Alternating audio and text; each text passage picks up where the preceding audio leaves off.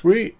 Hey there, welcome back guys. We're live. This is Soldering for Beginners. We're going to be building an FM AM radio, which is great. So without any further ado, let's get started. All our parts are here. I just need to make sure everything is working out just right for you so that you can hear me, I can hear me, I can see me, as you know. Welcome back to Everything That Glitches, because you can't make this up. Sometimes things work, and when they work, they work. When they don't work, well, you know, we've been down that road before, and we know how that movie ends. So I'm just going to go here to make sure, because you can't make this up. Sometimes things work when it doesn't echo. Great. So our sync offset is working. If you need trouble fixing that for your streams, I have a video that shows you how to do that. So again, if you look here, we have our FM AM radio. Just going to go out to my editor right here, if it lets me. There we go. And we're just going to go to Samsung Me Stuff. See? So this is an original one, right?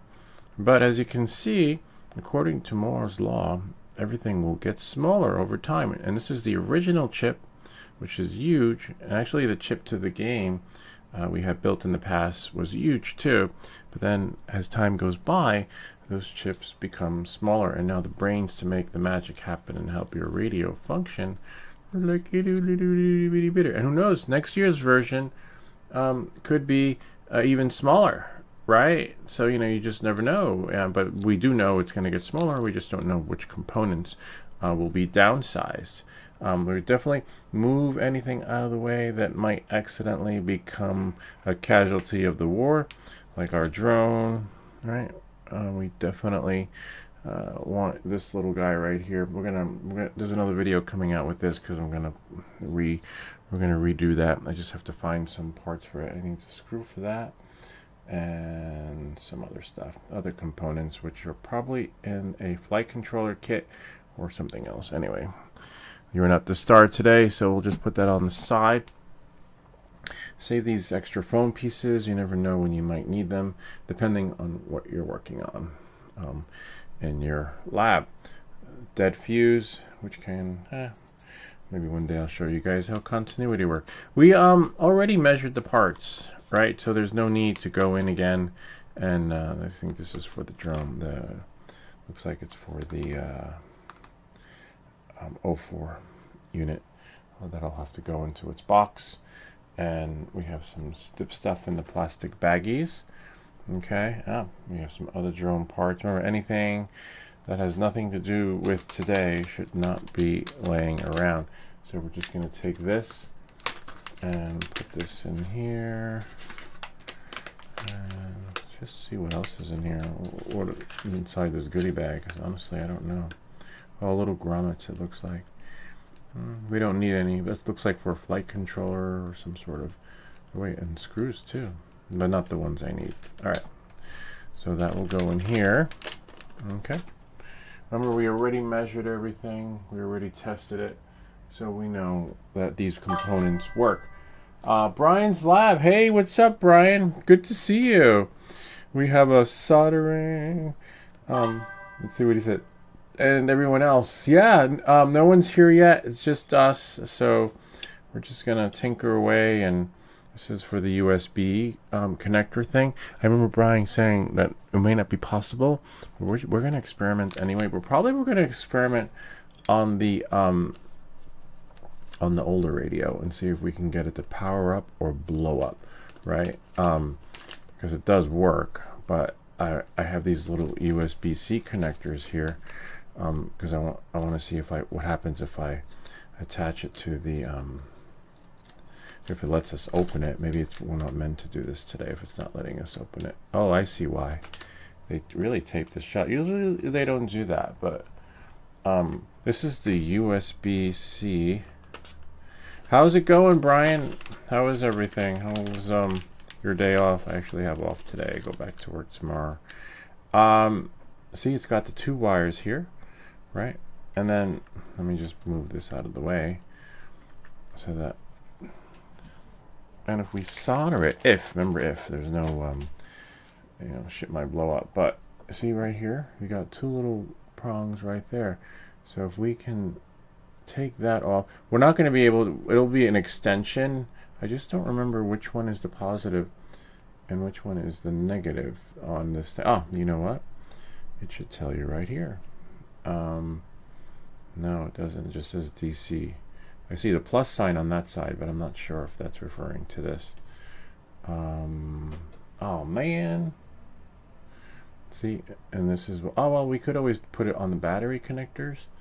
And what's the worst that could happen if it's reversed, right? See, that's the only downside to this. Today, just sat in on a jazz piano live stream, then saw you were running one at the top of the hour. So here I am. Oh, that's so cool. I remember one time I went to the Blue Note jazz thingy in New York City. Looks like it goes like that. It was really interesting because I had, oh, it looks like maybe positives there. I don't know. Brian would know for sure. Like which side's the positive and which side doesn't say, to be honest with you, on this thing. And I'd hate to mess it up. Right? See? Like that. You can't go wrong if you connect it directly to the battery. But, the battery connectors are the battery connectors. But, you know, you have plus and negative. But on this USB-C thing, you know, we can always measure. I don't know. We'll see. That's why we make these videos so you don't have to. And when I had gone to the Blue Note, it was really interesting. They had open mic night. Apparently the band that was performing lost their lead singer, right? They were trying to jazz it up by doing an open mic to scout out, you know, like if you can sing, like an improv way. I didn't go up and sing, but they were you know, you just had to feel the blues, like in Steve Martin, The Jerk, like, Mama, I found it, I found myself, and they starts dancing. But I remember the song that they were playing, you know, that was pretty cool, was Nick Went to the Drugstore, because apparently the last guy who had gone up was Nick, right? And then Nick was singing. He was all right, but he didn't really like, I don't know, he didn't really mix well with the group. And then when the lead jazz performer went back up, you know, to show people how it was done, because when Nick left, he's like, I gotta go to the drugstore. And then he started singing in jazz. He's like, Nick went to the drugstore, but I don't think he's coming back. Something like that. Nick went to the drugstore, but no, something like that. It was really, sometimes it's hit or miss with the jazz, you know. But it was all right. But I was like, hey, why don't you just take over like Phil Collins, right? Because he was doing pretty good. All right, so we're probably going to put in the 1K resistors first, which are right here. We already measured the parts on a previous stream. We tested them.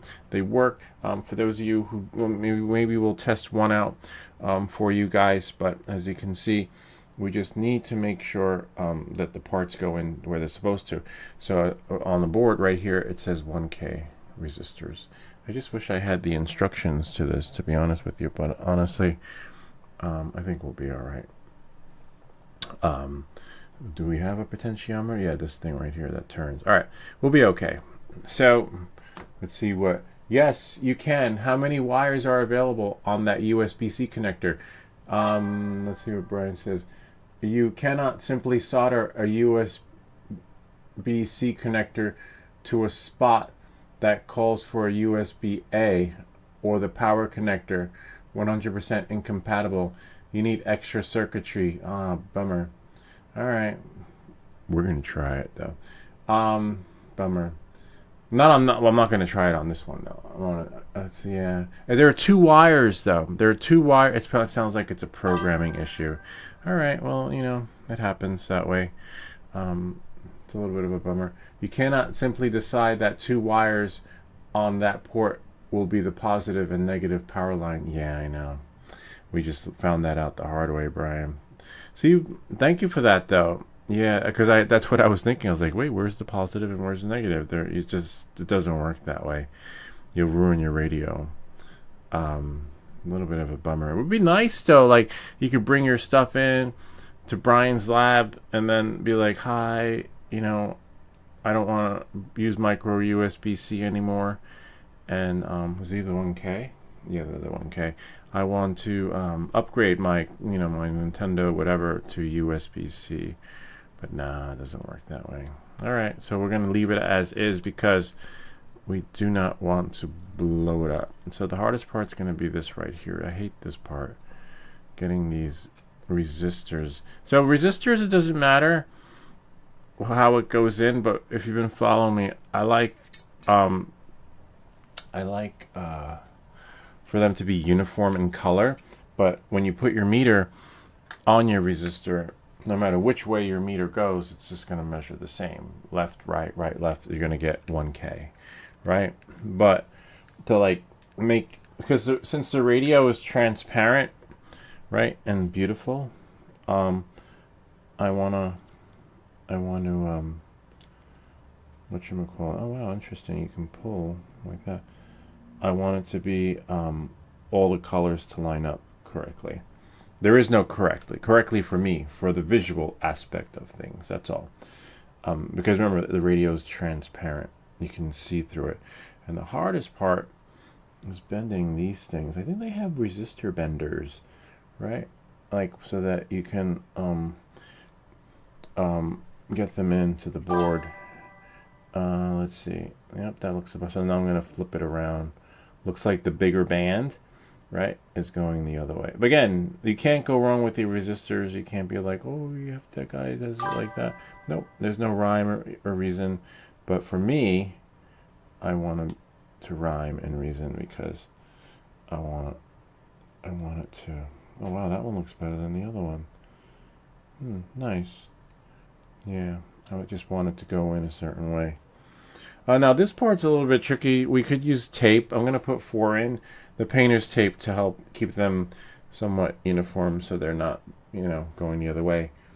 You can probably buy another kit that provides USB-C capabilities to the microcontroller based project. You can make a USB-C power supply, for instance. Oh yeah, I like that. I think they have that. Great idea, Brian. I'm gonna look that up on Amazon. I've seen a couple of those USB power supplies. I remember back in the day when I was young, that was one of the things, after I took a computer course and, to repair, and at the end of the course, you got to build a power supply.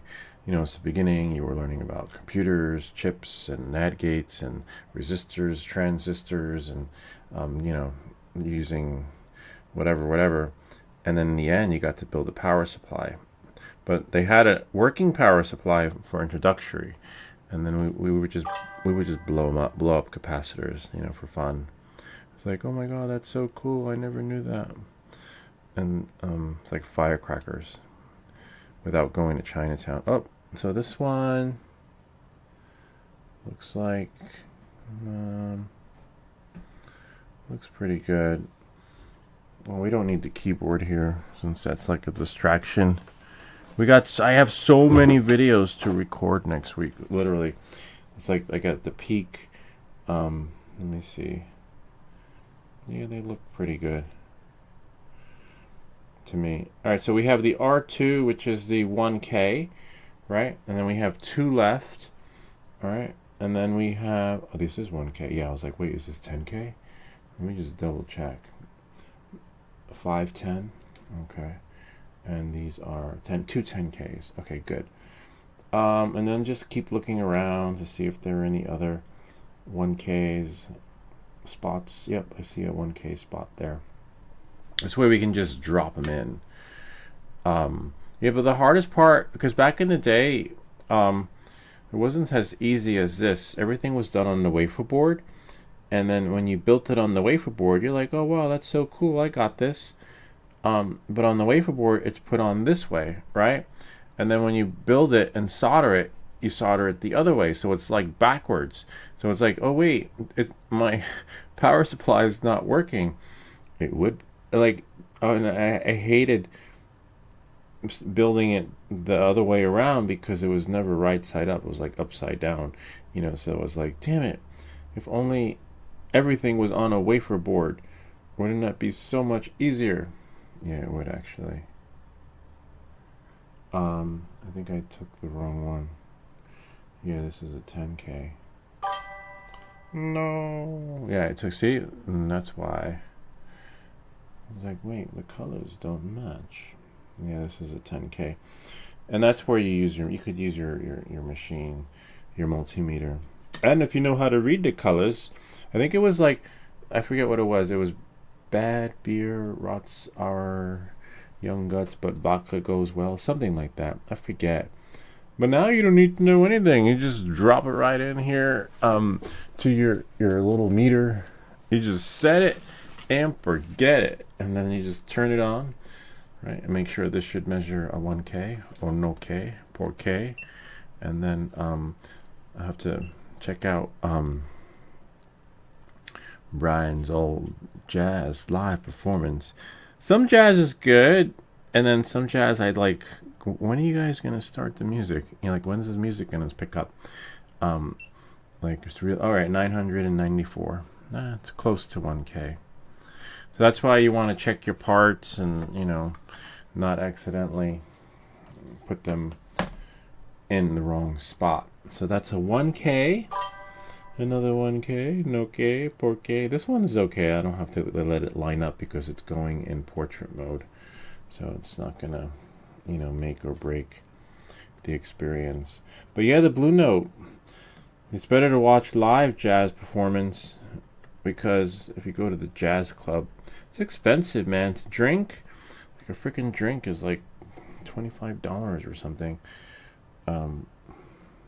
Unless it's a bring your own booze place, you know. But that's really cool. I'll have to check out to see what live performances are happening. They have live performances in New York City.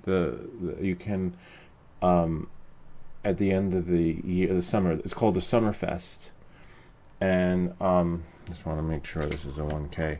They it's you pay whatever you want. So basically, you can go to Lincoln Center, right? And let's say if I want to go to Lincoln Center whenever tomorrow, and the tickets are like $1,000, $500, whatever, and then they have something called the Summerfest where they have X amount of tickets to any performance. You can go see the Magic Flute or, you know, some other, the Rigoletto or whatever it is. And hold on, what does that say? 10. That's a 10K. Is that a 10K? And then you pay sliding scale fee, $25, right? And you could be sitting next to someone who paid $1,000 for their ticket. And, you know, like the Howells from Gilligan's Island. They were like, marvelous, darling. It's going to be an excellent show. And then you'd be sitting next to someone who's never been, and they're just wearing jeans, t-shirt, and whatever. But you never know today, just because someone's wearing jeans and t-shirt, you know, that they paid what they paid for their ticket. So you can't assume because what they have on, they didn't pay. But, you know, you'll be sitting to some really pretentious people and be like, oh, this is really nice. I get to sit get to watch the Magic Flute for $25, and you're sitting next to someone who paid $300 for their ticket. But they have that. It's called the Summerfest, I think. I forget, because we didn't do it this year. We usually do it every summer, but this is the first time we haven't. I guess because the kids are older now, and they're like, I don't want to go. I don't want to go out. I just want to sit on my phone. I just want to surf the internet. Yeah, but that, you should look into that if you're into that kind of stuff. If you ever come to the city, never pay full price. I think it's called the Summerfest. So I have another 1K in here. No K. Sometimes they give you extra though. That part I know because we have resistors in there that we used to test the meter that we're using, and we have those from extra components. That, you know, from a kit, but I just don't know which one. So it looks like we are good here. Yeah, muy bueno. And that's why I don't like using this one as a multimeter, Brian, because if we put something, if you remember, if we put the parts on here when they're soldered, if it's close to a dial, you see the dial, but if you put your multimeter on here when the parts are soldered, the multimeter is going to give you your reading. So I guess that little device thing is cool, but for measuring components. But we have another kit that we're going to build with it, which is an oscilloscope wave creator thingy. So that's going to be real. That's going to be one of the next soldering builds. But yeah, it looks like that's it. All right, we're done. We'll see you guys next week. No, I'm just kidding. Let's see what Brian's saying. What you suggest is like someone in 1975 suggesting that you just solder transistors to a random 3-pin on a 8-pin tube socket to convert a project from tube to transistor. Yeah, it's just not, doesn't work that way.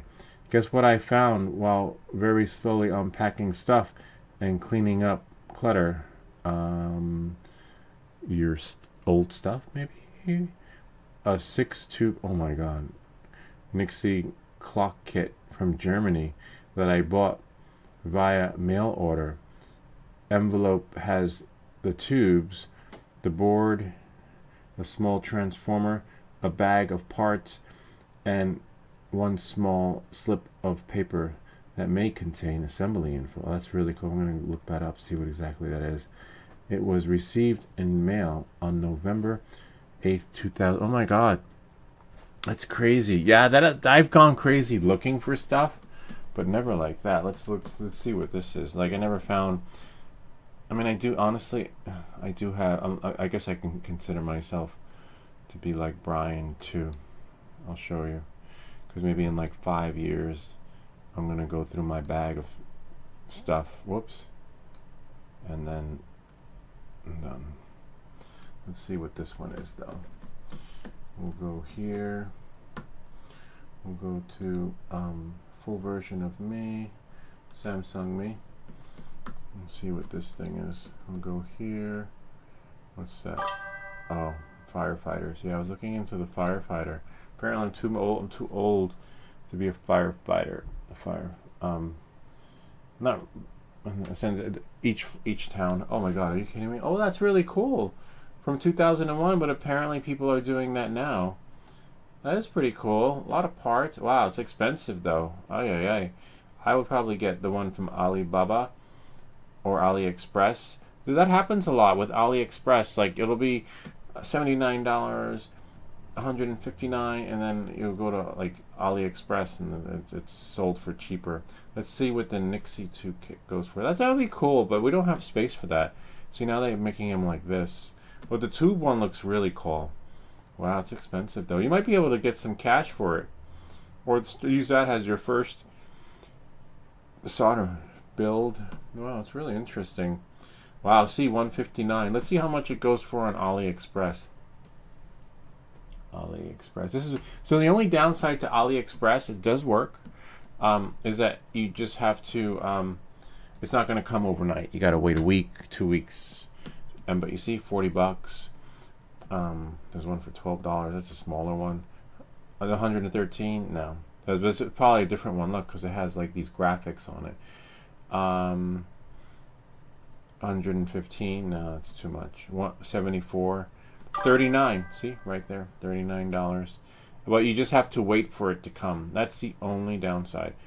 But you know, and it's totally legit. Except these prices are pretty much, you might as well just go to Amazon, to be honest with you. Go here. Oh, I was looking at that too. I need to do something on my floor. Yeah. All right. Me stuff. It's really cool. Thanks for sharing that. But yeah, I don't know if we'll be doing that, because that's like, maybe I'll assemble that kit as a first project after I clean up and finish setting up my electronics workbench. That's so cool. You're setting up your workbench. Hopefully this is charged, but if it's not charged, you can still use it while it's charging, which is great. Because depending on, you know, how long you're going to take to solder your stuff, sometimes it does take longer than 2 hours. And the only downside to this is just this part here. See, we're starting low and then working our way up, because the resistors are flat and the capacitors are higher. So we're going to go higher as we, you know, as we build up and build it out. All right. So the only downside to this soldering iron, honestly, is that I think the battery life is 2 hours or 3, and no stand, right? So the cap comes off beautifully, but then when you see, we got to find a nice space for it. Here is good. I don't think we're going to use our mouse, but we might, right? I'll put the mouse over there, and now I've got space right here. Okay, sort of. And just remember, this takes a couple of seconds to heat up. This you might like, Brian, because you can take, if it's beautiful out, you can just like go outside and solder. Not that I would, to be honest with you. Remember, my tip's already tinned, but I'll tin it again for you guys. You want to make sure that your tip is tinned. Huh, that's weird. You should be able to tap, oh yeah, tap the soldering iron thingy, and then this goes like that. See? Oh wow, that's even weirder. It shouldn't be exfoliating on here. Like, maybe I need oh yeah, it looks like I need a new one of these things. I thought I ordered one, to be honest with you, but maybe I'll just take one from here. I have one here. I have a whole bunch of those things. But you don't want the remnants of the glitter, or the solder, not glitter, but just hanging around. So it looks like we'll have to use that one. I have to check my Amazon orders, because I believe I had one, but it's hard to keep track. So with this, you just want to tap. Yay, and then let it work its magic. Yeah, I think I have another tip upstairs. I think it comes with another tip. Sometimes if the tip is too pointy, it's better to have a tip similar to the one that's because we should just tap it, right?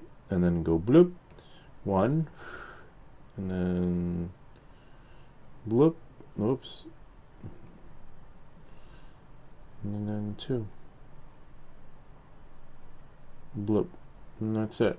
I'll show you guys how it looks, but I think this tip is just too pointy because I'm using like more into it, but I'll show you guys. We make these videos so you don't have to. That's so cool. That is a nice, good assembly. That's a nice good first project. And then these, you have to be careful because sometimes they go flying, but that didn't go flying. Huh, interesting. And then we have here, just to keep it pointed away from you. That's so weird. I don't even hear the pop. Usually you'll hear your your part pop, but no, there was no pop. So these we're going to open up a little bit. See, that's why sometimes it's tricky to do these, to tinker around, like getting them in the right angle. And that's why sometimes we use tape, the painter's tape, to hold these in on the other side so that they don't move around. Either way, it's going to solder. If you don't have painter's tape and you have this kit, it's going to work out. But I want everything to be like that one, nice and evenly in there. When you turn it over, everything's moving. So to fix that, what we'll do is just take some painter's tape. There's no rhyme or reason. You have to, the size, see, is according to your project. So now if I put this like that and like that, they're not going anywhere, and it's going to look pretty. It's going to look really cool because the painter's tape is holding it together. So now, just getting that angle. It's hardly a first project. Oh yeah, we know because Brian's retiring, but he's done. I mean, he's probably just going to be tinkering because he's retiring, right? He go from his regular job as an engineer, doing stuff beyond this, to like not having anything to do. That's why I had it on the description. On the last website that was open was to the fire department, because I was thinking, like, what am I going to do when I get older? Am I going to join the fire department and just volunteer?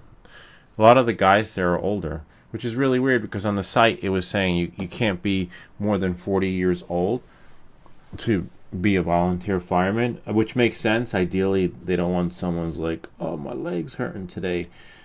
I don't think I can go in. I can't volunteer today because my arthritis is acting up, right? So that's probably why they have the restriction of being 30. But then, if you read, it's according to the restrictions are based on every fire department has their own bylaws. So I was like, so that's how you get in.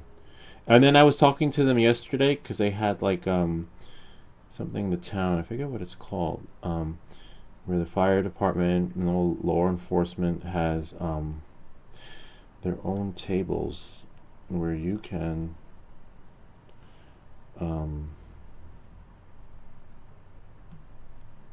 it's so weird.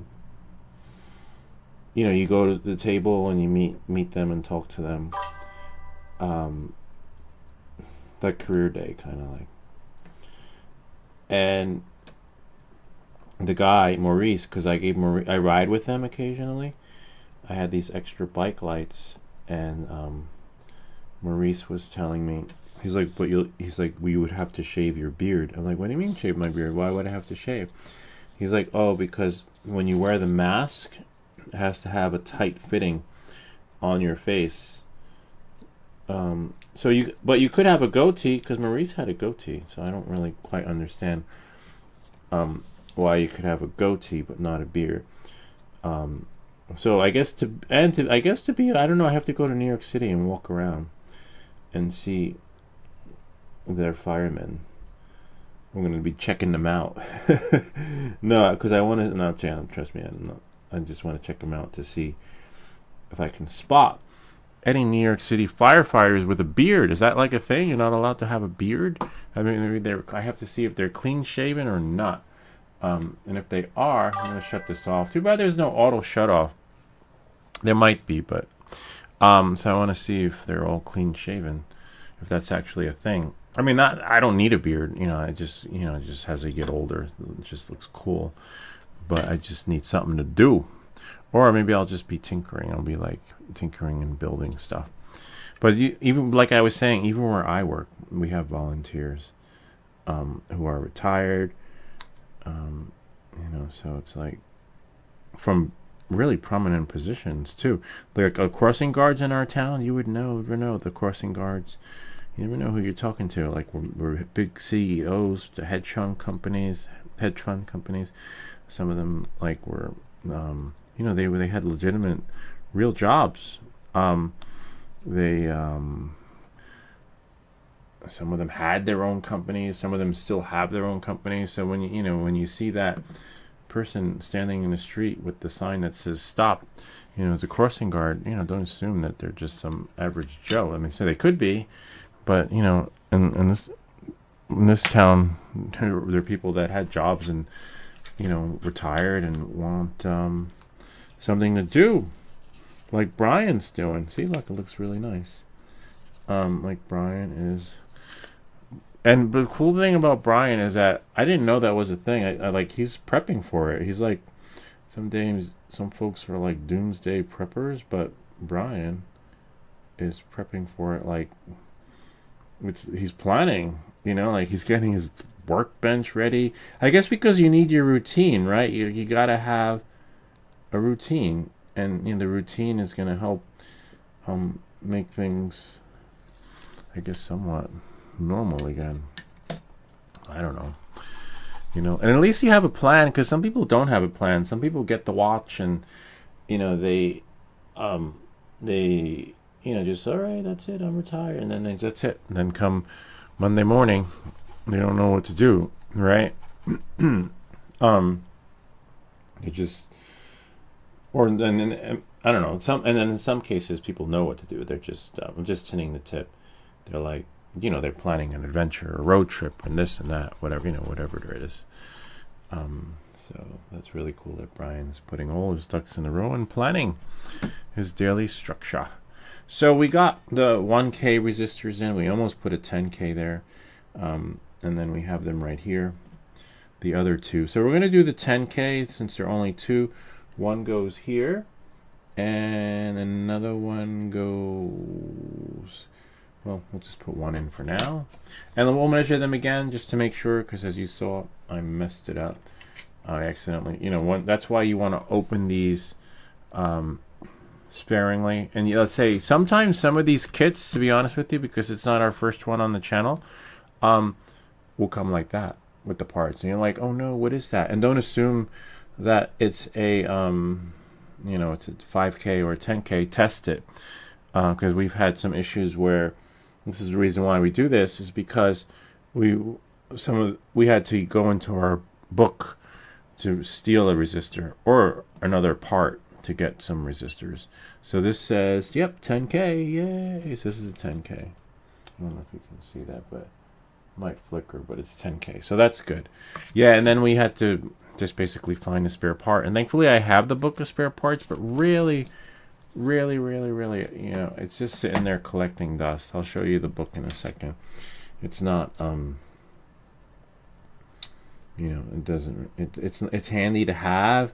I guess if I was fixing game consoles or doing like more advanced stuff, it would come in handy. But honestly, yeah, it's just sitting there, and who knows? Maybe we'll do it as a giveaway. But you never know. We have used it only once, because the display, I forget which kit it was. The display on one of the kits, the resistor was too low. And so it needed a resistor with a higher number, and then we just took it from the book. Or if you have something lying around, just take it from whatever's lying around. But in the meantime, I need to find the 10K. This is like, it could be an extra one, right? This is like paint by numbers. Let's see. No, I don't see it, to be honest with you. I only see one 10K. No que, porque. We have a capacitor, C1, 104. I guess that's a ceramic. Do we have ceramics in there? Oh yeah, we do. Okay. Alright. Just looking. You'll know, because then you'll have a hole left over. You'll be like, wait, where does that go? Alright, that's it. Only one 10K. So I'll put this over here for now, just in case. Sometimes they do give you, oh wow, look, another resistor. What? Which one is that one? Oh, it's a 1K. 1K and 10K, big difference, especially in the colors. It's almost like the same. Oh yeah, it's a 1K. Yeah, just one 10K. All right, so we have two spare. One 10K, and they can tell because they're just more colors, different color coding on the 10K. Yeah, so I guess there's like a red, and this one has a red. It's like brown, red, black, black, brown, and then the other one is for the 1K is brown, black, black, brown, brown, down with the brown. And then you have like a thicker band and a lower band. The bands are just for reading. For me, the band is just more for cosmetics. I just want it to be lined up beautifully. Again, doesn't matter. No matter which way you measure it, I'll show you guys who are watching. That no matter which way it's measured, it's just going to measure the same way. Up, down, left, right. But I just want it to look pretty. All right. Oh, see, it doesn't shut off. It's still on. This thing right here. It should have auto shut off. We'll leave it on. I'm going to leave it on. Ziggy, set the timer for 5 minutes. 5-minute timer started. And see if it auto shuts off. It should, but I don't know.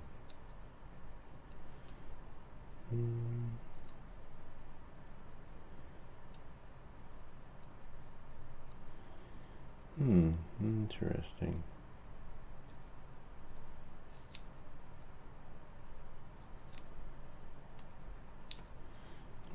We should be able to tap, no camping, but for some reason It's not working out that way. That's why there's another kind of tip that's not pointy. It's a little bit flatter, right? And then it gives you a totally different soldering experience because the heat is pinpointed at the tip, right? And you see, like, I'm camping right here right now, and it should melt. It should have melted. Yay! No, it didn't. Yep, there we go. To some extent, I'll fix it. I'm just so used to using a pointier, a pointy tip with the what are they? See, this is getting stuck in there. Like, no, I definitely need. If anybody knows a different one of these that doesn't do that, please share, because I'm not attached to that experience, but it is, right? No pun intended. Like, literally. Watch out for these, though. You want to make sure, because this is magnetized. It's weird how it's not popping, though. It's not going pop, and then they go flying. Could be like maybe the kids were in here one night. I mean, I don't know. Usually it pops and it just flies away, but it's not. See, now it's weird. I have to, maybe I need new ones. I don't know. But at least it's magnetized and sticking. Usually if you, this is not our first road trip, usually the pieces go flying, but they're not. Oh, the kids are up. What time is it? It's 10 o'clock. See, that's the thing. You want to be like them. Waking up at 11 o'clock. Been up since like freaking 7. But it's summertime. And most likely they might have been up earlier. They might have. And just on their iPads or something. Yay. Yep, that looks good. Oh, someone got out. The door just opened. That was the sound of the door opening. You're right. Pointy versus flat tip. Point is good when there's lots of small bits. Most of that project. The Y tips tend to overlap some traces or components sometimes. Oh yeah, that's true. So true. So you kind of need the plan ahead which tip would be best for which part or which projects. Yeah, that's so true. Yeah, so the tip is important because honestly, you know, it's okay, but I think we can get away with a wider tip because there's more real estate to play with. And then some parts you don't want to be camping on here. You know, you don't want to. You don't. You know, you just want to. You know, you should be tapping it, but we're not because it's like the pointier and the parts are so close together. All right, so that takes care of that. Looks like there was just one 10K, which is really weird. It is what it is. But the reason why, if you look here, we're starting low, and then we're going to go higher and higher. So I guess we could have started lower because there's a component right there, which I think I'm probably going to put some flux on, if I have it somewhere. No, that's that flux. I have another flux somewhere. Hold on. Because I don't want to mess up the parts. Sorry there, little guy. Like it's some sort of chip crystal thingy. Let's see what Brian says. The smaller the pad, the less camping. Yes. Oh, nice. That's so cool. Yeah. Someone understand. Oh, now I can't see. So the flux is just going to help the solder magic happen. Because I definitely do not want to be camping on there for too long. So I could have... Alexa, stop. Ziggy, stop. So you see, it's still on. Hasn't shut off yet. So weird. It's a batter. We lost 1 bar. Looks like we could have gone, yeah. Lower, because those crystals, those new crystals are lower than the resistors. You know. All right. So let's see. put that here. So we have this one right here. See that? This little thing. And there's only one way to put them on. If so, you should, one, place the tip on the joint to be soldered. Two, power on the tool so the pad heats. Three, after a second or so, dab the solder on the junction. Oh, okay. Away from we're gonna try that. Thank you, Brian. Brian's Labs. We had that problem. He told us that the last time too. And I forgot. So we had an issue. We had to heat up the pad, right, and then the magic happened afterwards, so that we're not camping for too long. So this one's really easy. This one's some other chip. So we can put this here. Imagine that silver stuff was solder. This part's a little bit tricky. You know what? Not so tricky, because we're going to use the painter's tape. And then what we'll do is we'll take the painter's tape off, right? And then that little flat piece will be stuck on. See, right here. Little piece right in there, this little one. See, it just moves around. Of course you could, we're going to do like Brian suggests, but we are going to take a piece of paint. From this particular case, you probably want it to be even, so that we can just, like this, it's okay, but oh, actually it's straight right there. We don't have to cut it. So then what I want to do is hold it on one end and then put that like that, right? And now this is being held here. See, look, it's not going to go anywhere. And now we're going to, do what we need to do with the soldering iron, like Brian suggests. We're going to heat up the pad, and then there's no right angle or wrong angle. You have to figure out the positioning that works right for you. It takes longer to think the steps through than it should to actually do them. Yeah, it does actually. In order, and significantly longer to type out the steps. Oh, that's true. Thanks for typing them out. Really appreciate it. Type them out. The steps. It's quick, efficient process, or should be. Yeah, no, it is quick, efficient. So we're going to let it heat up and just let it get hot. This is where a flatter tip would come in handy, because it's like, no.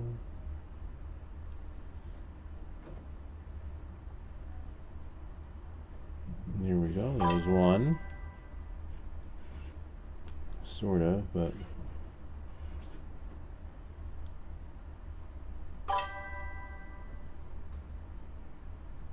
yep, we got it.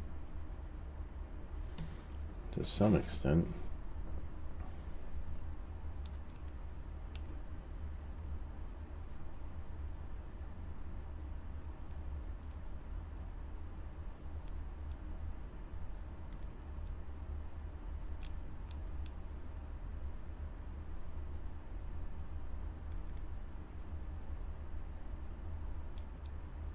Got one. Now I gotta get the one in the middle. The middle ones are harder. Like literally. We're gonna heat up the pad.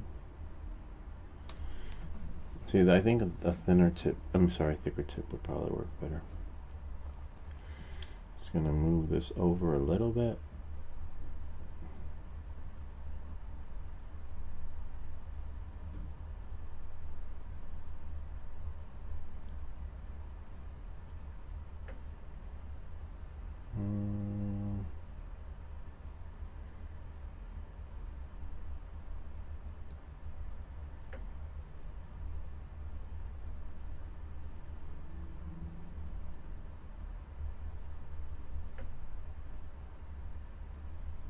Yay, that's 2. And number 3, see what that is. The weather.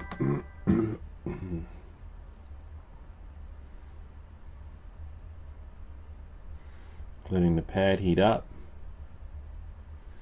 letting the pad heat up.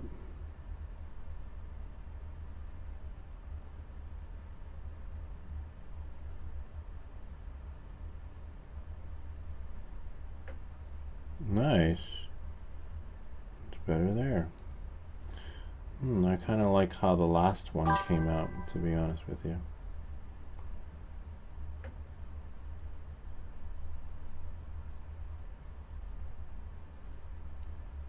Two and three.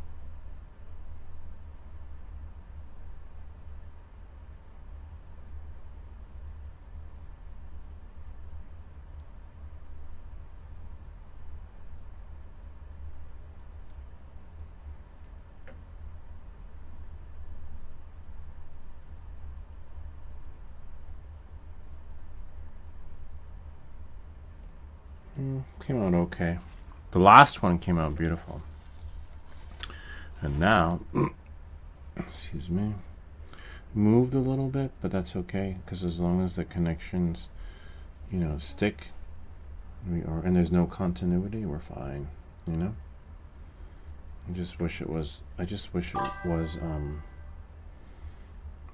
wasn't, like a little sideways. But that's okay, as long as we can solder where it needs to be. I'm just more hung up on the cosmetics than, you know, the other fun part. And then now we can tin the tip again. Now, you know, the tape's off, all the other stuff. Put some solder over here on this side, and then the hardest bit, we have another one, the crystal, the other chip. Put it, heat it up.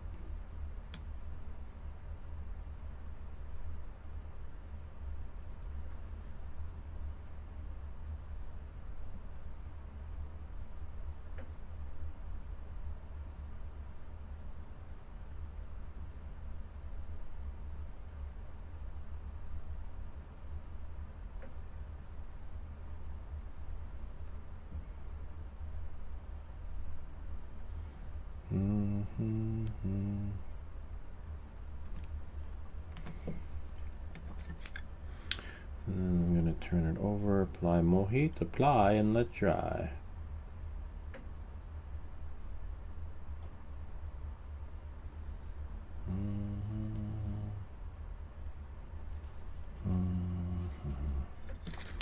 Definitely needs more solder on the tip. This thing is like,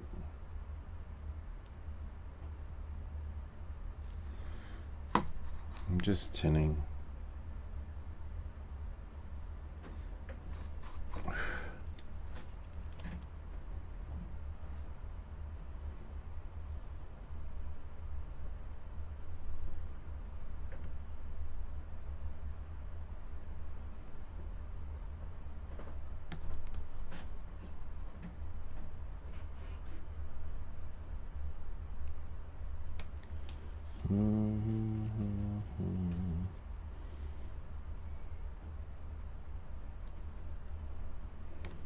It's not working.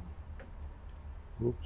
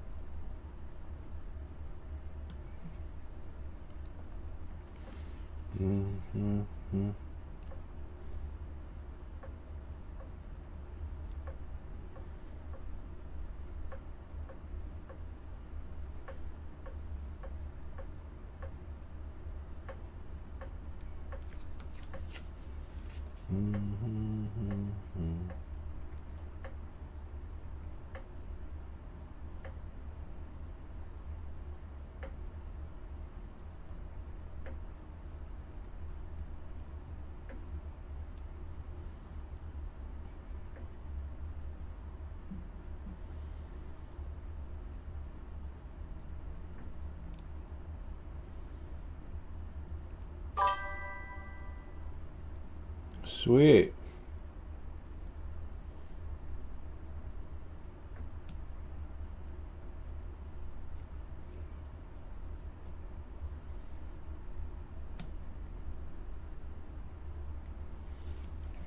It's alright. Definitely a different tip. I wonder what one of the solder pieces just is a little ball. Like, it just wasn't getting the right temperature. I'll leave it. No sense in overthinking it, but definitely needs a different tip. You know what? Since we're here, let's tin that so we don't over.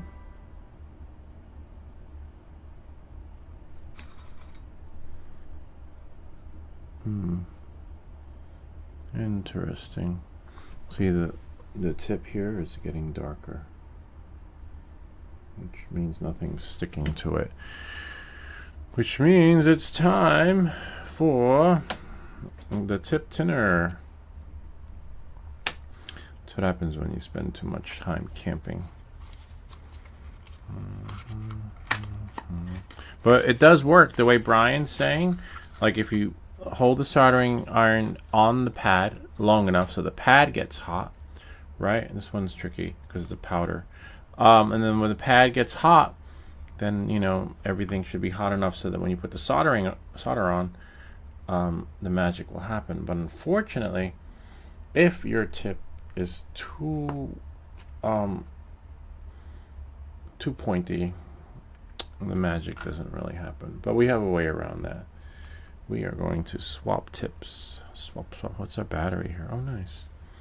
Before we swap tips, we are going to tin this tip. It's like a powder, and it coats itself on to the everything, and this melts and sort of like refurbishes. This is really cool. We also have liquid solder, but it's not the same. This is a tip tinner. Tinny tin tin. See? Yay! I don't know how it works, but it definitely cures it. You know?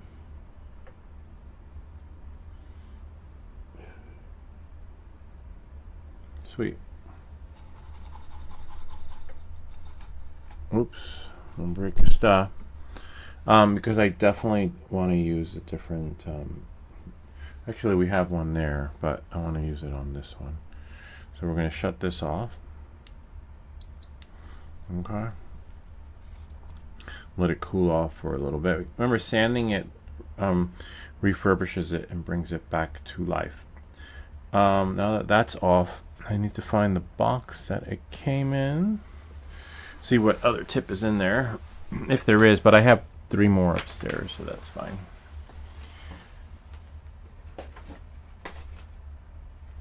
But even if we don't have the tip, the Yudhuda one is good. Let's see what we got. Put this here away from. Actually, we just put the cover back on, right? Let it cool off, and now we can put it anywhere we desire. Now I just need to find the tip. See, this is it right here. It's called Tip Tinner. Cleans and retins. That's nice. So that's probably why the burnt over oxidization came off. Usually that's not supposed. Oh, look, it's a twist cap, and I don't know why I was not taking it off. Well, I was trying to like pop it off. So here we have here. Ah, interesting. These are all right, to be honest with you. One of them looks like a freaking razor blade, a little bit too big. I think I'm gonna go upstairs and get another. I'll show you the tips though. I want it to be like the other tip on the other soldering iron. This one's okay. It's got like, looks like a razor. Probably good for the board. You can experiment with it and see, but I know exactly what we need. See that one right there? This is really sharp edges. This one's okay. I'll show you what we want it to be. It does come with it though, but not the one that we actually need. This one needs to be sanded down, because if we sand it, we'll rejuvenate it and bring it back to life. But as you can see, it's like flat, and oh wow, interesting. Looks like, and then if we sand it, right?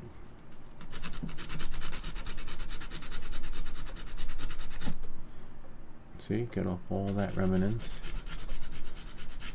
And I think I have one actually. This is just how you give your let's say you need to solder something and give it a second life, right? I have extra ones of these somewhere down below. We're just taking off like that oxidization, that burnt, crisp stuff.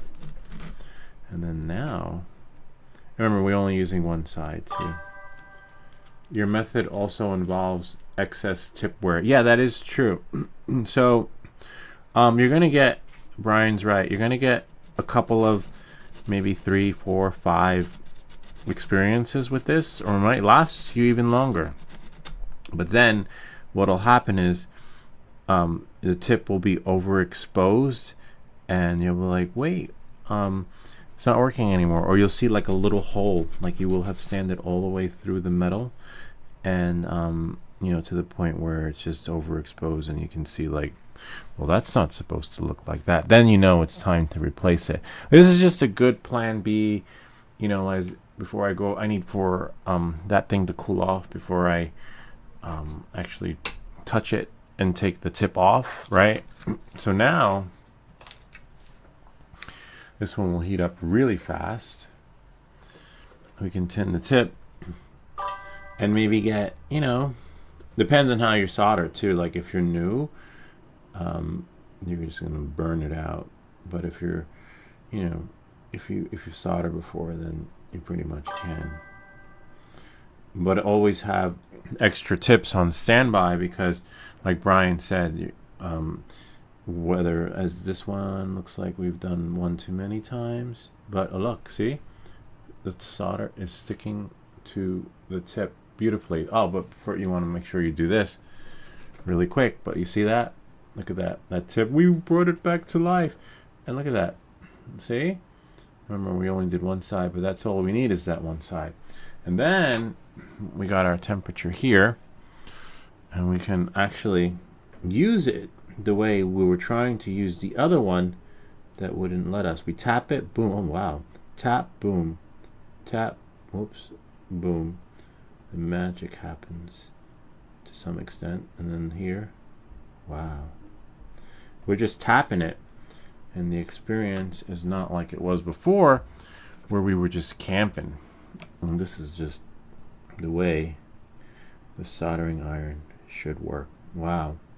We're just tapping it, and the magic is happening. Boom. Of course, we got like some clusters, but I like it. And now that's what I want to do. That's why it pays to actually have a regular soldering iron too, because sometimes that experience is not gonna happen no matter what on a like portable soldering iron. It should. That's why I want to go upstairs and experiment. This is great. Look at that. I just tapped it and boom, I got it. Yeah, got some over there, which I shouldn't have, but that's okay. That'll help with the experience moving forward. But before I now we have here the crystal, right? The little tiny thing right here. No, definitely don't need extra tips on standby anymore. Then you need extra buckets for your bucket truck. It's not something that should regularly be destroyed through use. That's so true. Yes, Brian is correct. So as you can see, a pro will just have his soldering iron, and it'll just work that way forever. Whereas if you're new, make sure this is lined up. See, we have our little crystal thingy and the chip. So that has to go on a specific way. With this, don't worry, we're going to switch tips and see how the project continues with a better tip. We're going to have to get, I would get fresh painter's tape, just so we know that, like that. Yay. That is cool though. The tube thing kind of reminds me of the old tube that you had inside your TV. That is kind of cool. Everything was tubular back then. So this has to be a little bit thinner maybe. I remember my grandparents had a 8-track player. Like when before cassettes, I think they were 8 tracks and then records, and I forget what the other ones were. But the machines that played them were huge. But if you ever took an old TV apart, man, you had little tubes in them. This crystal, this will be a great candidate for ruination with the soldering method you're teaching. People here, wait, just bumped it. Those crystals can be very sensitive to excess heat. Oh, this is good to know. Thanks, Brian. I suggest you follow conventional soldering techniques as outlined above. Okay. Several times when soldering that crystal onto the board, if you destroy that part, the kit will not work. All right, so Brian, remember, Brian's an engineer. He's not just watching and trolling us. Brian really knows what he's doing, what he's talking about. And we're grateful that we have an expert on the channel walking us through, educating us, and telling us what to do, what not to do. You know, even though we're doing stuff, we should not be doing this. Like, we shouldn't have extra tips on standby. If you solder correctly and you do it right, your soldering iron is going to look like this forever. Or this, if you just always fucking shit up. Right? So what do you want? Do you want it to be like this forever? Or like that, sanding it every now and again because, you know, things are not working out because you don't know what you're doing. So this is great. Thank you, Brian, for that. So before we actually do that, let's just make sure our tip is 10 because we don't want to spend too much time camping around, right? Look at that. Beautiful. That's how your tip should look every time without sanding it. But unfortunately, we're sanding all the time. That's why like the 4th time I sanded this thing. Sandy. All right, so remember, too much heat will mess up this crystal, so we have to sort of get it at a particular angle. So remember, no camping, and make sure everything. Well, that one we can do last, right? Because I don't want to. We just need to find that right angle where it's just gonna go bloop, like the Matrix effect. See, now Brian's got me nervous. Like, if he didn't say anything, I probably would have just done it. We've got 1, sweet. 2, somewhat 2, 2, 2, and then we have 3. Then we have 4. And then we have 5 to some extent. Sweet, 5.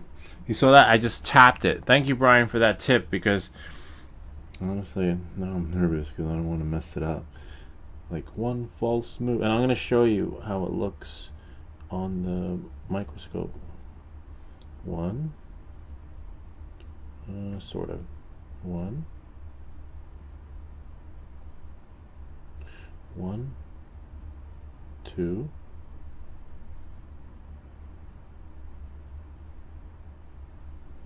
2.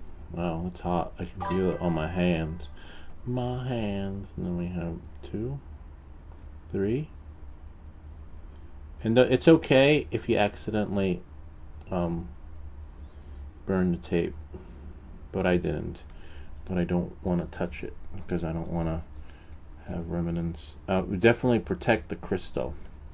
We must protect the crystal. And then 3. Sweet. Yay. Thank you, Brian. And now we'll show you. See, no heat. Tap, tap, tap, tap. I'm not sure, honestly, if we'd be able to have that experience with the other soldering iron. So sometimes it does pay. Well, we're going to test it out though. I think it should be cooled off because we're going to finish the rest of the project. See, look at that. We want it to look like that. And if you do that every time, it's not necessarily you don't know what you're doing. Sometimes I was helping one of my neighbor's kid. They sent him over, and we built one of the games. We built, I think it's out there. Yeah, it's probably out there. And one thing the kid kept forgetting to do is this. If you don't do that, your tip is gonna, we're gonna be sanding it again. So we're tinning our tip. Like every now and again, you could use the tip tinner, but again, he kept soldering the parts, and it was my fault too because I was like, we were in a rush because we were going to take my kids to see Supergirl. See, look at that. But anyway, if you don't do this, you're going to ruin your tip too. So now we're going to take this and shut it off. Because I guess the kid, he wasn't retiring, but. I guess when they reach 8th grade, they have to figure out what they want to do, whether they want to go into STEM and stuff like that. And the parents thought it'd be cool to drop them off to have them see what it's like. So we built a game, one of those. I'll show you the game in a second, but let's. This should be cooled off now. But before we get the other part, we're gonna let it sit there a little bit longer, so we know I can pull it out and put another tip in where we can finish this project. But before we finish the project, let's see what we did. Hopefully we didn't mess it up. Now we got to get the seal of approval from Brian's Labs. Okay, let's see what we got here. Hold on one moment, please stand by. Remember, this is live. Great, thanks for helping us and being here with us, Brian. And we actually learned something new. You guys who are watching this have learned something new too. Let's take this off. I just want to connect the microscope, magnifying glass, sort of. All right. Don't judge us too harshly. All right, let's see what we got here.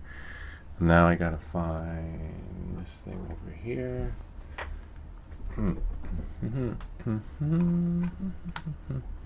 It's messed up with this DJI ban and stuff. It's just crazy, man. But I'm just gonna keep flying until my biggest fear is okay. They ban the drones and they retroactively, ground everyone, right? My biggest fear is not getting rid of my drone in time, because I can get a nice chunk of change for my drone. But if I wait until it's too late, I'm not getting anything. It's just going to be a door stopper. So sell it now and cut your losses, or wait until it happens and then you're not going to be able to sell anything because they'll be like, nope, you can't do that. I don't know. So I'm torn between that, and I will get rid of it because of the way things are going. It doesn't look very promising. I don't know. Because the reason why is because, let's say I can continue. Let's say they say, all right, Lou, the FAA or the FCC says you can continue flying what you already have, but no new drones come into the country. We all know there's a life expectancy on these drones. The battery has a life cycle. The gimbal, after X amount of uses, it's going to go defunct, and you might have to have a sensor replaced or this and that, or a motor. Right, in the last live stream, the shit almost crashed and almost lost the motor. The motors are overloaded. And then, hold on, select the source. And then what? Now you can't get any parts, and now you're stuck with a brick / door stop. So that's the only. And what people usually do is, and what I've done, if you've been following me, is I would sell my old drone to get a new drone, pay the difference of $500 or $200, whatever it is. But never have I paid. The only time I paid was the first time purchased, and after that it was like a car. I just kept leasing a new one, not leasing, but just paying the difference, selling it, getting a new one. And you can't do that anymore because they're not letting anything in or out. Yay, we did it. So please don't judge us. That's okay. It's okay to judge us because remember, we got the expert and we need your expert opinion. So now, as you can see, we'll take it off from the crystal. We protected the crystal, so even if the crystal if you're good at soldering, I would recommend putting the tape over the crystal to protect it anyway, because like Brian's Labs suggested that, I need to move this, you know, too much heat could actually ruin it, and then this thing won't work. So as you can see, we soldered that on. I'm just trying to, this is weird because it's like space, left is right, up is down, but as you can see, we tapped it and everything just went on sort of beautifully. But I'm just trying to like finagle this thing to get it. But as you can see, why isn't it? Oh, there we go. See right there. Whoops. Right there. Boom. So we just tapped it, and then the connections went in right there. Right, that's up. Where is that? Oh, right there. Right there. Right there. So you had 1, 2, 3, 4, 5. See? And then we have on the other side over here, see? And then up here, it's weird because up is down and left is right. Then you have 1, 2, and it didn't take very long. We just tapped it and didn't accidentally touch anything. This one too, this little chip right there. If I can somehow see these right here, you got 1, 2, 3, and then there's another one at the top right about. Oops, we just had it. Well, and you got this little guy right there. See, nice. And then the resistors doesn't matter. Doesn't matter which way they go in, but I just wanted them to be uniform. But on the back side, you know, you just want them to be like that. See, nice and clean and like that. Just tap. But even though we got this effect here, like nice and clean, for some reason, it wasn't like with the other soldering iron. Oh wait, you can't see. I gotta show you guys again. Samsung me. All right. So see right here, nice and clean. You know, like this, like blop. So even though I got them like this, it should have been the experience like when I was soldering these things right here. Hold on, they'll just where. If I can just finagle it. Come on, you got this. Ooh. Yay. There we go. Now I'm just going to take that. It should have been when I was soldering these components. See? I just tapped it less than a millisecond and it just melted. And the same thing here at the top. Hold on. If I can find the top. Oh, right here. Wish there was a way to flip it so up was down, and it doesn't let you do that. It's an Apple thing. And then here, see, we just tapped it, right? And it just went bloop. So we protected the crystal with the tape. Then we have here this little thingy. See, we just were able to not cake it on, but it actually didn't look like this, like so beautifully. See, it moved a little bit, a tad. I wanted it to be centered, and that's where the tape comes in handy.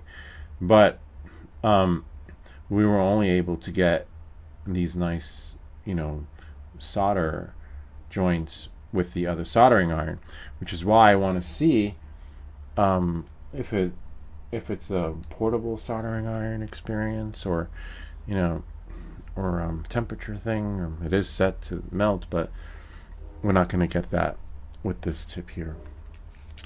So the tip comes into play. Now, don't burn yourself. It should be, oh wow, it really cooled off.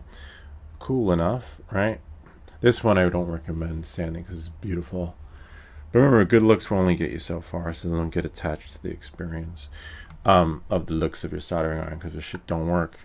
What good is it, right? Samsung me stuff.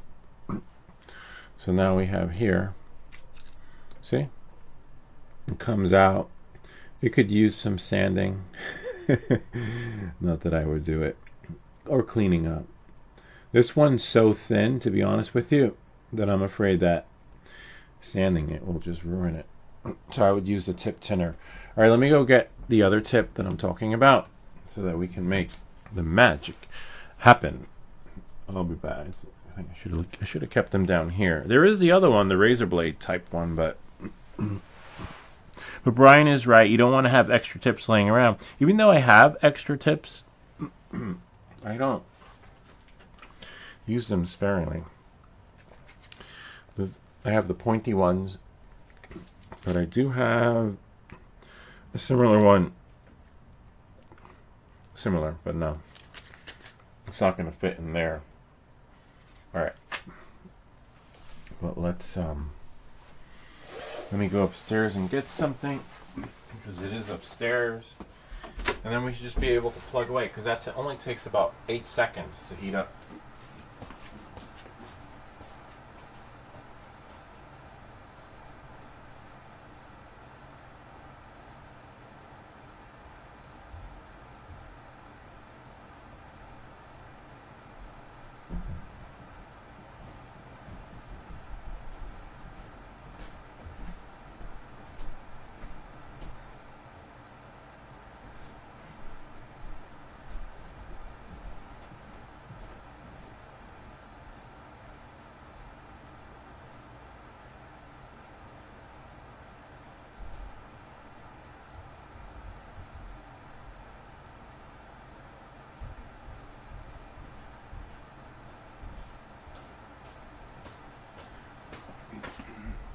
Alright, we're back.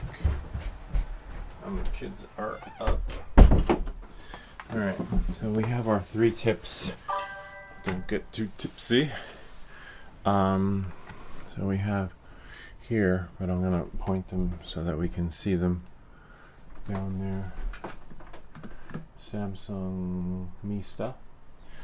I forget which one's which. So we have this one's what we already have in there. I'll let you guys see. So we definitely don't want the same experience, but as you can see, I have to usually put it on there. That's between new and new. This one's alright. I'm not crazy about it. It's too pointy, and we're spending too much time camping. We don't want to be a happy camper. Actually, you do want to be a happy camper. And this one, we saw this one, the little razor blade type thingy. Duplicate. This one might. It's tinned on both sides, which is kind of cool. And then we have, definitely want to keep those together in its little pouch. The pouch that came with your soldering iron. And then this is probably the one. Yes, this is the one we're looking at. I'm probably going to order another one of these. Oh no, this one's not it. Huh. Alright, so this one's more like looks like a dental thingy. Yeah, so that one's this it's an HSO2B-LS or IS. It's hard to tell. Wow, so we might have to use the other one. Bummer. Or continue using the Yehuda. Alright. We already have an extra one of these inside of the case, so I thought they had one. Definitely want to order one. I like that flat tip. This one, I don't know. We might wind up using the other soldering iron. So on that note, oops, I'll take it out of here. We'll try it, right? Apply and try. It should be tinned once. Oh wait, hold on. Let's go back and read. You are correct. Sanding it will ruin it. I have no idea why you keep doing so. Those tips should last you a year or 2 each. You seem to be retinning or resanding and retinning every 2 or 3 soldering connections. It should be sanded never, which is correct. Remember, we're refurbishing them. It should be tinned once at the start of the session. It should be replaced years from now. Wow. Yeah, no, we're not doing it. We've got, oh wow, interesting how this, so it's got like 2 little black things there. We'll take Brian's, I wonder why it's so, is it longer or shorter? The other one seemed longer. No, maybe it wasn't in all the way. Okay. So we'll just put it in until it, see, it's not until it goes in. See, that's it, it's in. And then now, remember, it takes a couple of seconds for it to work its magic. We can turn it to like a nice angle. There's no, you know, because we're holding it this way, there's no rhyme or reason, you just turn it. So now we're going to turn it on. And next we can put in, what would be next? Definitely not the buttons, since those are higher. Maybe the capacitors, right? These ceramic capacitors. Hopefully they'll let us do it. So those go 104. Where's the 104? These don't matter. These you just put in. There's no positive or negative. But these I want to put in so that they're all in uniform. Okay?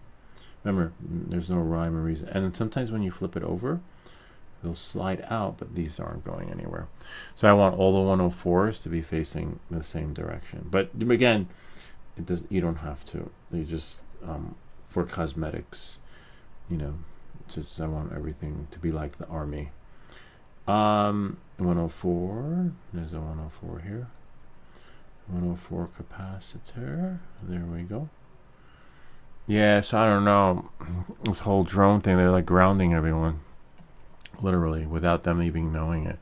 Hopefully, I don't know, someone come. I remember, you can't blame the Trump administration for this. Biden started this, you know. So everything, Biden basically paved the way for the ban. And then, I guess the current administration. And then there are mixed feelings about it. Like some people are like, oh, it's because of Donnie and Skydio. I don't know. There's no proof. But I don't know. But no, first they said it was because of child labor laws, right? They said, oh, children are making the drones in the factories. And here's another 104 right there. And it's not right.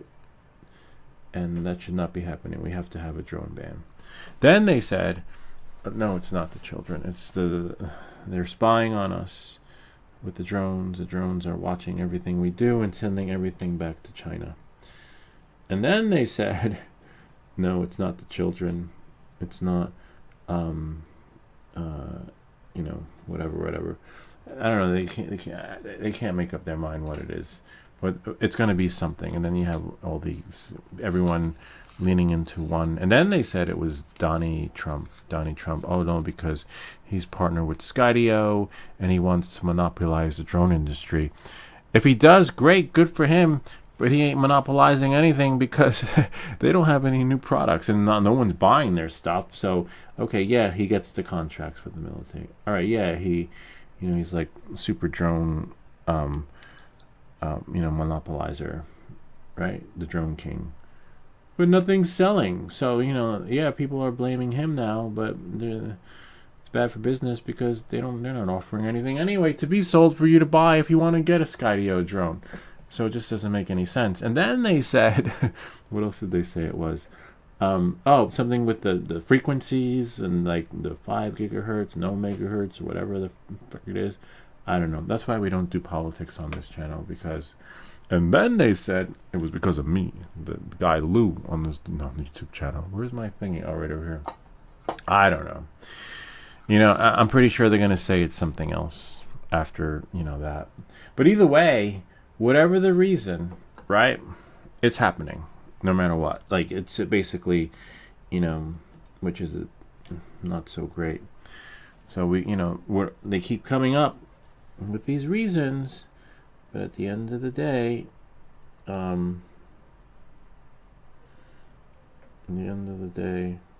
this one doesn't really work, to be honest with you. Because it's more like a jagged razor blade edge, Maybe. To some extent where... I've never used a tip like this before. Like the one that's... looks like a jackknife or something. Looks like one of my blades from the kitchen. Let's see if I can somehow... But it does. It does heat up, but yeah, it's working a little bit to some extent. Oh yeah, it is working. Kind of nice. You just hold it on the blade and and then it heats up everything. It's doing what Brian said the other tip should have been doing. I'm just tapping it, boom, and then just tapping it, boom. Oh yeah, look at that. So the tip, look, yeah, so this is, it's just a matter of, it's a learning curve, but I definitely am a fan of the other tip, the one that's flat and more like an oval shape. But yeah, thank you, Brian. We have it was like our expert. See, boom. Oh wow, boom. Oops. Yeah, so I don't know. It's just a bummer, you know. I guess it was fun, but people's livelihoods. People do this for a living, not what I'm doing here, fucking shit up. With their drones, like, you know, the realist. I get a couple of gigs here and there throughout the year, but it's not my livelihood. But it's good money when it does come in, and you know, like, what are people going to do? Let's say they need to get their drone fixed. See, we got that right here. They need a part, or they need another drone, right? Because sometimes it pays. The last gig I did for the real estate developer, I needed to have a smaller drone. I needed a Mini 5 or Flip would have worked really well, because the Mavic 4 Pro is great for far away, but you definitely need a drone for closer shots, and the Mavic 4 Pro is just not ideal for that. So I busted out the Neo, whereas ideally a Mini 5 Pro would have been amazing, but he was still happy, so that's fine. I think he called here. See, that's what I should be hearing with my wire cutters, but it's not popping. Nice. This is really nice. Definitely, that's a good tip. So tip is the key to the tip, and also what Brian shared too is expertise, which is just awesome. Okay, it should be sanded, never. It should be tinned once at the start session, and that's it. I think that we're pretty good with this tip, because the problem is, I'll tell you why, Brian. If you stop abusing those tools, they'll last. That's what I was about to say. And the reason why we're abusing these tools is because we're not using the right tip, right? This is just perfect how we just tap it, and then boom, everything just works magically. Whoops, don't break your stuff. There goes our X23. But because, you know, we were just sort of like abusing it. I definitely need a new one of these. I don't know why this is like some weird looking, why it's not working. That thing, you know, that bristles thing. Maybe it's for what do they call it? The other, like the industrial, the real soldering iron, which I have over there. Sweet. So now we're here. Looks like everything is good there. Good there. Got some tin solder on the tip. All right, so now I think we can do the capacitors now. Now we can go up a little bit, I think. No, next one will be, the next higher up will be, I think, the scoreboard or the chip receiver. Probably here. These you got to be careful for because they're really sharp, and you can really do some damage to yourself if you pull these out wrong. So let's see. Between that, oh wait, no, look, the 5K resistors. Okay, so that's why I like to start lower and then work our way higher. So now we have the 5K resistors into the resistance. Oops, see, and even here, pulling these off, you can accidentally prick yourself, and they hurt. So if you have kids or animals, just make sure you pick up these pieces, because you don't want something in someone's paw or feet. Oh look, see, look, that's how I want it to look on the board. You can see like the yellow. What was that? I don't know, something fell, but we'll find it later, and then we'll probably wind up fixing it. All right, so here we're gonna do the 5. Remember, we measured these already, so it's fine. We can just drop them in the same way we took them out. So this one, I want to make sure that it's nice and evenly in there. So we're putting these. Yeah, so Brian's right. This is great that we have someone there, but it's just messed up that, you know, we had to change the tip. And the reason why is because I'm not using the right tip for the job. Like Brian said, you have to plan ahead of time what you're going to be doing and using. So if you're using the wrong tip, you saw how fast that was? It took a couple of seconds for the solder to melt and bind to its joints. And if you're using the wrong tip, it's not getting in there, and you're spending more time camping on the part, right? And then what happens is your tip becomes burnt, corroded, over oxidized, and then you're trying to melt solder on it, but the solder is not melting because now the tip is burnt. And then you have to sand your tip, and then after sanding the tip, you shorten the lifespan of the. It's like a rinse and repeat cycle of let's fuck shit up. But you kind of get the idea. And then when we do these resistors, you'll see it should take less than 30 seconds with the right tip.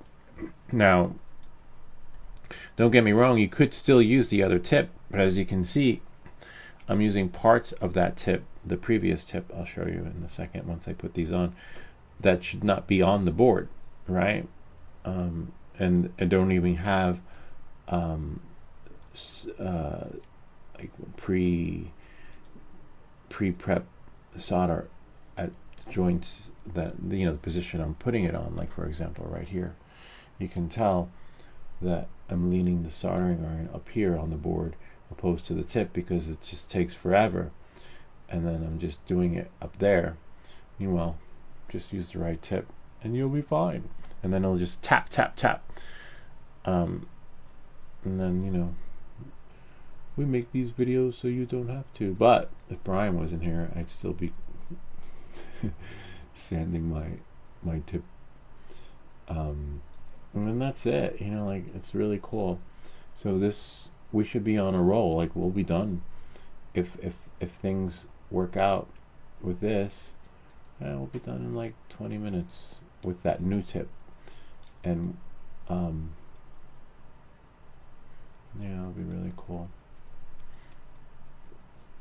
And hopefully it works. We'll know if we apply too much heat on the crystal, if the shit don't work. But I still want to try the other one on the old radio. I want to see what happens when we solder the 2-wire USB-C connection.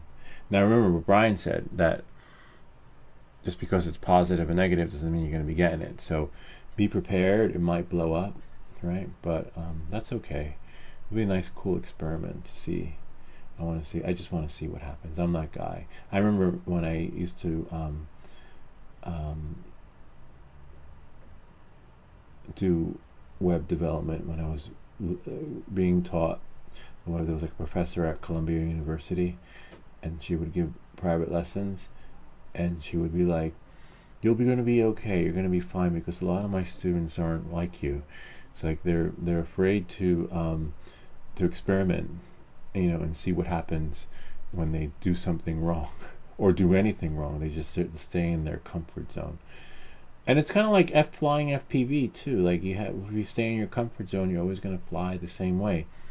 But if you experiment and see what happens, you know, you'd be like, "Oh, that's interesting." You know, we know it's not going to work, but we're just going to do it anyway. It's like kind of like your parents are like, "Don't put your finger in the outlet," and you're like, I wonder what will happen if I put my finger in the outlet. So I'm like, you know, I wouldn't do that, but I'm just saying, like, in a sense where innovation, when it comes to innovating technology, well, for some folks that might be innovating, right? They're sticking their finger. I'm going to see what that does. So this is the hardest part, getting them, like, pushing that like that. And if it's too close and flat to the board, you're not gonna.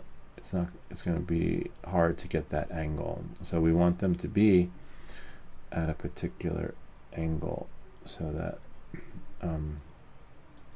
we can just tap, tap, tap. I mean, you could always do this as you put each one in, but it doesn't really matter. You got to do it in the end. So this should take at least, I'm going to say 30 seconds, but I'm going to give myself buffer. I'm going to give myself a minute. But Brian is right. Brian probably would have been done with this already. Like, he's taking too long. All right, so now we got them all lined up the way we want. Now, move this out of the way, and then make sure we're here. Might have fell asleep, which is good. It's gonna get hot. Remember, it takes 5, 6, 7, 8. See, 8 seconds for it to work its magic. Now it's just finding that right angle. Excuse me. Now it's just a matter of making the magic happen. I'm gonna say a minute. Oh wow, not even a minute. 1, and then we have 2. Whoops, 3. Then we have whoops, 4. I'm gonna take that excess off. 4. Sweet. Wow, this is really nice. With the right tip, you work wonders. Ha ha ha. And then we have 5, 6.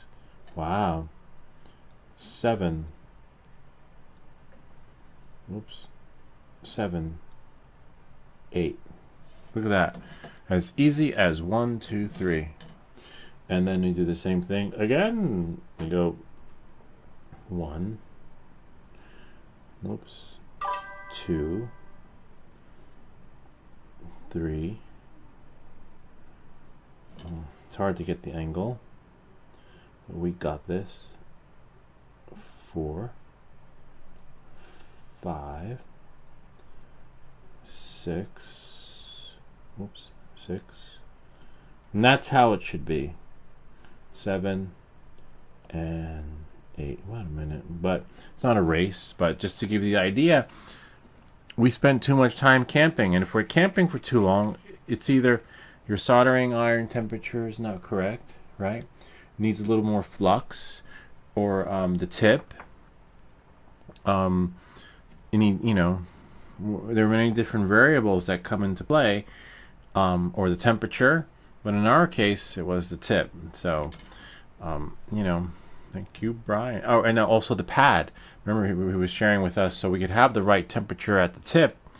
But if our pad isn't hot enough, the solder will melt, but it's not going to adhere to the experience, which means stick.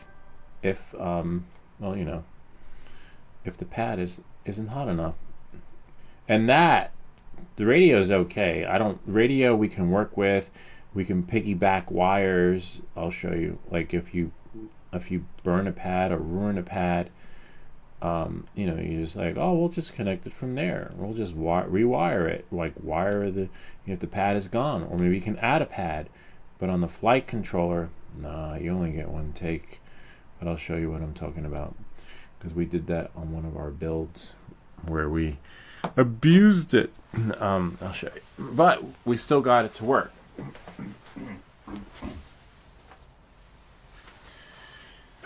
Oh wow, interesting. There's a chip missing. This one's not going to work, but we'll probably take the chip from something else. But if the pads are gone, Brian's like, what the fuck did this guy do? If you ruin the pads and the connections are gone, if you follow and trace the circuitry, you can get it working again by doing this, as you can see. Except I don't know what that is. That's a dust bunny. Sort of. That could short out your shit too.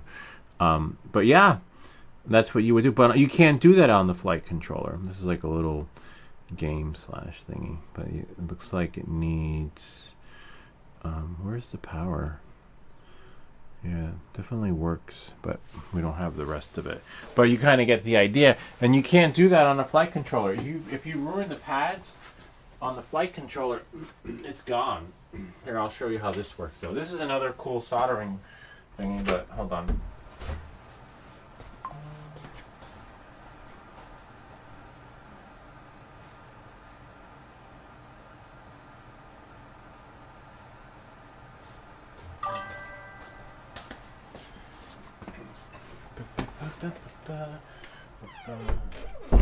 Alright, this one right here is pretty cool.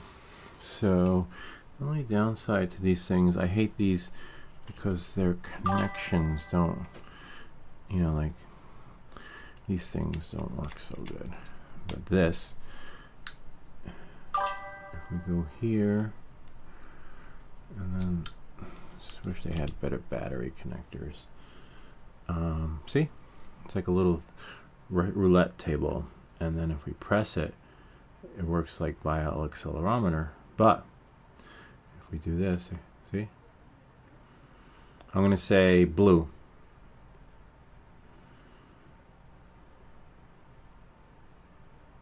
Hold on, I think I have to put it down. Move this over. Red. All right, stop that red. It's like a little roulette table. Or you just activate it like by touching it, and then I'm going to say yellow. Nope, red. Well, we're losing a lot of money here. All right, I'm going to say 500 on blue. Come on, baby. Daddy needs an... Oh, man. I just lost $500. All right, let's try it again. We're going to do $600 on red. Come on, baby. Oh, sweet. I'm on a roll. I'm on a hot... Okay. Yellow. $1,000 yellow. Come on, baby. Daddy needs you. Let's go, sugar. Mama needs a new pair of shoes. Come on. I'm going to put $1,000 on yellow. My little roulette table. Remember, it's activated by up. Oh, I lost it. I moved it because when you move it, it just either way, we're out. Man, I'm gonna refinance my house and $10,000 on white. Come on, baby. Daddy needs a new pair of shoes. More than a shoes. Now oh shit. All right. I still have money from the refinancing left.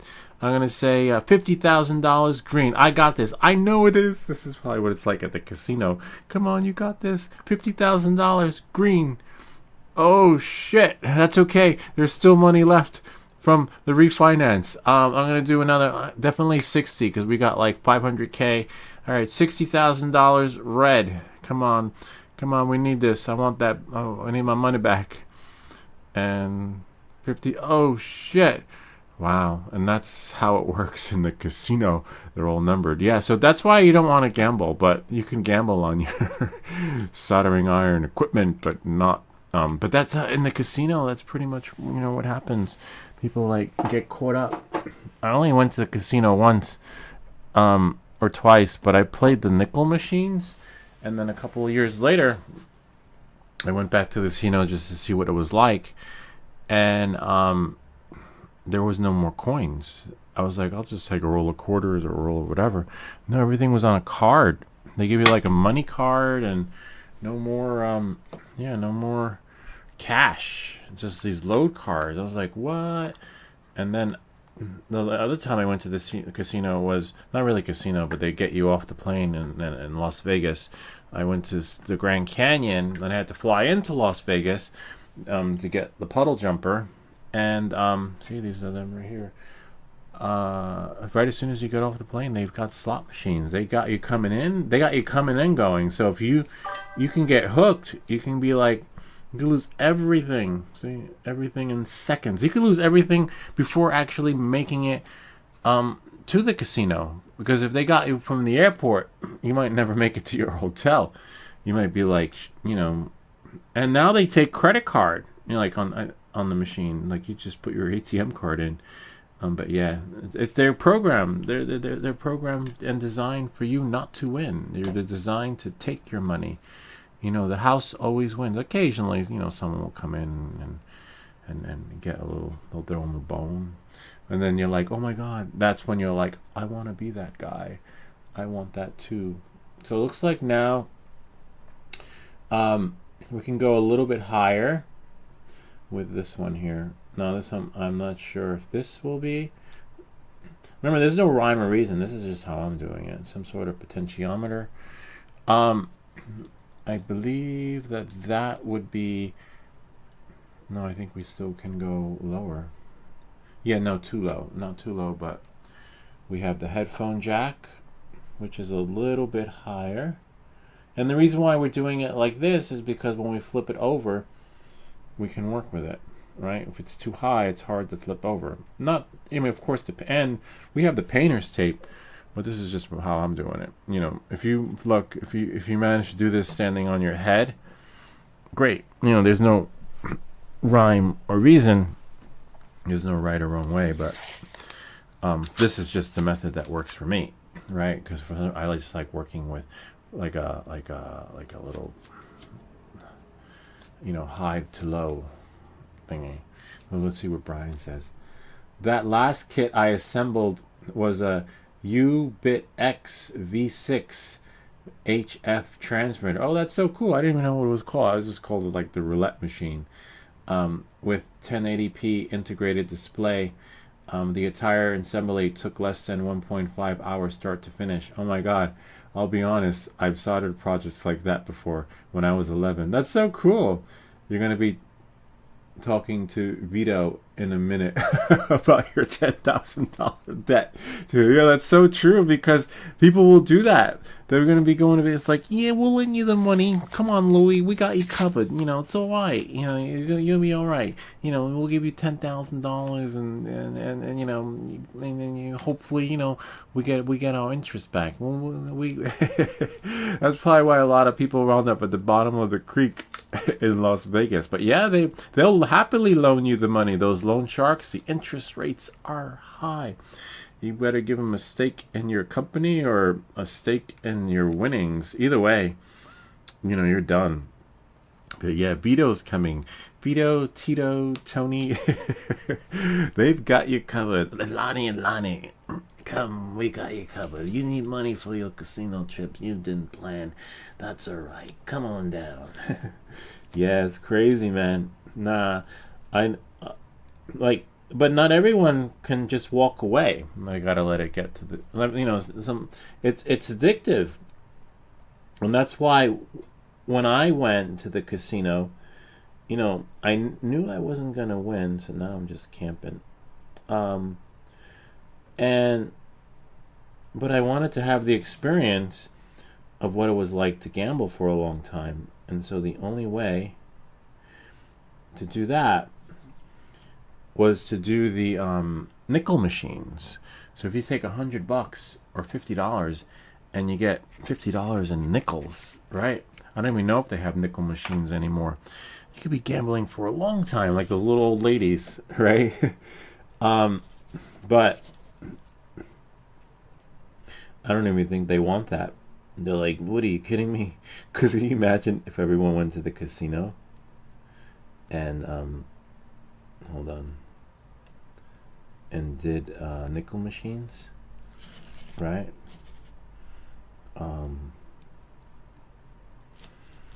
That's one. Now we got 4. Just getting that right angle. Then nobody would go, right? Literally. Nice. We just tap with the right tip. Brian probably knows what this tip is called. I don't know what it's called, to be honest with you. It's like at an angle. Let me just clean it off. This one. It's like a jagged, sharp edge. See? This one works really well if you're comfortable using it. It's tricky to get it at that angle, but once you do, you're like, it's like a silent movie with subtitles. You're like, I got this. So this one, that's our headphone jack, and you got a little potentiometer thingy. Everything's fine. You could reuse the tape, but I just want to have a look at underneath there. This one looks like it could be cut with these sharp thingies. It has something to do with speaker. It's a 3362 potentiometer type thing, and it says speaker. For sure it's not the volume, because the volume are these buttons here, but it's something. We'll experiment it and see. As long as we didn't blow that out, like Brian said, and short it out, we'll be all right.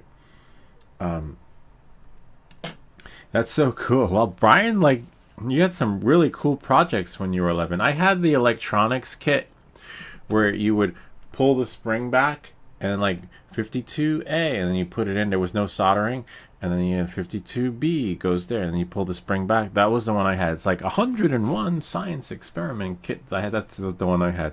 I had all these projects in there, and it was just like putting wires, and it was had these it was like, you know, you had the LED end of things, had a buzzer and all the other stuff, but no soldering. So you don't have to worry about burning yourself or the house down. All right, so let's see. There is something that goes over here, looks like. And that would be the on-off switch, so that's pretty low too. Right.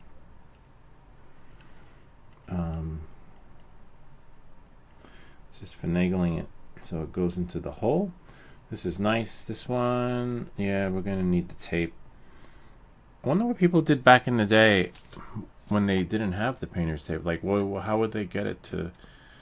Would they solder it upside down? You know, or would they? I don't know. Do what I'm doing. Sweet, we're almost done. Sort of, but we're on a roll now because we got the right tip. 570. This thing still didn't shut off. The battery's like dying. That kind of sucks because the older one, I think we sent the older one to Brian, or somebody, I forget who.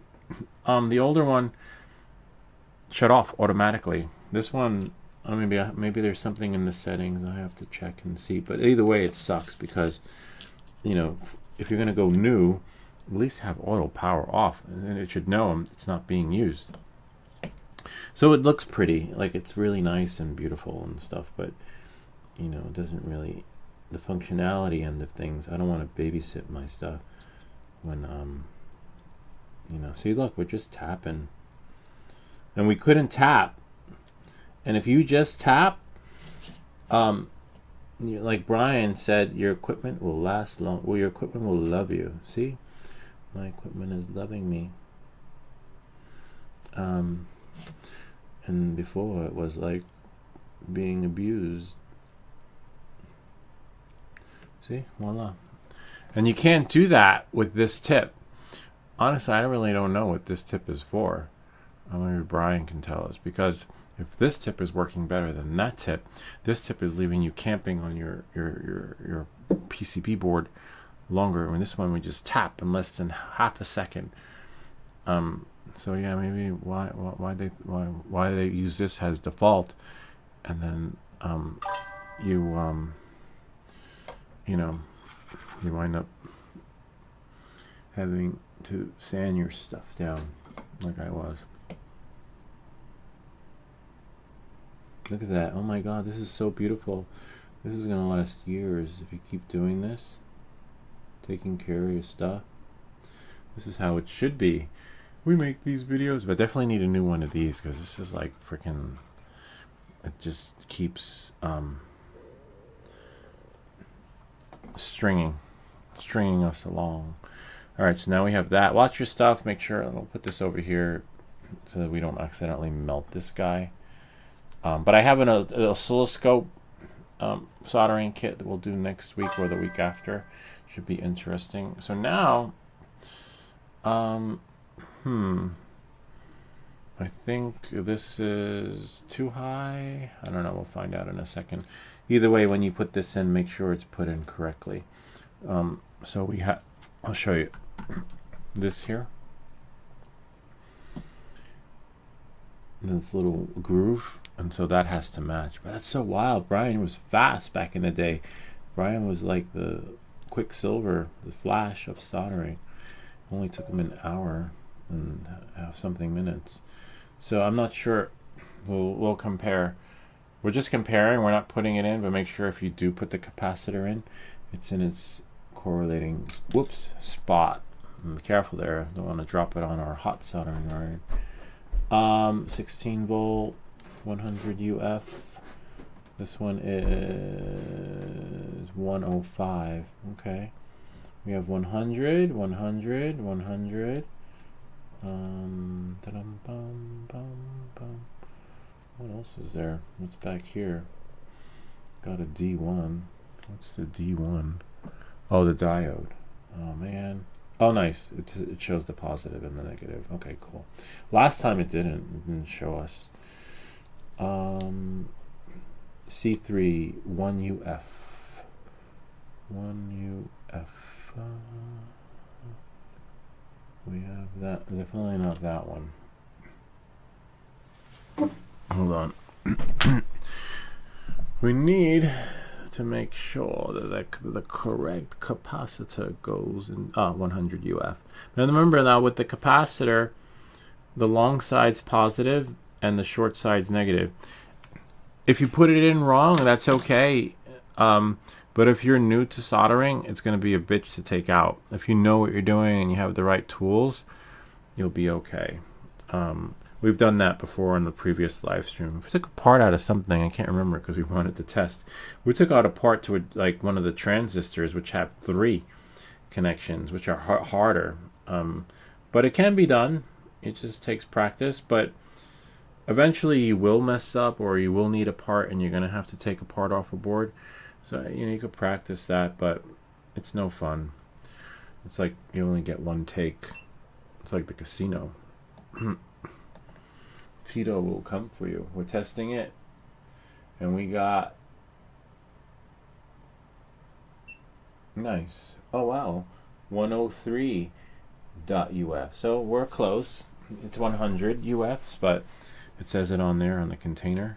But that's okay. We're good. We're just checking. We're just showing you guys. And see, capacitor 100 UF, 103 actually. But that's okay. It's never going to be exact. If it is, great, but don't worry. If you're within ballpark figure, you're fine. All right, so now we got 3 UFs, which are 100. Remember, the long side's the positive, right? And then we'll go 100 here. This one's going to need some tape because it's moving around. And then we have, remember, long side's positive, short side's negatives. And then we have here, see? Voila. I'm nervous now because I hope we didn't mess up the crystal. And then we have here, and don't just assume that it is the part. Double check. It should say 100 UF on there, because sometimes they all look the same. Like, oh, that looks like the part, because they do all look the same, but some are bigger, some are smaller. And for example, this one right here, what is that? 16 volt 100 UF. Because another 100 UF goes here, which I don't know if we can do it. We'll try if the painter's tape is long enough. And these you want to be flat, because remember, you're going to have to be able to close the radio, right? So that's why we don't want the parts sitting high on the board. They will have to be a special way. Otherwise the cover's not going to go on. All right, looks like we're good. Those are flat in there. And the other hard part is finagling these things so that we can get that right angle. All right, put this over here. Wow, we're almost done. Sweet. That's so cool. Let's see what Brian says. No, I didn't get an iron. I got a multimeter and a component tester. Yeah, component tester. Oh, so the soldering iron we gave to Christian. Yeah. And then we gave you the good stuff, the multimeter and the component tester, which is great because it has auto shut off. It does everything this thing does, which, great for testing components and parts. I didn't hear you say a thing about the multimeter. Thanks. It'll get used. Yeah, it's fine. Yeah, I can't remember. No, because it's good to have a spare one, an extra one. Maybe you're using your multimeter and a fuse blew, right? And you need to replace the fuse in there, which is what I did to the other one. The fuse blew. That's why it wasn't working, because the fuse blew. I think I blew something up on the channel. This is 570, and we should be able to just tap it. Tap 1, 2, whoops, 2. That one spent too much time camping and got too much solder, but we can fix it by doing that, taking the excess solder off. And this is, you don't want to, if you're working with LEDs, you really don't want to spend time camping out, because that that heat will melt the plastic inside of the LED. That's so weird. Like, it's just not I should be able to tap.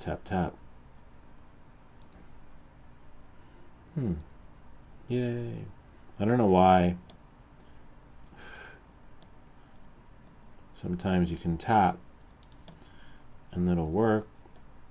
Other times you tap, doesn't want to see it. We just tap, probably because I didn't spend enough time on it. But as you can see here, watch that over there.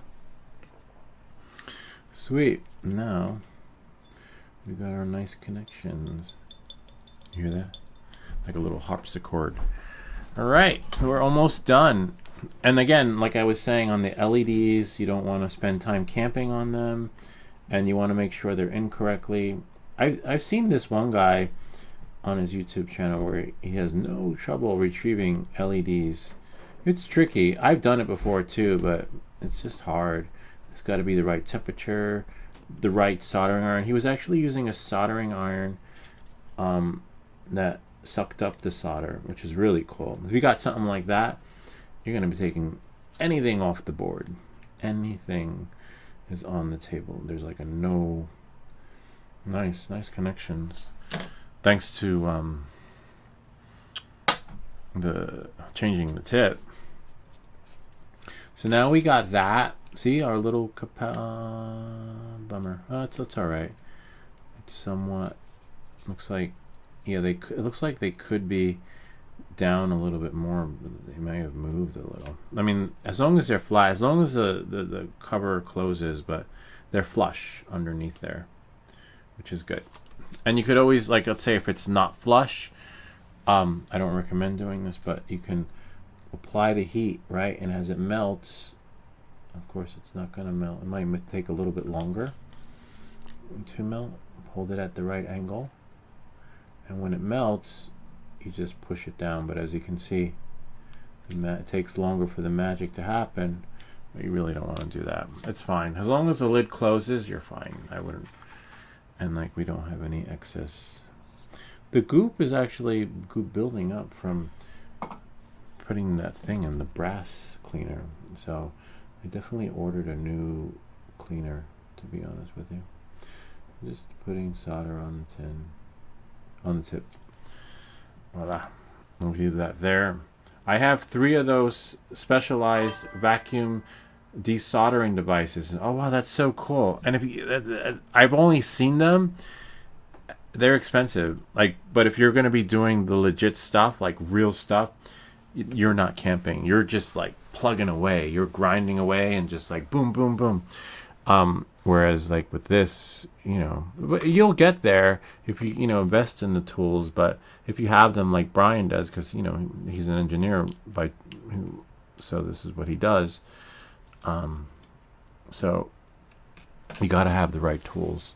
It's amazing that you got 3 of those. Yeah. So for him, for somebody like Brian, there's there's no need for this. Where is it? Oh, right here. Because your solder, it's built into the soldering iron.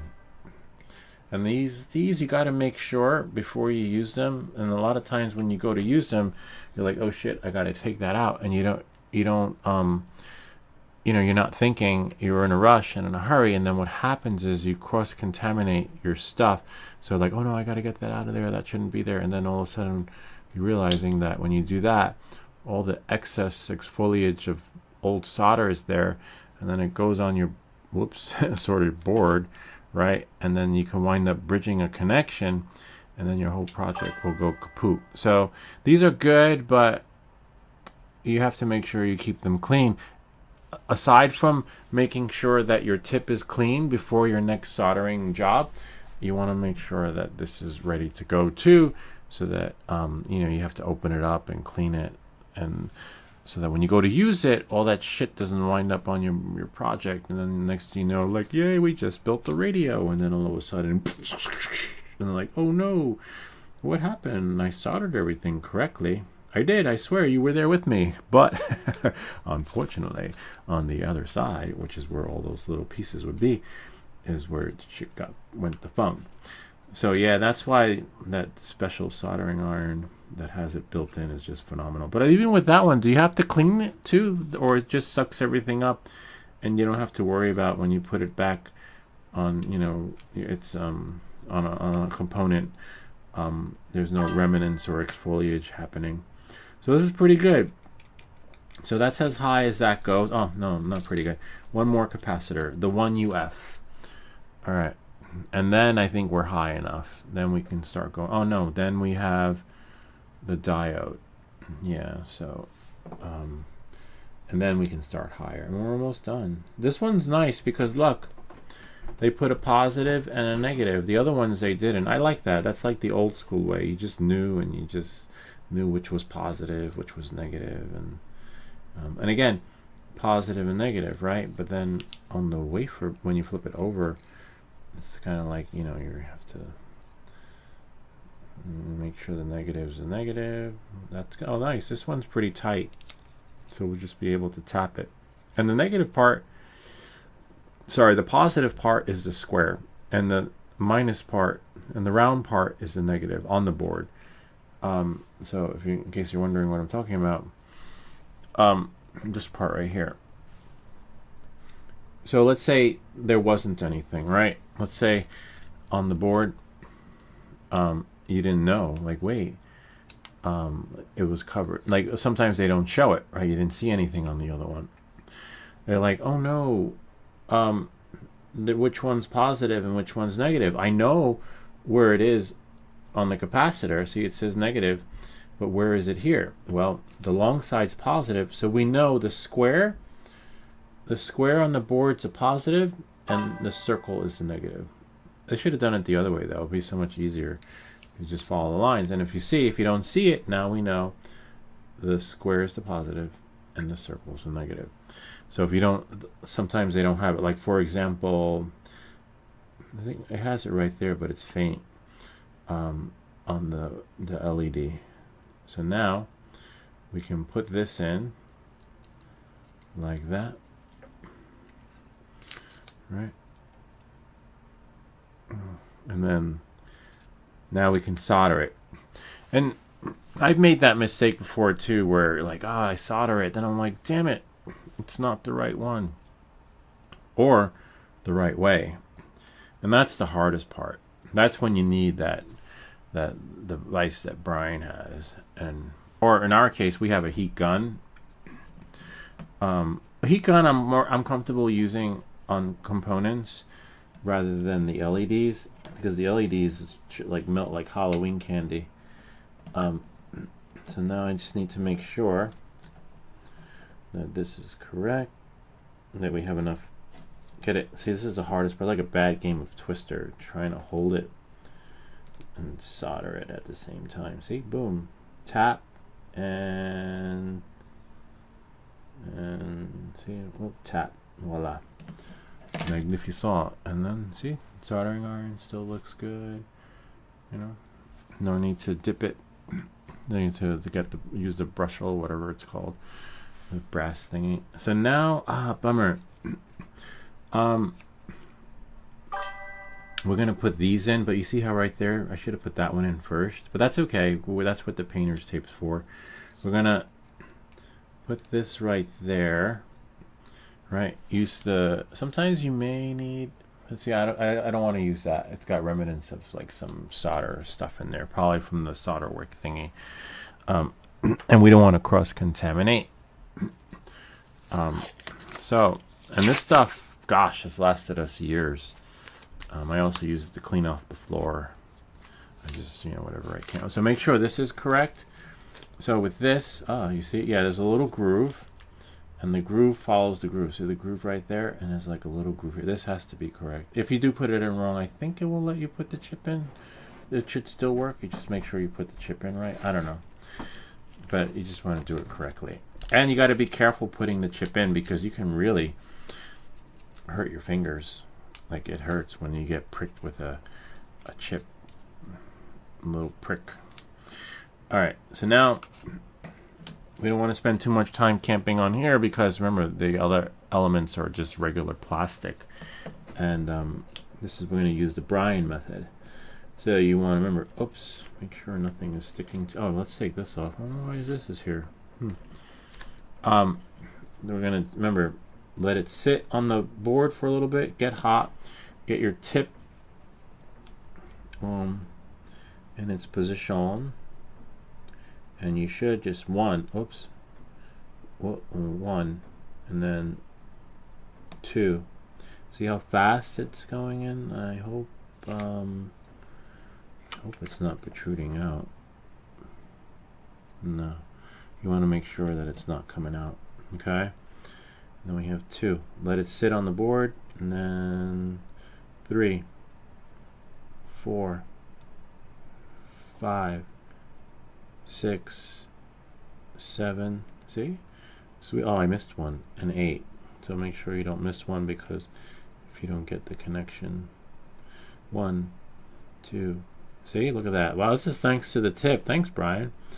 Brian was the one, but we got to know before we start, not just start soldering and shit don't work, and then we just go around looking for what we need. So plan ahead. Look, see that? We're done with that part. Yeah, we did it. Sweet. I'll show you how that looks here, which was all along there. Really nice. So definitely cut that off, and let's check out the tip. Nice. So really cool. Definitely want to clean it a little bit. I like when my tip is like there, and then put some there. Keep it alive. Sweet. All right. Now let's see what we got. Wow, how's your back? I have to say, it's really back-breaking, like sitting in these positions and trying to build what we're building and having your back cramp up on you. Or maybe it's like you need a special chair. I keep getting solicited for all these chairs, but they're not sending them. I don't know. This one I'm not sure if I should cut or not. We'll see if it closes or not, because it's a little high, right? That little potentiometer thing. So now we have that, but I'm not going to put the chip in until until later, because I don't want to apply heat or short shit out. Because sometimes when let's say I'm putting solder here and I have the soldering iron there, you could still feel the heat traveling through the board, which is pretty wild. And I don't want anything traveling through the board with the chip in it, other than the power from the batteries.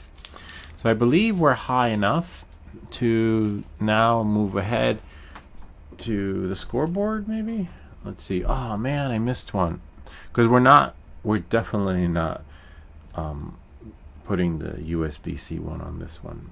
We're going to put it on the other one. If we're going to destroy anything, it's not going to be this radio.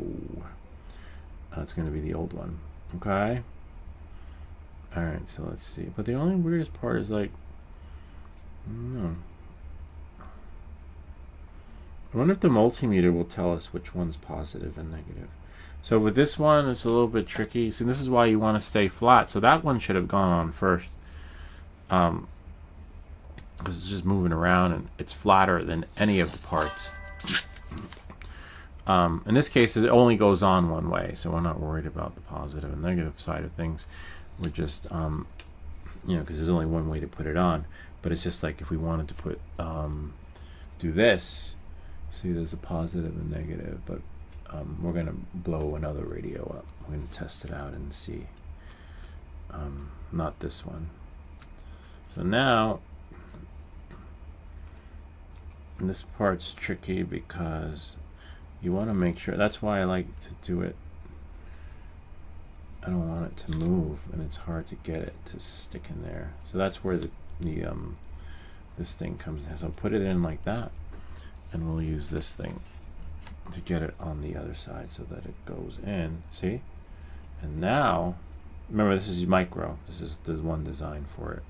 We're not experimenting on the existing radio. And so now, actually, maybe we'll do that. And you know what? Let's do this later, because I want to see if the other one works on the other one. And if it does, we'll just solder the other one. All right.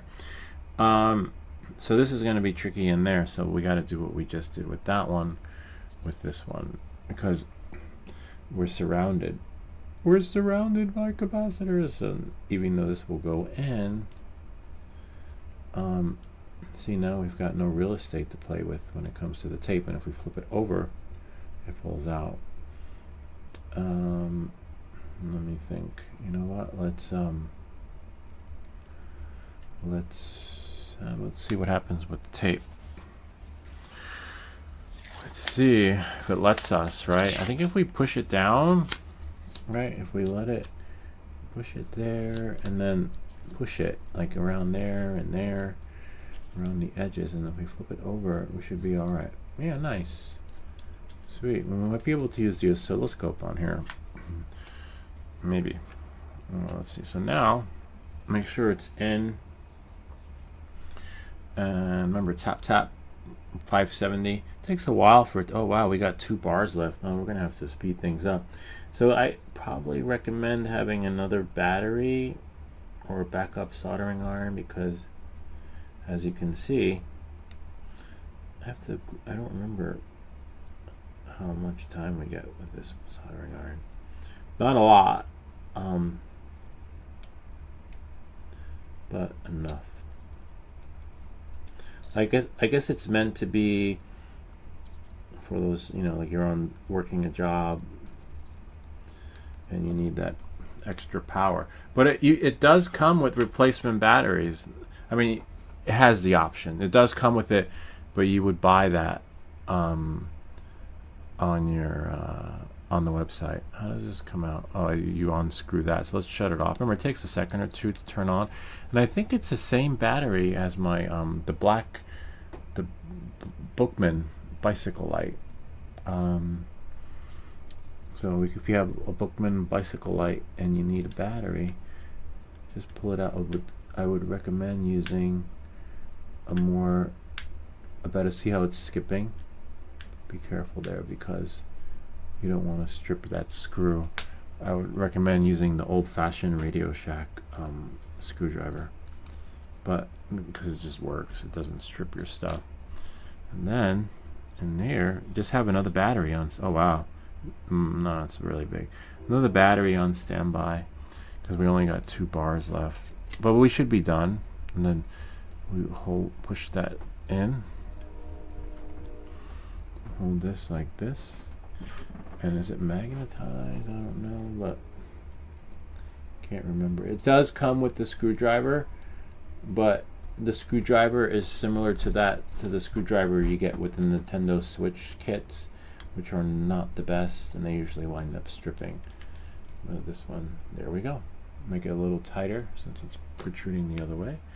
And then now, imagine it says 3 bars.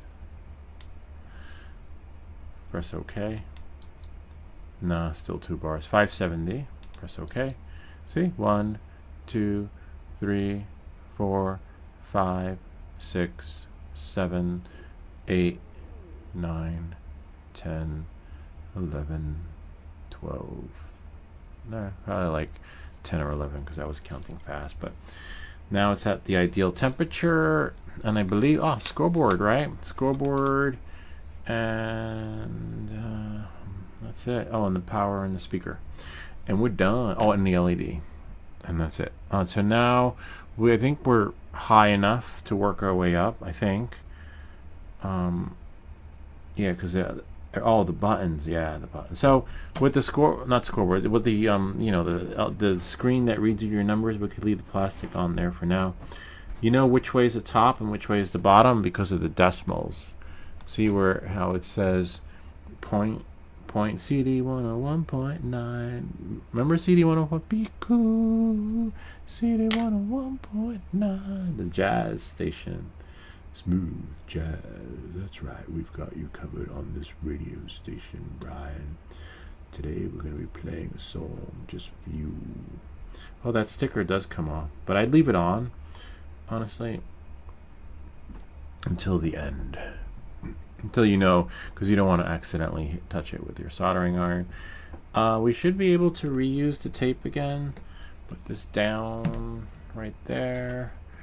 And yeah, after this, the buttons are a little bit harder, but not so hard because we have the soldering iron set with the right tip, but just doing similar here with the tape experience, because you want to make sure that the buttons are flat, and if they're not, the cover won't close. Everything is flush with the plastic or glass, depending on which radio you have. So this is flush, and if it's too high or crooked, it won't fit through the buttons. I'll show you in these parts right here. So they have to be straight. Remember, if it's not, it won't close, and it'll just be defunct. And you want it to close because, remember, it has to be straight. I can't stress that anymore. Because if the button is slightly pushed in a certain direction, it's going to be stuck on auto search, or it's going to be stuck on the volume section. So you want to make sure they're straight, because when they go in, and if it's at an angle, you're going to be stuck in like auto search or whatever. So that's the only downside. If they left more buffer, there'd be room for error, but there's no room for error on the buttons. Or they could be. You could just take your soldering iron and make the hole bigger and melt it, right? I don't know, but you don't want to do that. Maybe you're making this as a gift. So yeah, now that, remember, oh man, this thing is still on. It's crazy. The one you got, Brian, has auto shut off, which is really cool. But that's okay. I'm gonna shut it off. Maybe it's something in the settings. I don't know. Either way, that sucks. All right, so now we got that. So now, we're just gonna tap, tap, tap. All right, tap away. I just hope that. Yeah, I don't think we have to go any higher, any lower, other than the micro connection, but it's okay. All right. And there we go. So find an angle that works right for you. For me, I think this one will work well. Make sure we have some, the tip is just a little tin so that we're not, nice. And then, like Brian said, let it get hot on the board a little bit, and then boom. Let it stay, keep it on the board a little bit, and then boom. Keep it on the board a little bit.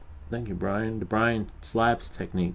Keep it on the board a little bit, boom. Let the board get hot, hot, hot. Everybody baila, oh yes, all the time I'm feeling hot, hot, hot.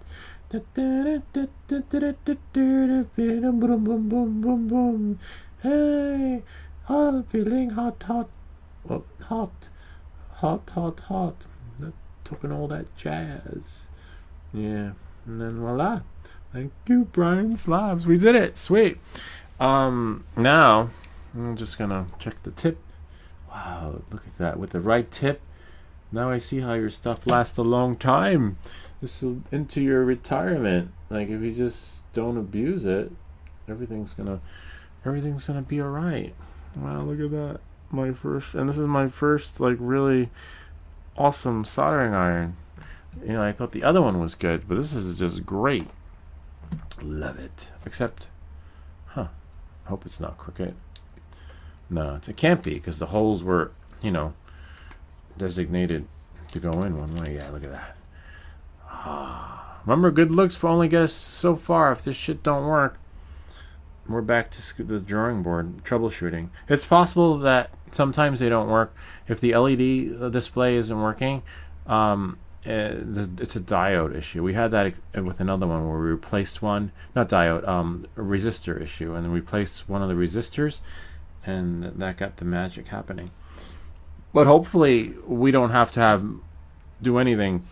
The magic will just happen. All right, so we got our buttons. There's no rhyme or reason. Hopefully with the buttons it has these little claw things on it, and it'll just grab itself from the other side, and you don't have to worry about when you turn it upside down. But now you do. See, look, it's not flush. So if I push this in, it's got to be like that. So this is the only tricky part. It's fixable. We actually have a whole, talk about like having spare soldering iron tips. I got a whole drawer filled with these things, because when you order these, you can't just order like 4 or 5. They usually send you dozens of them, hundreds. And I'm like, wait, but I only need one. Kind of like with the book of life for resistors. I'll show you. We have the book of life. Hold on, one sec. Full version of me. So it's similar for most components. You just can't like, oh, I just need one. I just need 5 or 6. Instead, they send you hundreds of them. So like here, I just need a 4K, a 10K, a no K, 4K. I was like, where are the parts? It just goes on and on and on and on. And so that's how it is. I have a whole drawer filled with the other parts. But these are okay. These are, you can find the number you're looking for. And same thing here. Anyway, you get the idea. We make these videos so you don't have to. Alright, so now we have here. Oh, but I definitely, before Brian goes, if you have to go, let us know. If you're still here, great. Because the other one, the next build, the next soldering build, he'll definitely help us with that one. Like how to set it up. Not how to set it up, like the use of it. The oscilloscope wave tester / creator. I'll get it in a bit, but so now we're gonna put this like that. Make sure. Oh, wrong camera. Me stuff. There we go. So now we want to make sure. Remember, if there's lopsided and bent, it's gonna fit through the hole, but then you're gonna be stuck on either volume up or auto search for your radio station. What's your favorite radio station? 106.5. That's right. We've got your favorite music on the radio. Tune in tomorrow so that we can see who wins the $5,000 giveaway. Or they have the other radio host. Hey guys, welcome back. We're going to just play some music from the oldies. I like the 101.1. We play your favorite oldies. CBS FM 101. Dun, dun, dun, dun, 101. So I think it goes something like that. We play your favorite oldies. CBS FM. Oops, I'm camping.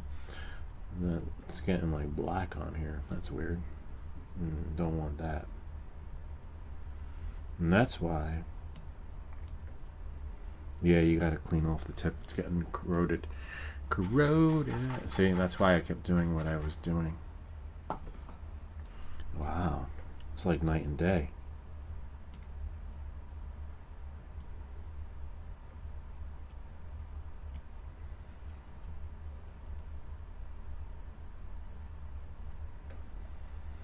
Got that one.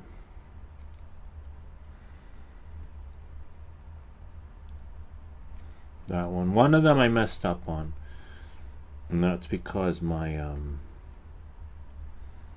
tip was getting black,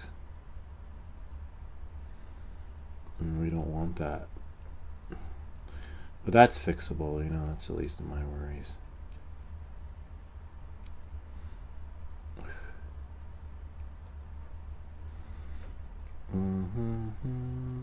Which is why you want your tip tinned, or like Brian was saying, camp for a little and then drop the solder. Camp for a little and drop the solder. Let it sit and get hot, and then voila. So I got 2 ends. Let me put some solder on my tip. Yay! Whoop, we got one, and then there's another one. Another one that needs fixing.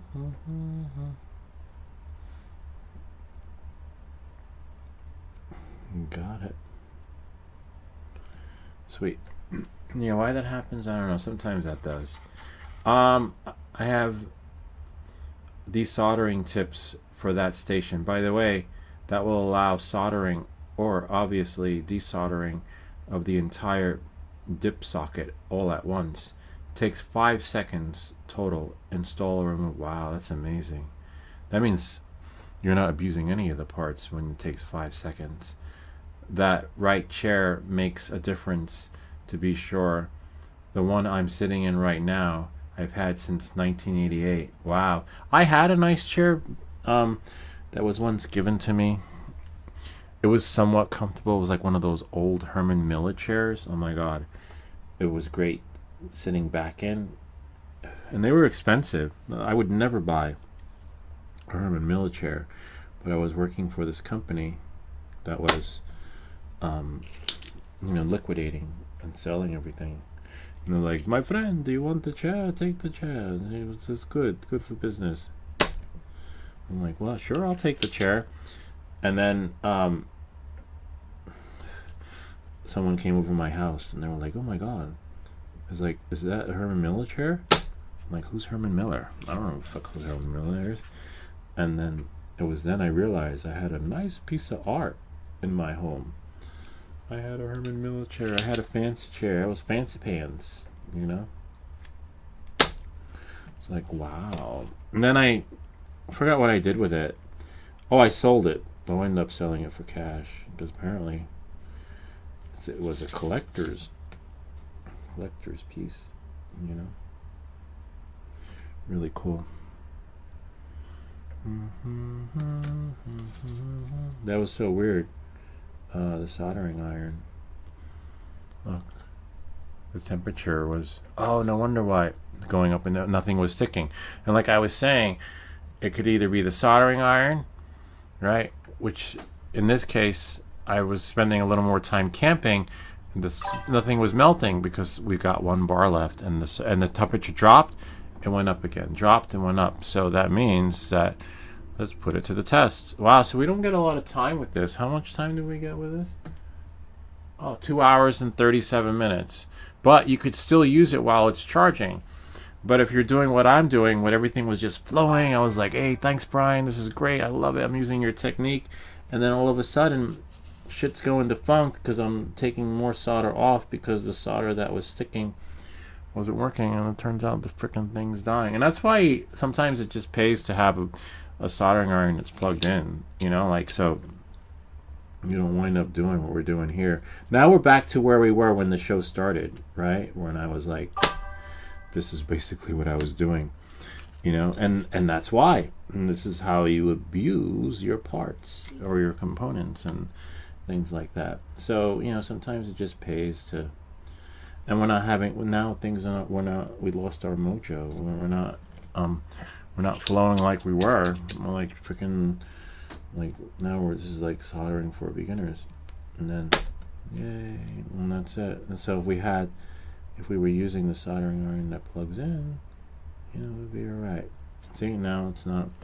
Yeah, I see it going up and down. Yeah, so we definitely need 2 hours. Know the project, how long it's gonna take, but and remember that's a looks like we're gonna have to shut this off.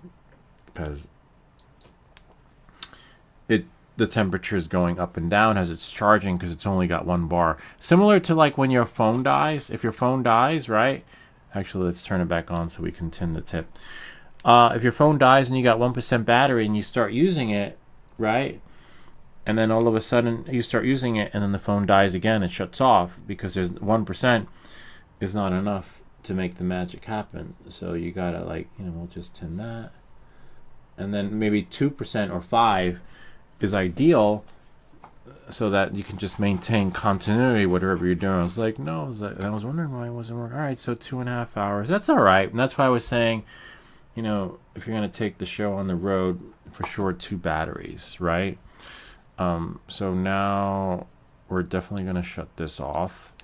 Let that charge, put the cover back on. And again, always have a plan B, whether it be another soldering iron, another battery, or whatever. Otherwise I'd be like, we hope this video helped you. If you have any comments or questions, feel free to leave them down below, or ideas for other videos. Remember to like and subscribe, and we'll see you all next time. Yeah, so that's a little bit of a bummer. But that's alright. We make these videos so you don't have to. I'm just going to stop that one from playing. But definitely need to remember it's plastic, so the buttons, but we got the buttons on correctly. Nothing. I was like nervous. I was afraid to show you. Yeah, well, they did. They're pretty straight and even, right? Except for maybe that one. We'll know once we put them in, but once we put the cover on. But so far, so good. Nothing looks like it's gonna get stuck. Got solder at all the right places, except for that one. That's where the soldering iron died. A little bit of a bummer. But if you know what to look for, right, and don't keep trying, like, oh, it's not working, I'll just keep trying and trying, and next thing you know, you're abusing your components. You know, it just don't work. But I think we're pretty much done because we've got everything except for the power source, because if it works on the other one, we're gonna let's see if the cover, I'm pretty sure the cover will go back on. So now we definitely need the LED. That's a no-brainer, and then we're done. So remember, short sides negative and long sides positive, but we have our little LED tester right here, right, which is really cool. Brian's got one too. You can pop them in, or you can use the little connector thingies. But we should get a little flicker of light, and black is negative, red is positive, and then just finding that. Voila. Now turn it on. Furnace, I forgot how to pronounce it. And then see, yay, it works. See, you saw that diode. See, so now we know we can put it in, and now you know how to test your diodes. We had a diode kit where soldering kit where it came with like over 100 LEDs, 50 on each side, and some of them were dead, and we didn't know until we put the shit together. And then I ordered another one, and then finally we tested it, and some were dead, and we just swapped from one kit to another. And that's why you need a diode tester, because if you got 100 LEDs to check for your little kit like this here I'll show you, you don't want to solder it and then find out many moons later that shit don't work.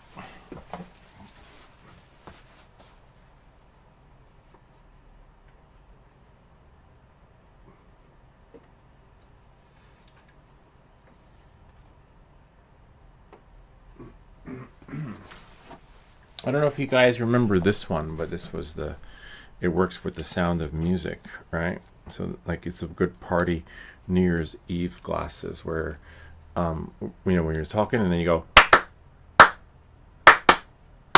clap your hands, everybody. We can't play music because it's like copyright, and then the video gets blacklisted. Oh, I could be like an alien, like a cyborg. Hello, come with me if you want to live. I'll be back. Yeah. Hello, I'm Lou. Hello. Ha ha ha. It's working over there. And then robot stops talking. So it's really cool. Fun party, you know, my kids they each have a pair, and they used it during New Year's. They took it to a party. So it was really cool. But the first kit they sent us, none of the LEDs, half the LEDs didn't work. I was like, what the fuck? And then I assumed that they sent us a working, you know, kit, but nope.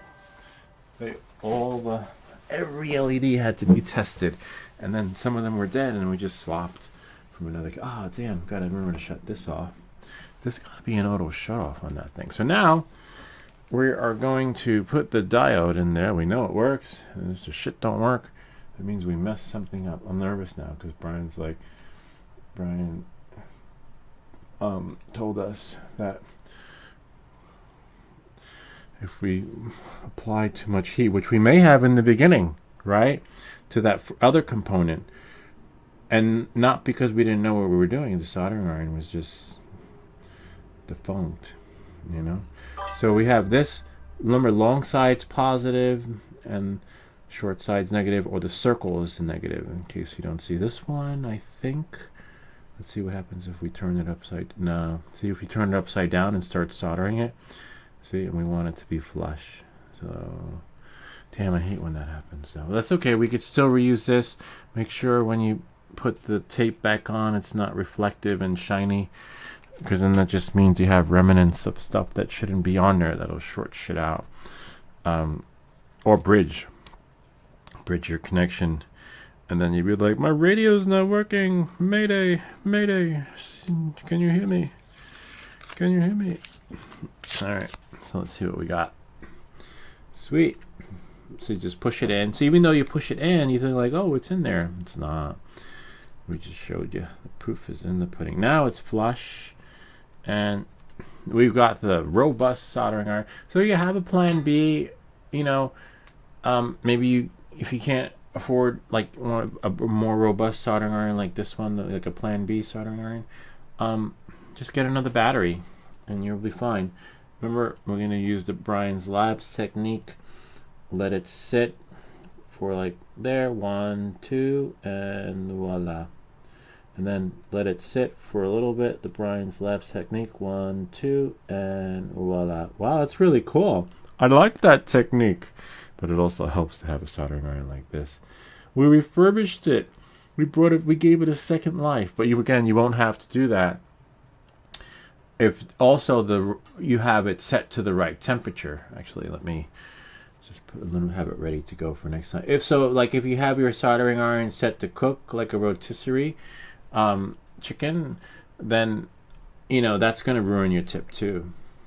So a lot comes in. There's so much that comes into play. It's not like plug and play. But see, and you want it to look like that, not like that, before you put it where it's supposed to go. Alright, no, we're not moving forward. I believe we're not done. Bummer. We still have, so we have the power, positive and negative, and the speaker. Speaker is a little bit tricky, but see, that's what I should be hearing when I snap these things, but looks like I need a new one of those. So you have extra power, you have ground, RX, TXD, and other connections there if we want to like spice things up a little.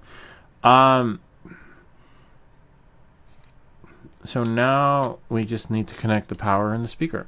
All right, and put the chip in. We'll do that last. Oh, and the antenna. The buttons go on last.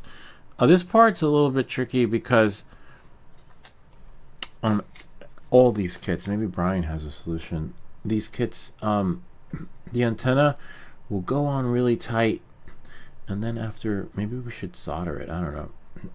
And then after, like, playing with the radio, finagling the antenna, the bolt becomes loose. So no matter how tight you make it, it doesn't matter. So this is where the antenna goes. The antenna is going to become loose again, which is really weird. You would think that the bolt would make it taut. This part you have to be careful for. Make sure that, oh, that's not turning. Because sometimes the antenna should be able to turn. We'll use a screwdriver. Where is it? We just had it a second ago. I don't know. Alright, so you have to make sure that this one isn't too tight. Wow. That's not budging. And that's not from me. That's from like the factory. Let's try the Radio Shack screwdriver. Radio Shack, America's technology store, something like that. All right. Oh, here it is, right here. There we are. It may not work though. I might need something more powerful. So they did something at the factory where they just made this impossible to turn, even with the more stable screwdriver. What? Well, that's definitely too big. Okay. I don't know why they did that though, but that's okay. You know, we can always take the antenna from. Oh wow, man, that's not moving. Not budging, and this is not moving either. Let me try a drill. Ay, ay, ay. Let's see. Where is my drill? All right. May or may not work. I don't know. They really put that on. I wonder if it's done by machine or man. Full version of me. So when you know, this is when we can officially say, welcome back to everything that glitches. Oh no, I don't think that's gonna work. Let's see.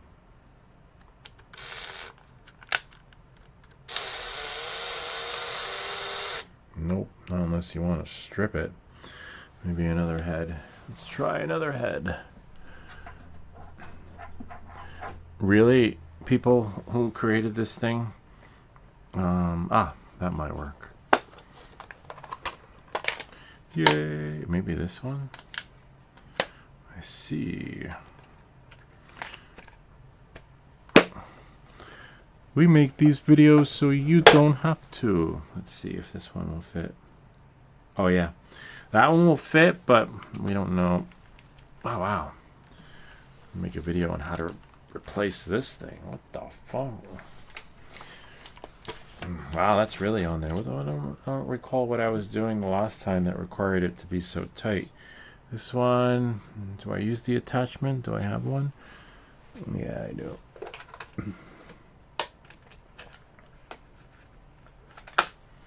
Alright. Yay. I can't remember what I was doing. Oh, the sheetrock in the wall. The 2x4. Drilling in. Alright. A little trepanation happening here. Yay, that did it. Sweet. Alright. But the rest we can do by hand. Wow, that was really in there. That's insane, man. Alright. So you're going to need a more powerful drill or a bigger screwdriver that you do by hand, like with the big grip. Because that's the only way to get that. Hopefully your kit doesn't look like that. You know, you don't have a similar experience, but better. Now, see, look, yay! I can turn the screw, and then now it's a little bit too loose. Now I can see why they made it tight, because the quality probably didn't pass quality control. So I gotta make it a little tighter. Damn it! Whoops! This thing sticks to everything. So unfortunately, it has to be tighter, but not so tight where it doesn't move, you know? So now we gotta go in there. And then hopefully, we just want it to move. Oh yeah, a little bit, not a lot, but yeah, see, then this is the issue we had with the antenna. When you move it too much, it just, the screw becomes loose between here and the joints over there. But I think it's all right now. I think now it's safe to say we can put it back on, and we know how to, at least now we know how to fix it, right? So this part, see how that's like that? We could put this like this, right? Hopefully. How's the other one? Yeah, we can do that like that. And then put this through the hole here. See, I was thinking of soldering it so that this wouldn't move at the base, because what happens is it's a similar experience to what we were just doing just now. The bolt just becomes looser no matter how tight you make it, which is really weird. Whoops, this part's tricky. Whoops, but we got it. And watch your capacitor, because you don't want to ruin it. Whoa, where did it go? I think it fell. Remember, it's magnetized, so it will stick to other places or roll on to something that it's not. Oh, here it is right here. So just be careful. The hardest part is doing this part.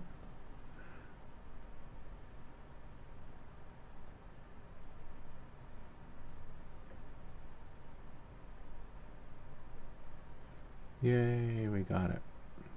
Sweet. And I'm just following because see it's round there and it's square here, like rectangular on the other side. So I'm just assuming that's how it's supposed to go, but it doesn't matter as long as you can get it, the magic to happen. And so now we can find our screwdriver. Had it here a second ago. Oh, it's down there on the floor. We're almost done. Just 2 more things and that's it. See, just keep turning it and hold the bolt, right, until this doesn't move anymore. And then now, hopefully, see, that's the thing. This thing doesn't really do justice because even if we held this and made it tighter, it just doesn't make the magic happen, unfortunately. So that'll keep spinning, right? So if we take a little needle nose pliers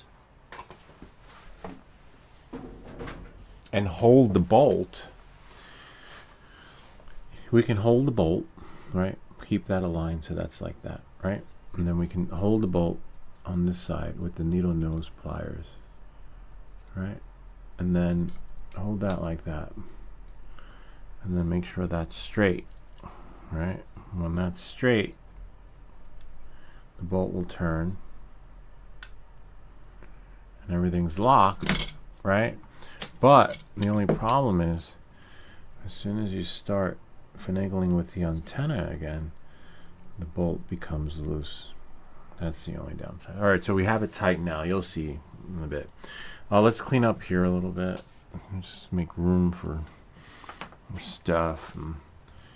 Oh, Swedish Forge, what's up? I didn't know you were here. I didn't hear no bells. Nice, cool. Tighten the screw tight with the base aligned with the wide pad. Yeah, I tried that, but see, it just keeps moving. That's so weird. So we made it tight, but it just becomes loose. That's why I thought maybe solder. See, look. Interesting. I don't know. We'll try it again once we get the power up and running. But as you can see, I don't know. It's like, yeah. And even if we did the bolt on the other side, then solder around the pad. Oh, wow. Can we do that? All right, let's do that. I was waiting for that because I wasn't sure. All right, let's try that. We'll solder around the pad. Remember, apply and let dry. We're going to put some heat. Wow, it's so good. I was nervous. I wasn't sure if that would work because there was no, maybe, I don't know, different connection. So now, clean that off. Thank you, Brian's Labs. And that should lock. So it's locked in. We got the bolt in as tight as we could. And it took a freaking drill to undo it. So now we're just going to do the Brian's Labs technique. Hopefully it lets us. This one's a little bit tricky because ideally I'd want it to be that way. But the solder is on that side of the tip. So we're just going to let it get hot. And then solder around. But I want the solder to be like in there.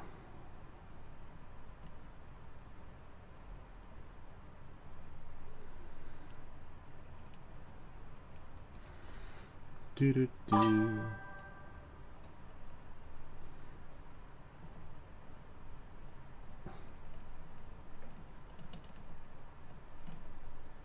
Nice. That might have done it. And then some in there. All right, we'll let it get hot. And then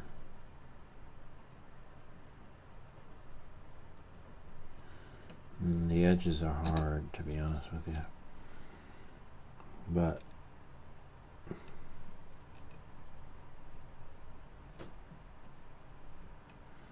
I like how it just bleeds, though. That part's really cool.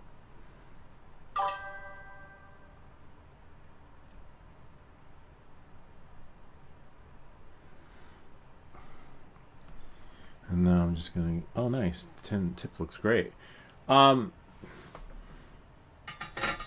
for those of you who are wondering, I recommend having one of these too, even though we haven't used it, but then you wouldn't hear me.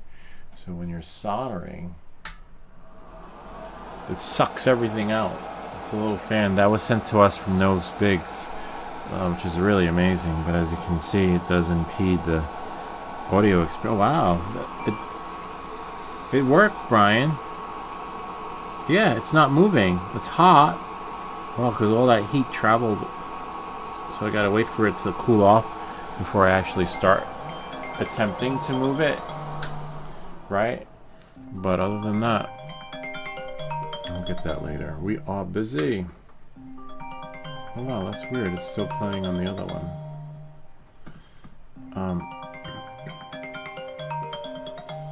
Let me just hold on. Oh wait, stop. Yeah, so that's really nice. We're gonna let it cool off, and it looks like it worked. I just wasn't sure if you can do that, if like we were allowed to, like if it's like a no. But look, it worked out really. Look at our soldering connections, really nice. I don't think we'd be able to achieve that with. Oh look! Oh my God! We're able to move the antenna without it coming apart at the base a little bit. No, but that's okay. We can apply more heat and maybe put. Oh, you know what? Or maybe even put some solder underneath there, right? Unscrew it so that when the solder melts, yeah, that's a great idea. It will. You'll see what I'm talking about. Yeah, let's unscrew it right from here, because it's going to come off really easily, because I got somewhat of the base but not enough of it, to be honest with you. But we're going to use the Brian's Labs technique and do this. Watch. We are gonna take this off. Hopefully this works, right? And then take our soldering iron, apply and let dry. We're going to put solder, let it go bloop all over here, right? And do there and do there, right? Sweet. And then now, right, we're going to clean off the tip, and then we're going to put this in like that, right? Put that in. Let that be flush, and then find our bolt, right? And then this is the tricky part, because if we drop the bolt, we lose it. And then, oh, wait, actually, no, we don't. We definitely don't want it on the other side. Hopefully, it works. We'll make it as tight as we can with what do they call it? Needle nose plier. Not so tight where it doesn't move, but just tight enough so it's not spinning forever. This is the other tricky part, remember? Because so we're gonna hold this with one end, right? Hopefully, and then turn it with the other. But we gotta get on the other side. Hold on. So now, if I can somehow hold that. Whoops! Don't break your stuff. It's okay. We make these videos so you don't have to. If we can hold this, because I need to have two hands. Oh, and these don't have grips on it. That's so weird. These needle nose pliers don't have like those ridges in it, which kind of sucks. So usually they do. And now we turn it. We can lock it. Okay, we got that, right? It's pretty tight. A little bit. Little, not a lot. If we can get that like that, and then turn here. Okay, cool. Now, hopefully, we can imagine that the solder starts dripping down the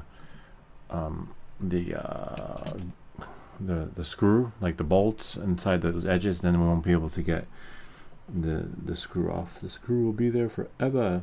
Okay, so now we apply heat, let it melt. Up, wrong side. Make sure you're on the right side, which is the tin side, and apply heat here in the edges. Hopefully it starts to make the magic happen in there underneath. Right? Nice, I see it melting under there. That's so cool. But now we're just going to need a little bit more. Let that heat go in there. Now I can see there's room underneath for more. Hopefully, right? This is the only issue with this kit, the antenna experience. And remember, no camping.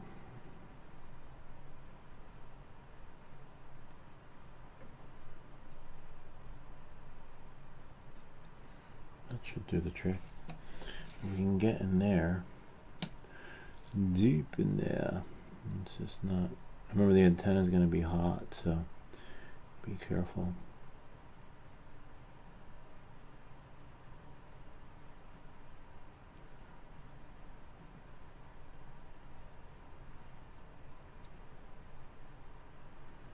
Hopefully.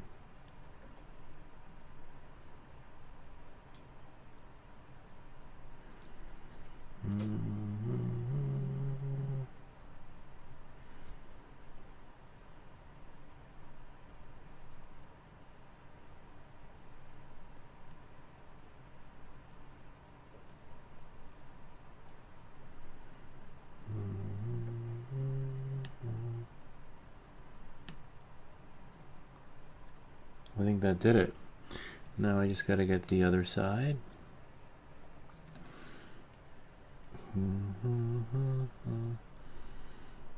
We learn from the best. Thanks, Brian's Labs. Ow! I just touched the antenna. That you don't want to do.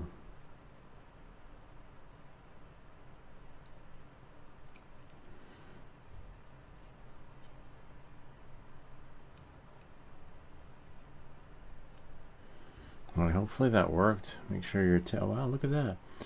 The tip is golden. Not golden, but just tinned. Remember, this is the soldering iron we're using because the other one died on us. It needs a charge. Let's see what we got in the comments. Just got here. Do we have a radio now? Not yet. Afix, what's up, Afix? Welcome back. It's been a while. What are you up to? No need to unscrew it. Okay, no, hopefully not. We'll check in a second. Just heat it up and then feed some solder into the crack. I did, yeah, I did that. And I fed some solder into the crack. It's now a crack, baby.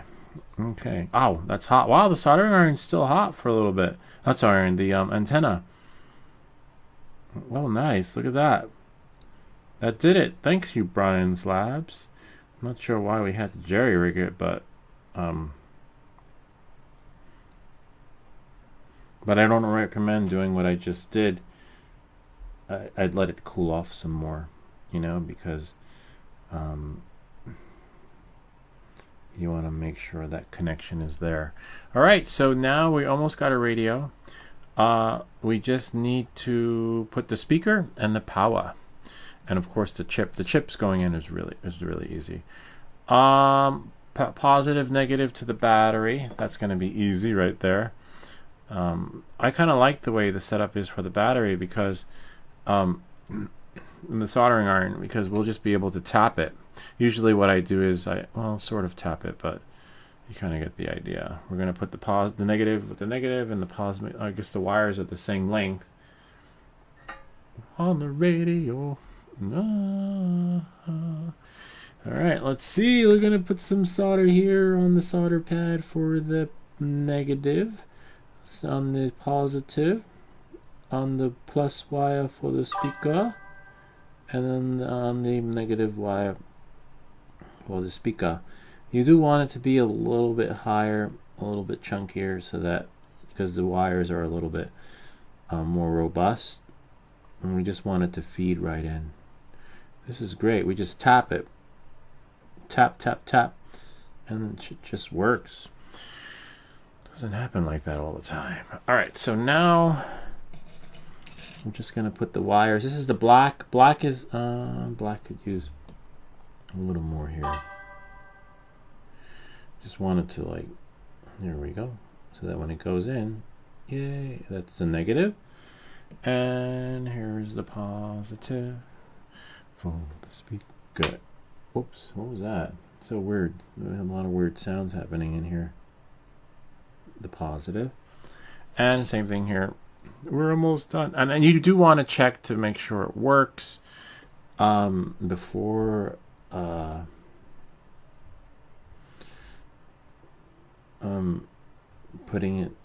closing it up, right? Because otherwise we got to take it apart again. Let's check our tip. Wow, look at that. Sweet. I love that. Let's put a little bit there. I don't recommend doing what I'm doing right now over your components because sometimes solder can drip out or plop off somewhere, and you want to do it like this on the sideline. But I don't know, I've been soldering long enough to know my equipment, nice. Now it's ready to go for our next thing, which is the other battery connections. I don't know, I just like keeping it clean like that. Where are we? This part right here.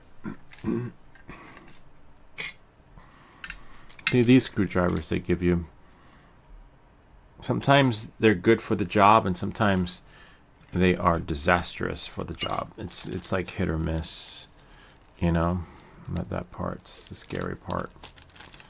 All right, let's see what we have here. These little connection thingies. Oh, and screws.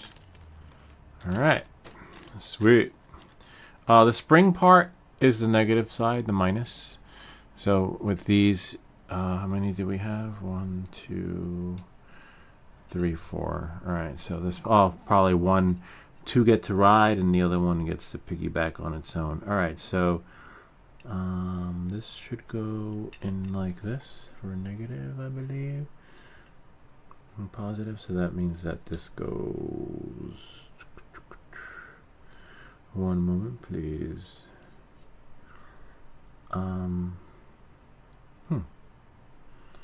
Interesting. I wonder how, because look, where do I have a battery? I had a battery on another kit. This spring part, right, is for the minus part of the battery. So there's only one way this thing could go in. And so if I put it in like that, it's backwards because the spring's the other way. And if I put it in like this, there we go. Now this one, because the one side is positive, so there's like a designated one. So the hardest part will be taking a screwdriver, because once you have them in, it's going to be a pain to take out. And watch your fingers. You don't want to hurt yourself. Wind up on the ER, and they'd be like, "What were you doing? What happened?" "I was building a radio." And then now, whoops! See, that could have been my fingers. All right, and then down here, you can always like bend that back to lock it in, but there's no need to because it's pretty much going to lock in anyway. And then have here, the other one goes on the other side.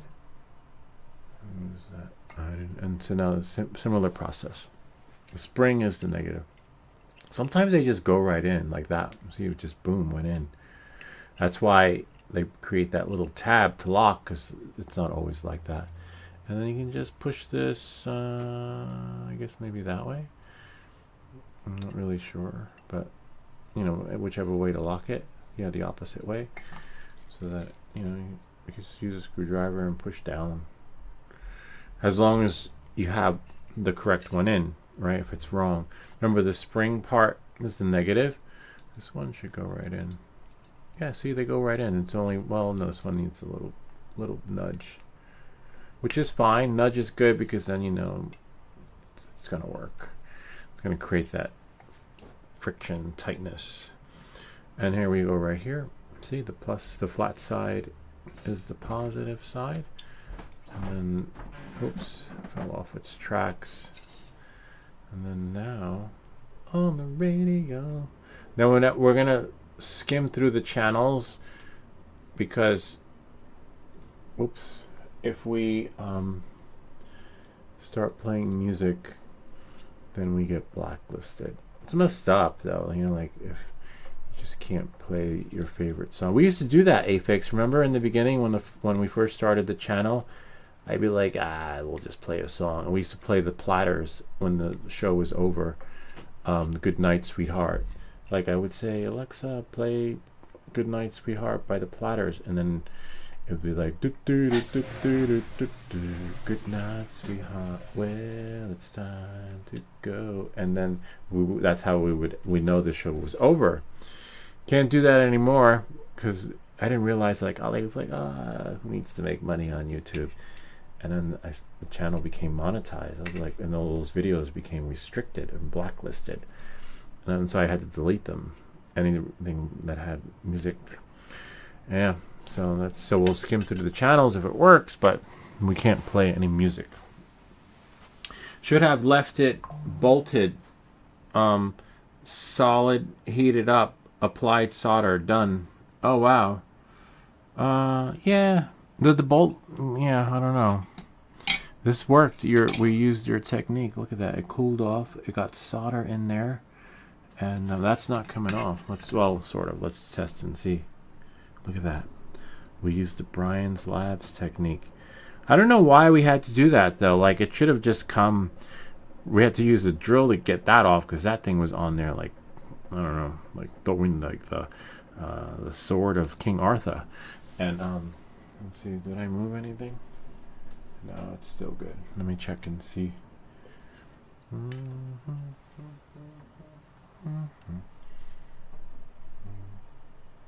Yeah, that looks good. I just want to make sure that the thing's gone defunct.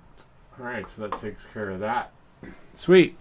And now, the other part, which is a little bit tricky. So this is where the speaker goes, but that we can do last. So now we need to see if this will go on. Where's the... Oh, here's the cover. So hopefully the buttons go on. Right, it'll go through the holes and all that other fun stuff. There's a potentiometer in there that I don't know if we're going to need to finagle with. Hopefully not. But we'll know. See? And what happens is that the buttons are correct. You can press them or move them left and right. It looks like we're good. Looks like they gave us more space on that one. So now let's connect the back part, which is the power and the speaker and all that other fun stuff. We'll have to probably cake some solder on here. On the speaker, you got a positive and negative. You have a negative and a positive. Looks like they were somewhat generous with the solder. We can add a little more. Who's that? Ken. 136 solar eclipse today. I wonder if there are any TFRs. Yeah, we're soldering. I don't 1:36 a.m. or p.m. Solar eclipse. Get the drone up too. I don't know. No, I can't. We're in the middle of something. Maybe. Let me just go outside and check and see. Well, it gives us 10 minutes. I think we can do this in the meantime. Let's make sure we can do both. We can live stream an eclipse. Battery, and then the power. Okay. I don't know. I'm not so... oh, actually, I have to make sure if the girls are going to go look at the eclipse that they have the glasses. That we have the eclipse glasses. So they don't abuse their eyes. So we'll put a little more here. Yeah, we're right. We're not missing anything. One there, and then one there. Sweet. Make sure they're the right cables, because the last thing you want to do is put, the wrong negative to the battery. And then up here, and then we have negative, positive. Oh wait, see?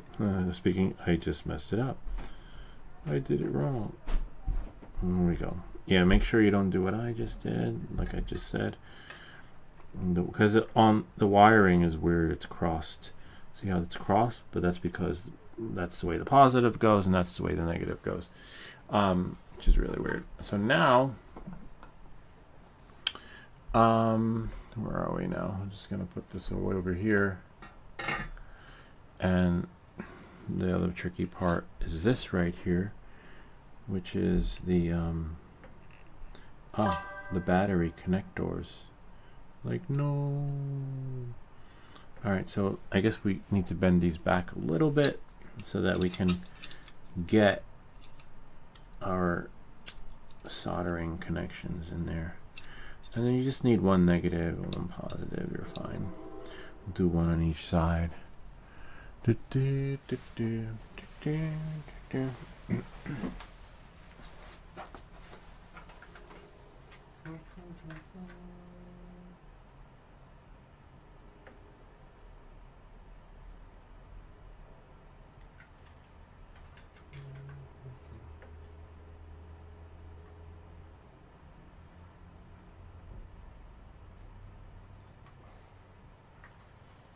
Okay. It's hard to see. It's like a bad game of Twister. Alright, so for here, it's a little bit tricky, but we can put, I think we have like that special sticky glue, double-sided tape, so that we can put the speaker on, right? Speaker, you are not me. Make sure it's, oh wow, this adhesive tape really does work. So I'm going to use a different one. You want it to be centered. So we'll put the speaker on. Plus I don't want to mess up my lens. Isn't it bad to stare into the eclipse? So now we have here, and then we peel this back. Alright, voila. Now, if that's correct, we should be able to put this like that. Whoops, sort of. Yeah, there we go. See? Yay! And that's lined up. So it looks like a booger. And now we got that there. Now the power. So we want to make sure that we complete the circuit with the power. So we'll do one on the top for the positive, and then one on the back for the negative. The only tricky part is getting the solder to stick. Okay. And I believe, let's see, one there and one there. Is that right? Okay. Well, let's see where the speaker is, and then that'll give us an idea of like how to put the wires. Okay. So we'll run the positive right there. Okay. Right there. A little bit. Hold on. And then we'll just use like the black tape or something.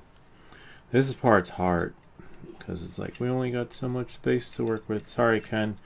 Thanks for the heads up on the eclipse, but not happening. We're building a radio. And so now, let's see, one positive, one negative. We must complete the experiment before the storm passes. Let's see. Put some there, put some solder on it. Alright. This is the part that confuses me, because you have like one end positive, one end negative, a negative, a negative, like, and like, where does it go? Like, where does it go? I don't know. I'm just guessing. Yay. Whoops.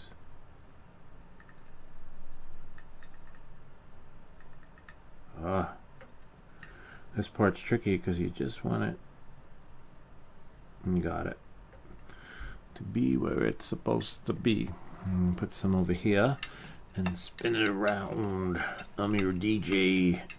Welcome back. What's your favorite radio station? Okay. Afix, that's so cool. What are you up to? Whoops. Wrong one. It's alright. We make these videos so you don't have to. I just need to get some of that off. See, we just abused our equipment. That's alright. Just there wasn't enough solder on there.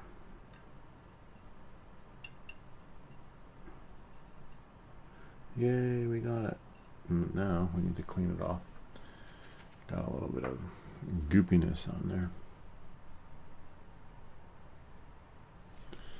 And that's why this thing comes in handy. A little tip cleaner. Wire we got a lot of. We got a lot of that wire. So if we messed it up, we're okay. Because we can get, we got so much of that even I don't know what to do with it. It's just not the same quality though. Where are we? Yep, we're there. So now we're just going to melt the solder. Yay. Sweet. And then now we need 3 batteries. I don't know. We might. And I'm going to put this back on the radio. Oh, and then we'll put the black tape on soon. I'm going to look outside though and see. Maybe I got to get 3 batteries. I'm seeing like the eclipse starts. You usually get like 20-minute buffer.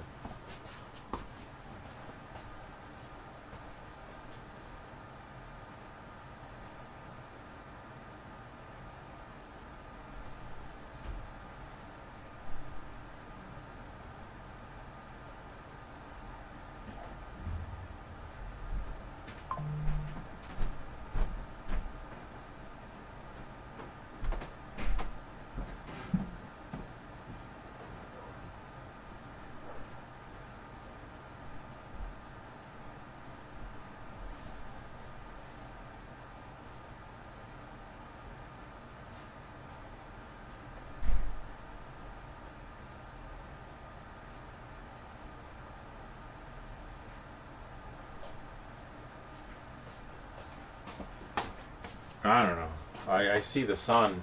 It is blinding, but I don't see any eclipse happening anytime. Let's see what we got. I need 1 more battery. We just had the roulette table. Where's my roulette table? Did Tito come and get it? I got 2 batteries here. That's okay. Where's my roulette table? I don't know. It'll show up during the cleanup process, but I have another battery here. It's so weird. All right. So now, if we put the batteries in, it should work. We have 1, sort of. Is it AA? No, it's AAA. Damn it. Wrong batteries. AAA, the skinny ones. This is going to be tricky because, wow. 3 AAA. Interesting.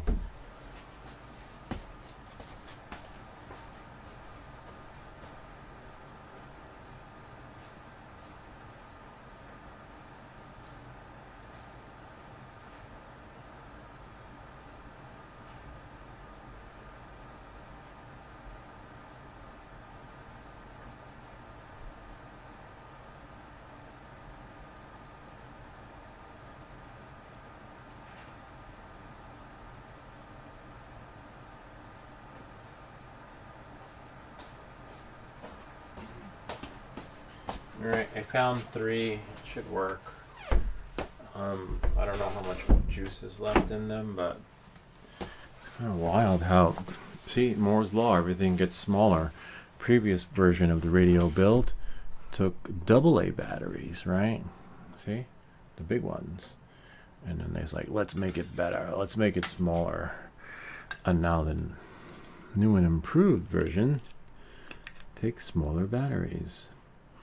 Alright, this is it. Please work. Don't blow up on me. And then, if all goes... Oh, we forgot the brains. See? The brains without the brains. So let's shut it off. And I was like, wait, it's not working. The LED should have turned on though. Like, maybe not. Maybe they didn't complete the circuit.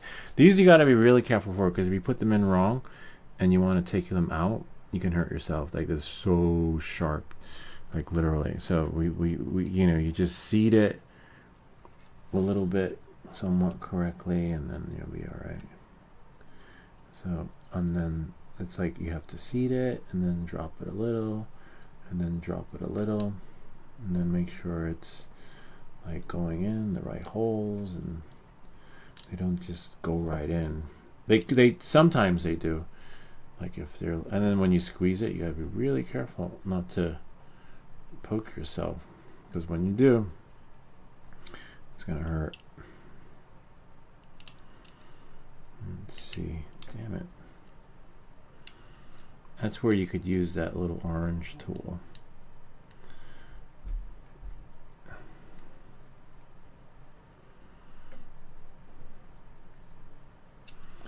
Because it's not working. Oh, there we go. I think so. I got one side, and then you get the other side, and then voila, it goes in. And rinse and repeat with the other one.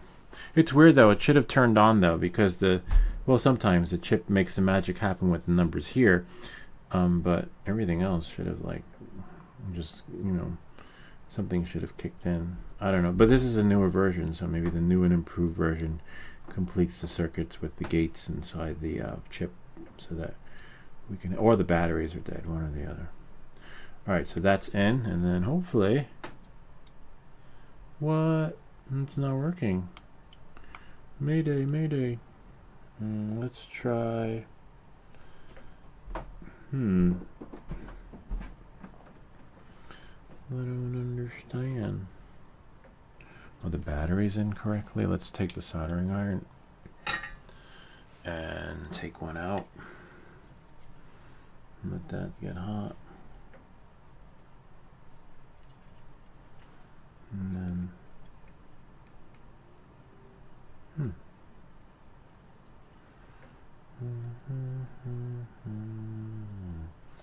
did we pull a Brian and blow out the crystals? No. Nah, the batteries could be dead. Where are my extra? I have somewhere. What else do I have that has these batteries in them? The AAA. Let's see, that's positive, that's negative, negative, positive. We did everything right. We had our engineer here guiding us through the process. The only thing I can think of is that maybe we need to complete the circuit. Oh no, speaking of complete the circuit. Oh no. Where is our may have to dig in the garbage. Our additional power source of the oh, maybe I wrapped it up accidentally. No. Our micro USB-C connector thingy. And we'll put this over here. We'll clean up a little bit, and it'll show up. Things always show up. This is why you gotta keep your shit together. But this part's weird. It should still work, like even if it doesn't have the micro USB-C connection thingy. There's something in here. Is it in here? Nope, not in there. All right, we'll find it. We'll see what people are saying. Are you going to be able to see any of the eclipse in New Jersey, Lou? I don't think we'll see any of it down here in Tallahassee. No, I went outside and it's bright as day. Like, I don't see. I'll show you guys what I see in a second. Oh, here it is. It's stuck together. Nada. Absolutely nothing. My phone will reach that far. See, watch out. Sometimes stuff gets buried in tape, or it might be sticking to your screwdriver if it's magnetic. But we did do everything correctly according to Brian's lab. So the only thing I'm thinking is that it's a battery issue. But let's see here. Where is this? And I don't have. Oh, I do actually. I don't have a micro USB-C connection. We do for the drone. That should work. Hold on. Here's micro. If it fits. Oh, it's upside down.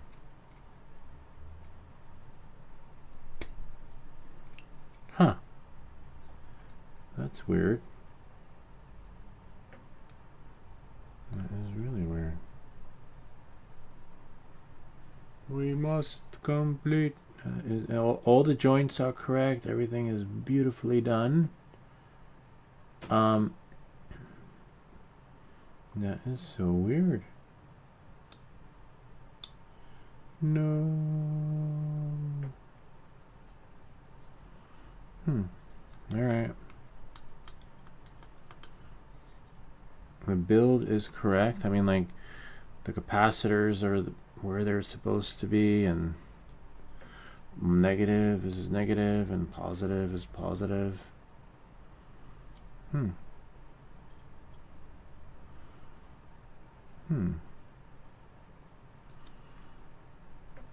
We got like this thing should work from here. Let me check the connections sometimes, and let's put this right here.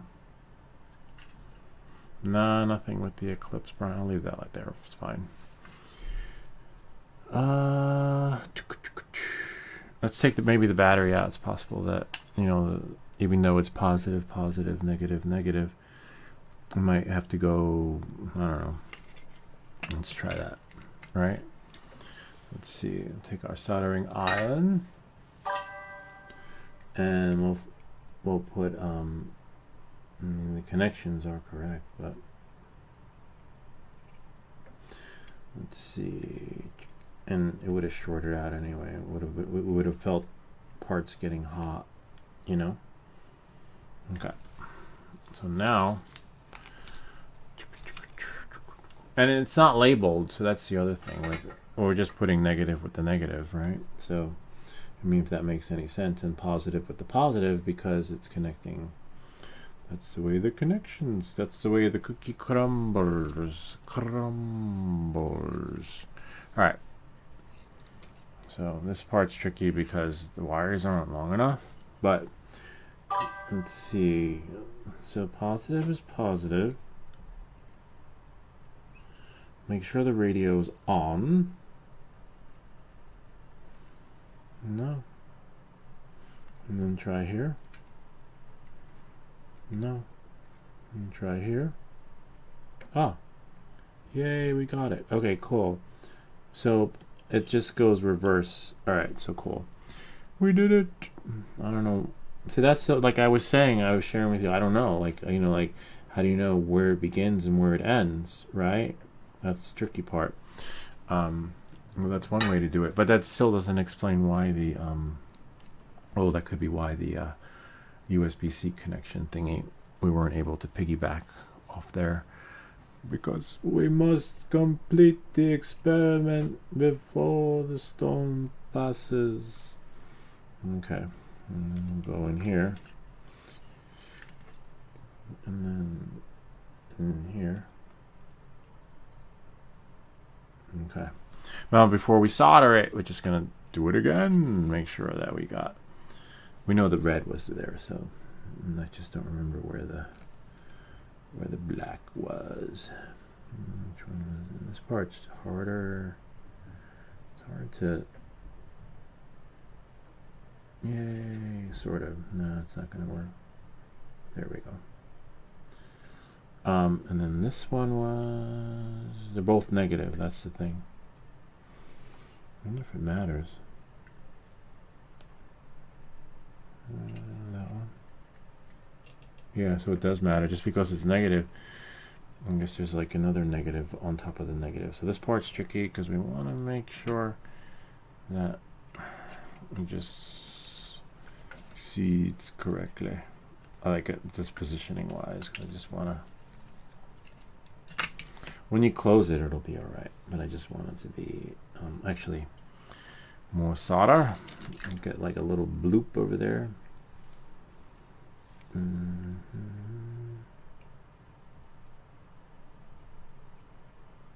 Got it. I mean, I got the bloop, but now I need to put this thing there. Got it. Did I get it? I think so. Yeah, I got it. Just a little bit longer. Okay, now.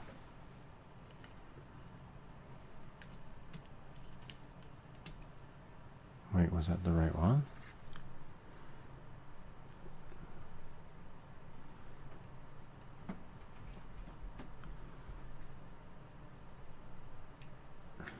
Yep. See, it's changing the radio station. What's your favorite radio station? This is DJ Baby Lou. We're right here. We're gonna play some songs. That's right. What's your favorite radio station? I gotta shut it off. It's official. I am an old man now. We play with radios. Right? Now we gotta put it together. It's really cool. Let's see what people are saying. Actually, you didn't have to touch that pivot bolt at all. You did, though, so then you had to retighten it.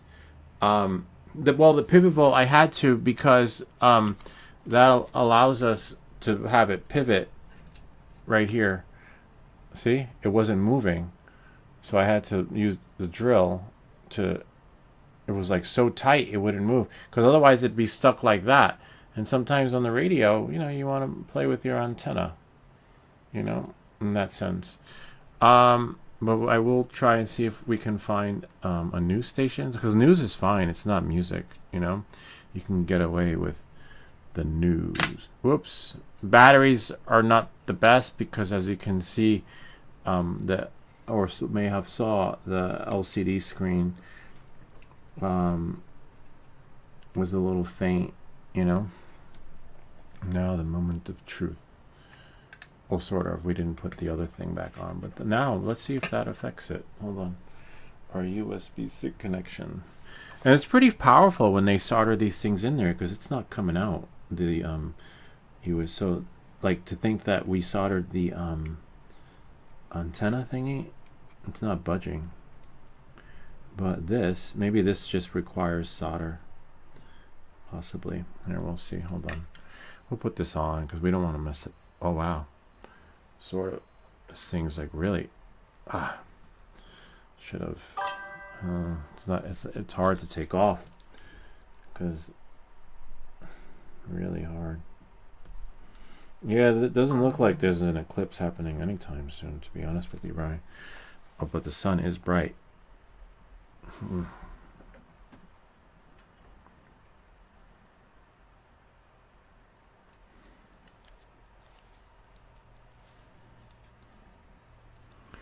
But the hardest part, we just use the needle nose pliers, right?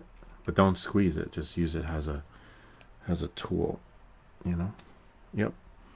So now, it's strange that this doesn't work though. Probably requires the joints to be soldered. So now, see, that's why we should have gone here. Move this like that. You could always take off the what do they call it? The wires connected to the speaker. Oh man. See, if I lay it upside down, it's gonna fall out. But that's okay. That's where the painter's tape comes in handy. So you want to make sure it's in there. And it's probably not working because you need solder in the joints. I'm hoping. I don't know. Like, to solidify that connection, because there are like these major holes in there, to be honest with you. Alright, so now hopefully, don't be careful not to push or puncture the speaker when you're trying to push down that thingy over there. And now it looks like when you turn it upside down, double check, and then now we can start dropping solder in there. Alright. Yeah, and then I'll go outside with my phone so you guys can see what we got. Or drone, right? Drone will give us a better picture. Okay, now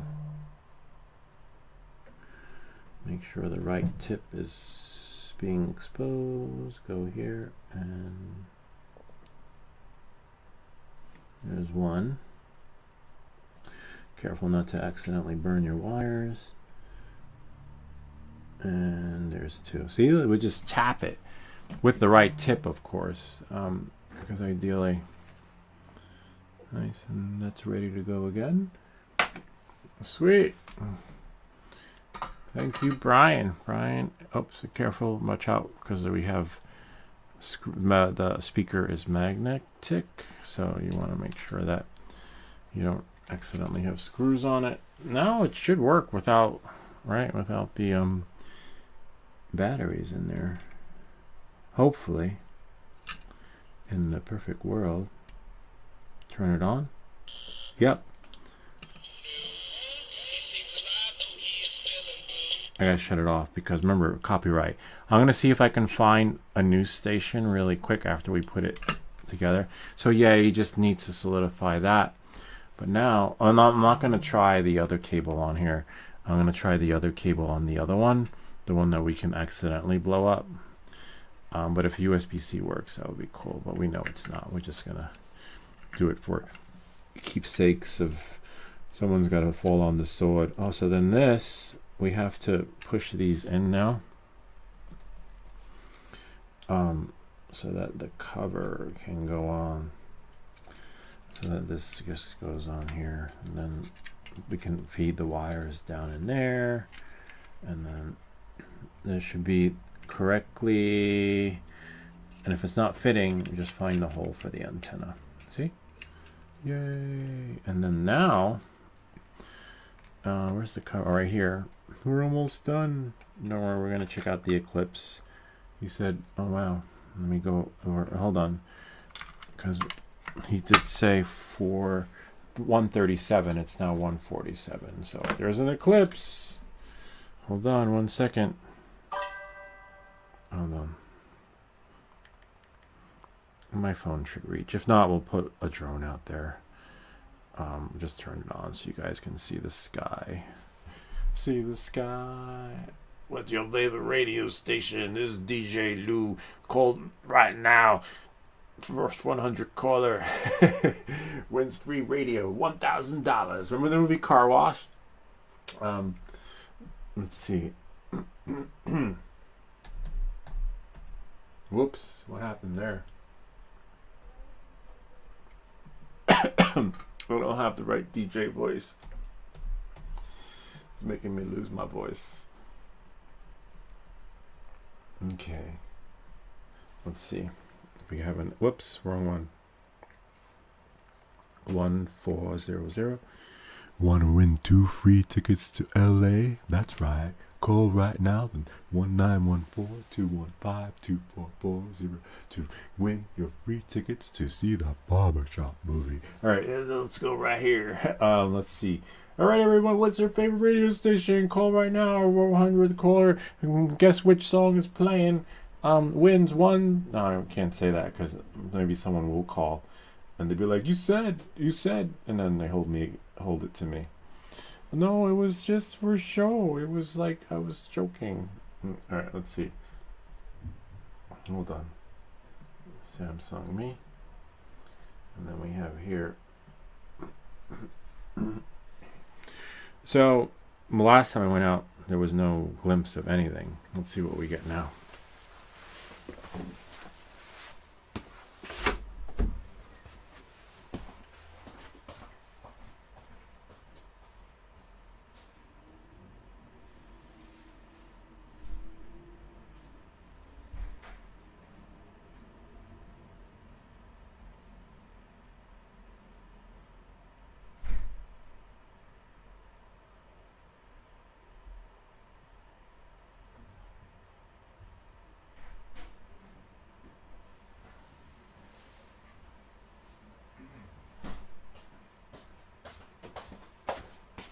Nah, nothing. We are on the same planet, right? Like, it's not showing the eclipse on Earth 1 versus Earth 2. No, the sun is bright and shiny, but I don't see anything. Maybe it depends on where you're standing. But yeah, I'm on planet Earth in this parallel universe. And you saw the sun. Maybe Ken's somewhere else. I don't know. Anyway, let's go back to our show. Player radio. Me stuff. So now we just have to put the screws in. I'm probably not going to put the screws in for the back cover. I might, because I wasn't planning on using all of my AAA batteries, AAA, sorry. And so we just drop them in and turn. Remember, it came with the screwdriver, so you could use that one. Maybe, because we don't want to strip it. Well, we're not taking it apart again anyway. Oh yeah, the screwdriver most likely kind of works. Once it starts stripping, no, it doesn't work. You want to bust out the Radio Shack one. So that takes care of that one. And then we have 4. It came with extra screws, and we drop it in. We'll give Ken a call, because honestly, we don't see anything. Maybe Ken hopped on a plane and flew somewhere where you could see the eclipse. Florida is really nice in Tallahassee. All the sharks are coming up here, though, believe it or not. All the stingrays, and they're migrating, passing through. Interesting. Looks like we could put the buttons on even with the cover off or on, doesn't matter, which is nice, which makes it serviceable, like should you want to service it. Okay, so now it's in there. So it gives you the option. There was like this special screw, which I somehow misplaced, for the it's a flat one. Like they're all like these bulky screws, but and then the one that goes, I don't know, it's somewhere. I feel it. You know, it's somewhere here. Or you could try to use these, but it was a flat one for the battery case experience. But I don't think I'm going to use that anyway, because I hate having to, like, I need to charge these batteries, as you can tell if we look at the here. Sweet. And then to change the station, actually let's shut it off, because I want to complete it by putting these buttons on. See, the buttons go on here, but look, it looks like it's serviceable. Like, you don't have to take, oh, you do have to take the buttons off to take the cover off. Okay.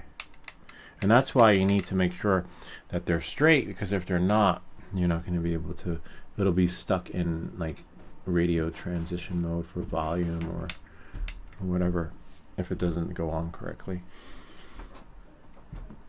If they're not straight. This is cool though. Nice. Hopefully when we turn it on, it's not going to be stuck on search or stuck on volume going up. V is for volume and F is for frequency.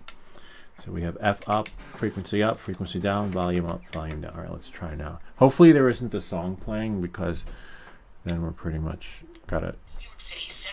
Nice.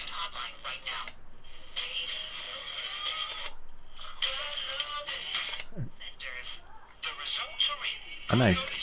Oh, look, the volume works. Louder, lower. Yep. That's so cool. It's a little faint because, remember, the batteries. Whoops. News is fine. We won't get copyright stricken for that. Well, let's see if before a song starts to play. 24 nuggets. I don't know. You must be really hungry to eat 24 nuggets. Hold on. Let's see.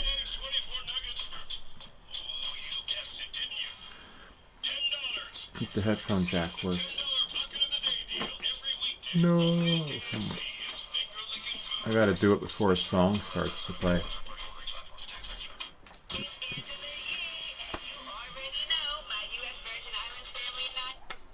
It works. And now you've got... Sweet. It's official. I'm an old man now. We play with radios. Our first build, great. Remember, according to Moore's law, these chips keep getting smaller. The experience gets better. It's no more bigger and bulkier. Less parts instead of more parts. Smaller batteries instead of bigger batteries. Smaller chips instead of bigger chips. Less components, right? Because the chip itself inside there is just somehow programmed to have less but be more, because as you can see here on an older build, that everything is bigger, bulkier, and more parts when it comes to a chip being, see a chip right there. They got rid of the chip here. They got rid of this chip over here. They made it, they half size it, they downsize it, and then you have over here the capacitors are smaller, and then you have, yeah, see, less resistors. See, they took out the less resistors, and look, they also remove, oh, you can't see. Now I gotta do it again. Samsung me stuff again. Play it again, Sam. All right. They kept the row of resistors here. Here we have 1, 2, 3, 4, 5, 6, 7, 8, and there we have. We still have 8, but look, they removed these, and then we got rid of the transistors there, right? And then they kept that here, but the chip half-sized. They downsized that, and then here we've got they kept the resistors here, but look, they removed those there. And who knows, next year's version they might make it better, right? And this one was hard to put on, though. They tell you why they got rid of it, because this one was a bitch to solder in, because it's soldered in the same way this thing crystal went on the board. But as you can see, the new and improved less is more, because we get to enjoy the full better and we're getting better frequency with less components. Of course, it took a little longer, but as you can see, it's been downsized, but it works even better because even the buttons, look, they're like, you know, we can do better with the buttons. Let's downsize the buttons. So that's the old button, that's the new button, the new way, and forget about it, the old way. Whoops, what was that? 2 buttons came off, but they're so big. See? And now, it's so weird how that, you know, so then this one goes here. So as you can see, it's so much better. Except, did something come off? Yeah, something came off. Whoops, see, something came off there, but battery connection, oh, looks like it came off from there. Bummer. Interesting. It's okay, we could solder it on. That's just, where does this go? What's a battery connection there? I really don't know where this one's to. Why we have 2? Oh, ground, because I was connecting it to the oscilloscope. Like, wait.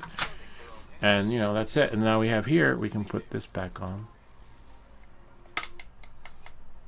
And then, you hear the music? I want the news, though. Wait.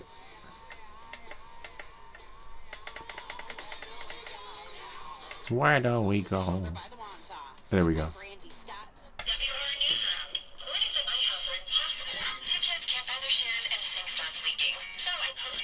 This is 100.3. Let's see what it says here. Sometimes the settings might not be correct to the camera. 100.3.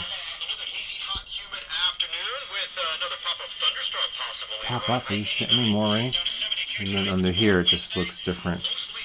This is cool. This is really nice. So when the apocalypse comes, you will be prepared to. Actually, it's not a crank radio, so you only get, it'll only work for so long. But that is pretty much it. Thank you, Brian's Labs, for guiding us through the process and correcting us when we were wrong and telling us, you know, not just correcting us, but telling us why it needs to be done this way or that way. And now you know too. And, you know, these videos would not be possible without you guys participating, giving ideas, suggestions, and showing us the way when we're doing it all wrong. It's like, no. Remember the movie Trains, Planes, and Automobiles? When they were driving the wrong way down the street, and they're like, you're going the wrong way, and like, oh, look at those people right there, oh, hi, like, no, oh, hi guys, and he's like, no, you're going the wrong way. It's like, and then finally they roll down the windows, and they're like, you're going the wrong way. And I'm like, oh, and then they look, and it was Steve Martin and John Candy. Anyway, point being is that we could not have done this and gone the right way without you. And that is pretty much it. One thing you can't help me with is finding my glasses. Somewhere, but nowhere to be found, but I can still see everything a little bit blurrier. That's it. Oh, no, not. That's not it, because we still have to test and see what happens when we connect the USB-C connection. But like Brian was saying, we don't know which one's the positive and which one's the negative. I definitely need this because I can't see. This is where we blow shit up. Let's blow it up. All right, guys. Let's blow stuff up. All right, so we're going to cut these wires right here. Let's see what brand. Samsung Me stuff. All right, so we have our wire cutters. I wonder if I could take this off and then... No, it looks like we'll have to strip them. This is the hardest part. It's trying to salvage. These things come off, though, if you use a pin. And then just pull up and out. And this should come out. Nope. Sort of. Sometimes it just requires a little more power. Okay, let's see. Maybe this one. See, an old abused solder tip. And if I can somehow get in there. Watch your fingers, though, because you don't want to accidentally rip a nail. And then this should come out now. See? Voila. And then, remember, watch your fingers because you don't want to accidentally stab yourself. It's a bummer there's a shower because I was hoping to ride my bike today. Go for a bike ride. And see, that can come out. Alright, so now, let's see if it plugs in. This is where we might lose the show because if something shorts out, it's not going to short out the computer. Oh, actually, you know what? Let's use the external power supply so we don't have to do an accidental surge into the computer and then we lose our stream. You know, that's the only thing that would happen. That's bad. But either way, you don't want the voltage flickering in your computer anyway, because it will send it back, right? It's going to be like, come back to me, like the English patient, come back to me. Or was it somewhere in time? One of those. So who said that? Come back to me. I was like, what? Oh, except, bummer. It's 12 volt. Yeah, 1.5 and 1, so I don't think we can do this. I guess it wasn't meant to be because it goes from 12 to 24. Then we really blow shit up. What's the max though? Was there a max? Does it tell you on here? No, it doesn't say. It does have capacitors and resistors to hold. Maybe it should hold it up. Let me think. What else? I know what I have. I'm trying to think of what do I have that has 12 volt, less than 12 volt power, USB-C connection. What do I have laying around that I can piggyback off and make this happen without ruining my computer? I know what we have.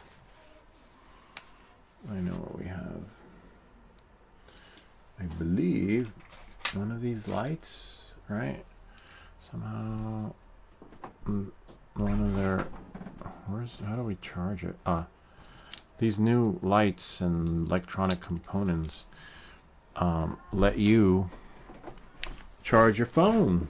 And if it can charge our phone, I got sent a couple of things, but let's see. No, that doesn't let us charge our phone. There's no boom. I know what does though, but I need to make a video for it. What else would let us charge our phone other than the computer? I mean, the power bank will, but it's too much power. It's just too much power. The Raveman will. Hold on one sec. One moment, please. I just need something with USB-C. Yeah, it looks like the Raveman. It's here, but I don't want to mess it up. Hold on. One moment, please. Please stand by. Let me go up there. The Chromebook. There we go. We have a spare Chromebook. Oh, but I don't think it's going to work because... Hold on, I'll find something.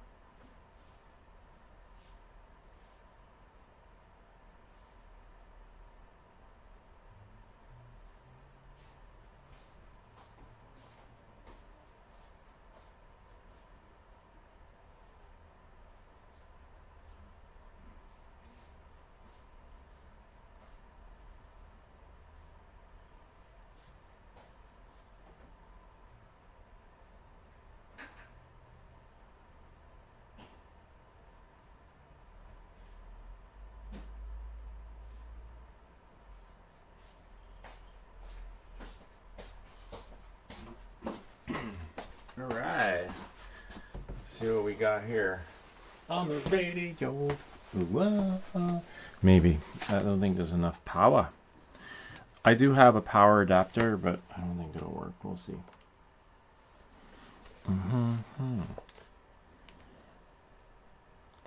This is USB-C.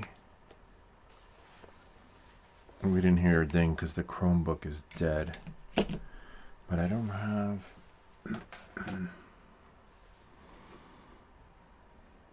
No. And we shouldn't have to turn the Chromebook on. I think the Chromebook's dead. I'm trying to see what I have around here. Yeah, Chromebook's dead. Dead only because of the battery. It's not like I did this before. I do have a power thingy, but what can I get? I just need 5 volts of power. 1.5 or a couple of volts. Oh. Does that turn it on? No, it didn't turn it on. Let's see what we have here. See, this is the power source here, but it won't connect because I need the female. Oh wait, female USB-C. We have one. We have the female. Yes, here she is. Here she is. So now we have the female, and then see that should go into there. We can get rid of this, and then this we should hear a ding on the phone. There we go. So we got the power we need without blowing anything up. All right. So now leave that there, and now we have here. We got that. Now we could accidentally blow shit up. All right. So let's see. Will it work? I don't know. Positive with the positive and negative with the negative. Here's the battery power. Is it on? No, it's not on. Nah. Well, that's here on this side. Oh, wrong way. See? Just blew it up. That's weird. Could turn it on. I mean, like... No, nothing. I go, we can get, we'll use the multimeter to see if we're even getting power. But let's try over here. I don't know which one. It does require special programming, but nah, it doesn't work. Bummer. Alright, we tried. And then if we flip the wires over. Whoops, don't break your stuff. Nothing. Nada. One of these. Yeah, we tried. Alright. Uh-oh, somebody's here. Nothing. I wonder if there's any power coming. Oh, look, and then you would know if there's power coming in because this would have kicked in and it would have gone boom. Like it would have just done, worked the magic. If that makes any sense. Because then you can plug this in like this, and then plug something else in that like we just did the phone, or like we just did this. But let's see if anything's coming out. It's so weird how well, I don't want the wires to touch, but where's my multimeter? Multimeter? Oh, love it. Yeah. So the reason why it was beeping because the fuse blew. I wonder why. I wonder why. We make these videos so you don't have... I think Brian was here the last time. He was the one that said, no. And then I actually blew the fuse out. Yeah. This multimeter has a fuse in it, which is great. That's why I'm okay making an experiment like that. So the fuse goes instead of your meter. So here we go here. And that's the other beauty of the multimeter is that when you put your components on your board, right? it, you know, like this was the 505. See, 500 502. See, and then the 500 should be 501. You could just put the components on and you get the reading. Whereas with this thing, it was hit or miss. It was saying LED diode, you know, and that's anyway. That's the downside to that. So now that we have that connected, let's see if it's spitting us some power. Wonder why it's not giving us a reading. Negative.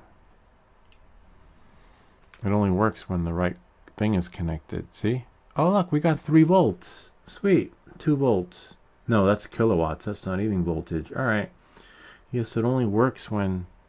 Maybe if I put this as like a little hole in there. No, nothing. Brian could better explain why this isn't working. It's kilowatts. It's measuring ohms. It turns resistance to ohms. But it only works when you plug in a device, right? Like a phone or whatever that needs to be powered by this thing. Where is my phone? My phone. I don't know. Anyway, you kind of get the idea. I don't know where my phone is, but we tried. At least we know we can power it up, but take this and shut this off. Since we are done. All right, we tried to blow something up, but couldn't. I'm going to finish reading the rest of the comments and clean up and put all this away. Now we have enough space for the other stuff that was sent to us that we can do unboxings for and make videos, I believe. Something like that. Just had my phone a second. Oh, it's right there. Yeah, for some reason. Oh, wow. Oh, no. Computer fell asleep. Hopefully, sometimes if the computer falls asleep, let's see. Yep, we're good here. This requires a hard reset, but nope, we don't. So you see, it does work. It's just not working. Look, if I put this in, it doesn't trigger the voltage thingy. I can't see. Gotta find my glasses. So the power, until you like plug something in that has the proper connection on the other side. See, we heard the bing, and the, see, it's charging. Whereas when you do it like this, you doesn't matter. Well, I felt this little spark. I felt a little shock, believe it or not. But it's not enough to trigger anything so that you can actually light it. LED, light, you know, whatever. Actually, the LED should light up because we have a really powerful bulb somewhere in here, or even blow something up like a capacitor, right? Not meeting the proper voltage. Is that it? What's that? It's a resistor from the resistance. And then here we go. See? There, this should light up. But it won't. It'll light up with a battery, but not this battery. It's like, this is like a smart battery. Except I can't see where the wires go. So let's see. See? And you can turn it on, trigger it, but nothing's gonna work. It's not gonna feed. It's not gonna feed the hunger. And you don't get any readings with the multimeter anyway. But for some reason, the other way, when it has the right circuitry and programming, the magic will happen. I just want to see if I can, because I don't have my glasses. Let's see, put it in the holes. There's like these little holes here. And then turn it on.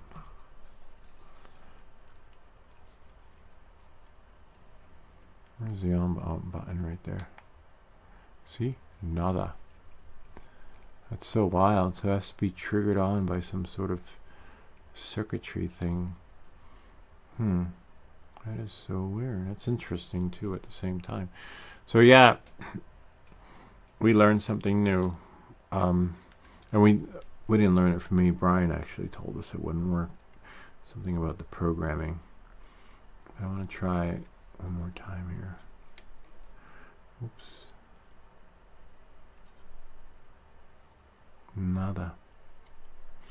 Anyway, you can keep doing this a million times and it's not going to happen. It just needs more power. Anyway, that's pretty much it. Thank you, Brian, again. Let me go back here to see where we stand on the comments. Oh, interesting. Where's my mouse?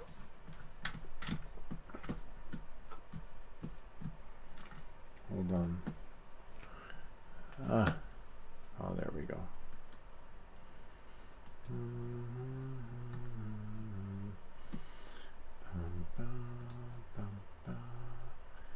Live stream. All right, here we go, and then we say goodbye. That's it. Finito.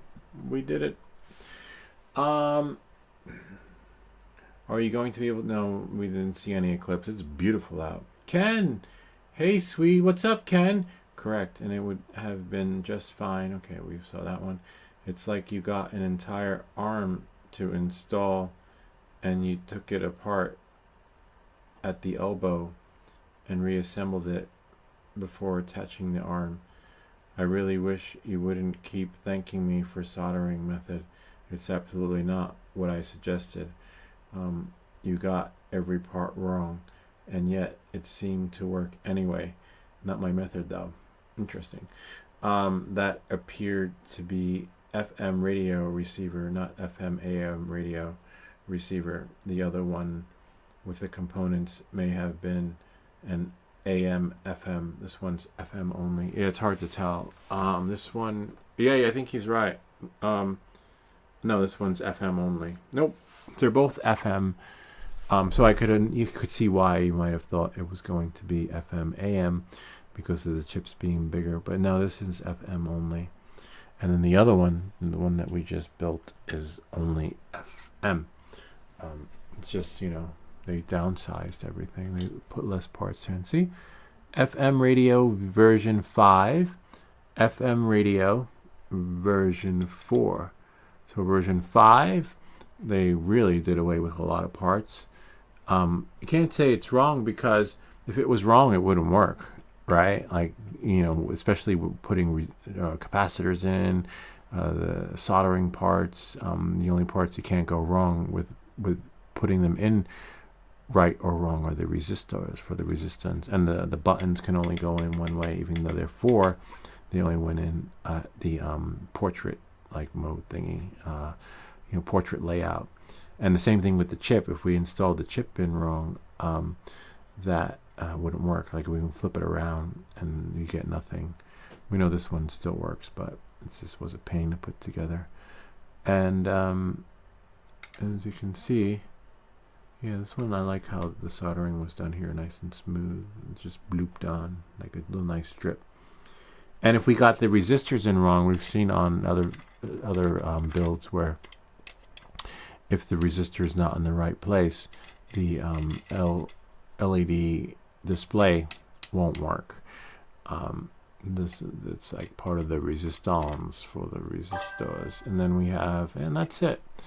Just kind of wild how this has to be a designated micro connection, and you can't put a USB-C thingy there. But the only thing they didn't like transpose with the experience, they left seamless. They brought the antenna experience. See, this is why. See, Brian, how the antenna is like loose here, and then here. See, that just moves around. This one, it was always loose in the beginning, and this one didn't need to be drilled because no matter what. But once, and as you can see on here on the flat part, we didn't think of soldering it. I thought of it, but I just wasn't sure if you could or couldn't. But every time we tightened it, it just became loose and it never stayed straight. But this is the part you want to be able to turn, which we used the drill for. For this one, I'll show you what we used the drill for. Oh, you can't even see anyway. Hold on. One moment, please. Me stuff. So here. Whoops, there's our little guy right there. This is the older one, version 4. See? So we were able to tighten it, and then this didn't need to be adjusted. The bottom part, it just always does that. It's just like you can tighten it and then it just becomes loose again. And these are the resistors. It doesn't matter which way they go in. The button's right there. You have there. The capacitors are a little bit different on this one too. But on the new one, right, the brand new Nueva version 5, see, this is what we wanted to be able to do with the antenna. Push it in, right? We'll be able to turn it this way and that way. And we couldn't turn it this way or that way unless we used a drill to loosen it, because it just wouldn't come apart. It wouldn't just like break. So we loosened that, but the other part we soldered because Brian suggested soldering it, and it worked. And now it doesn't move like the other one. And what happens is if we keep doing this long enough on version 4, it just becomes loose. And I'm not going to solder it. I'm just going to use this for spare parts. Maybe take some of the resistors out, transistors, and use it for like testing components. But look, see, this is why we soldered it, because no matter how tight we make it, we can make it tight, right? Which won't be a problem. And hold it. If you can, hold it straight, make it tight. So now it's somewhat tight. See, it's tight. And now we can move the antenna, which is great. But then see, all of a sudden, it starts going forwards and backwards again. But it didn't. This one's not going to do it. This one, see, right here, we're fine. We just might need to tighten this a little bit. But other than that, it's holding. So if it ain't broken, even tightening it a little bit won't let us, because it requires the power of a drill. Why, I don't know, because they just, you know, this is how it came. But it's really cool. Look at that, see-through, transparent. Love it. HXFB. I'm not sure what that stands for. It's probably the brand of the radio. But you see, it's locked in there. It's not coming out, which is good. Well, we shouldn't have to, or is that like a thing? Maybe they have to be. Maybe that's like part of the process. I don't know. But if it is or isn't, we got it working. We got FM, no AM. I do have an FM AM in the bag. That one, my God, I don't know if it's because it's an older one, but the FM AM has so many parts. So many parts, like, you think this is long. How long is this? 4 hours? No, I think the FM AM build, which we'll probably do in the winter, in the fall, when things get a little bit cooler, is going to take longer, because I'll take it out so we can see it, but we're not going to. That'll be when things get a little bit cooler. We're going to shut this off. But it was really cool, because AM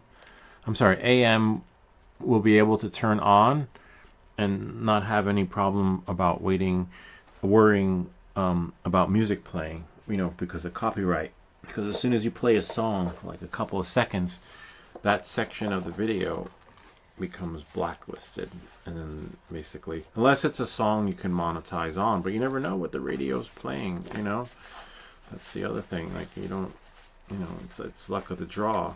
That's because not every song is copyright strucken, right? So it's just hit or miss. So let's see what we got. Let's see the FM AM radio. So put this here. And go to full version of me. We'll see what's in the goodie bag. But I guess I do have to. I'll show you the new videos coming out for the stuff I was sent. I have the Raveman front bicycle light, the Raveman rear bicycle light. This one I'm keeping 1500 lumens, unbelievable. This one I'm definitely giving away, the CL200. I don't know, I like what I have, and the angle, it's kind of like that. I'm not crazy about it, but I still have to make a video for it. And then we have, it's been like what, 2 months now, the Osmos Action 6 one day. We already have cameras right here. All right, let's see what we got.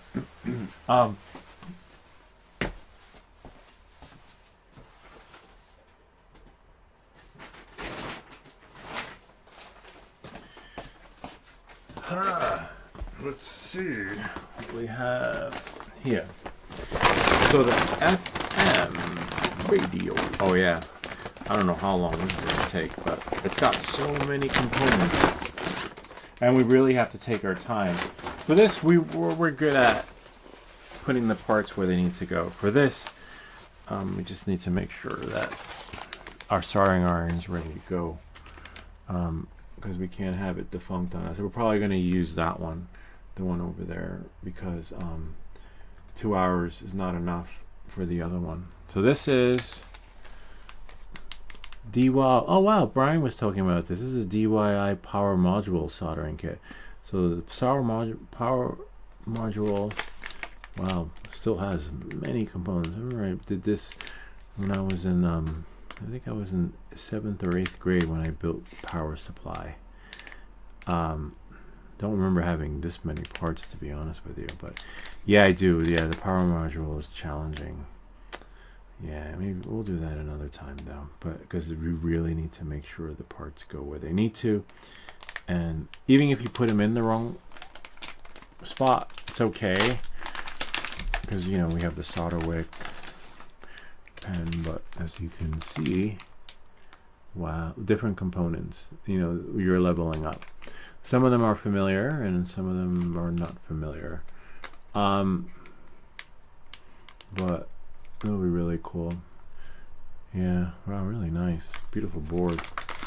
And then for that, don't worry, I'll show you the FM AM radio if I can just somehow not drop anything. See, different components. We'll level up.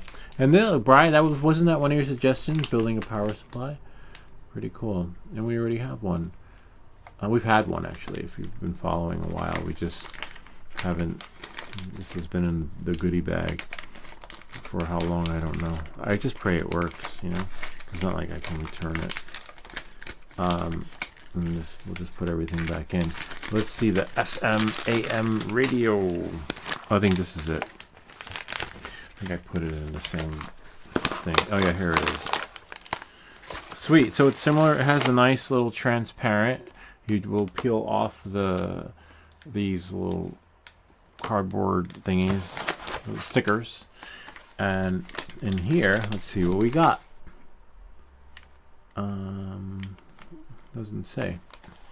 Oh man! All right, so we definitely got to clear this off because I don't want to. I want to open this and see what's in there.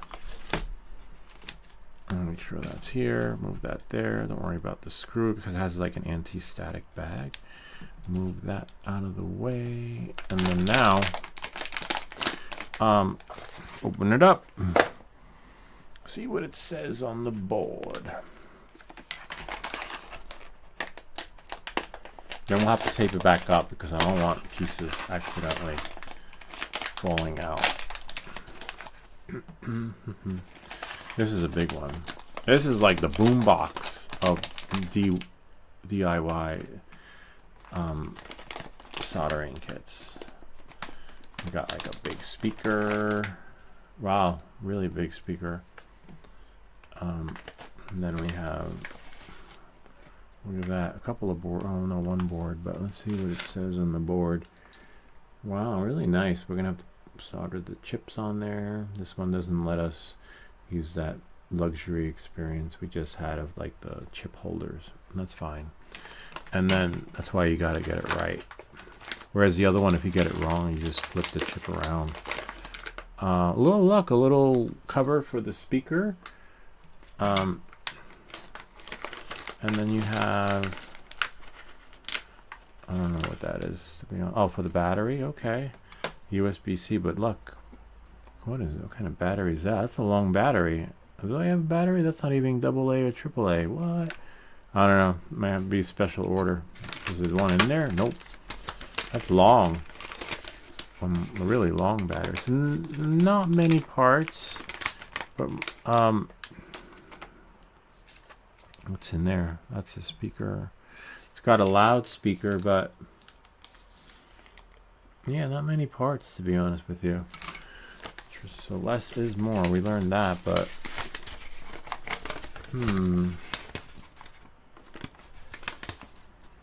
see, it doesn't say.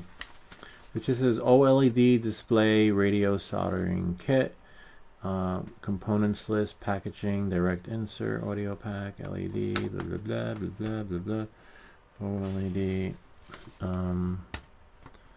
No, that's the same company, HXFB. Nothing about the frequency changing.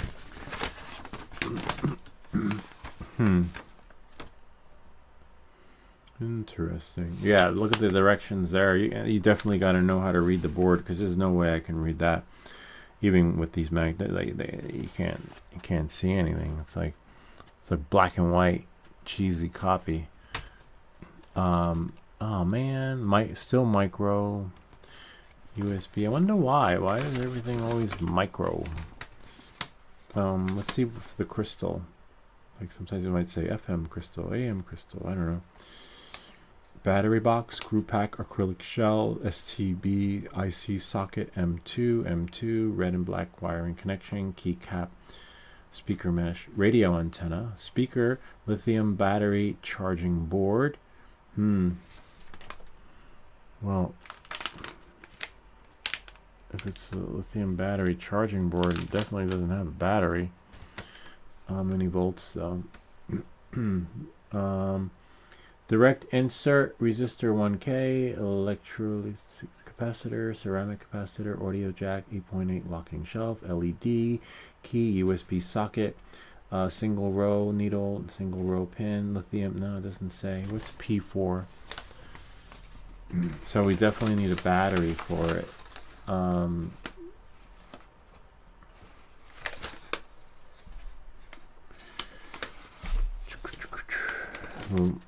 Yeah, look. Fix the circuit board to the bottom shell using M3 single pass copper pillars and M3 screw. Interesting. Looks like it might have come with a battery, but I don't got one. They didn't give me one.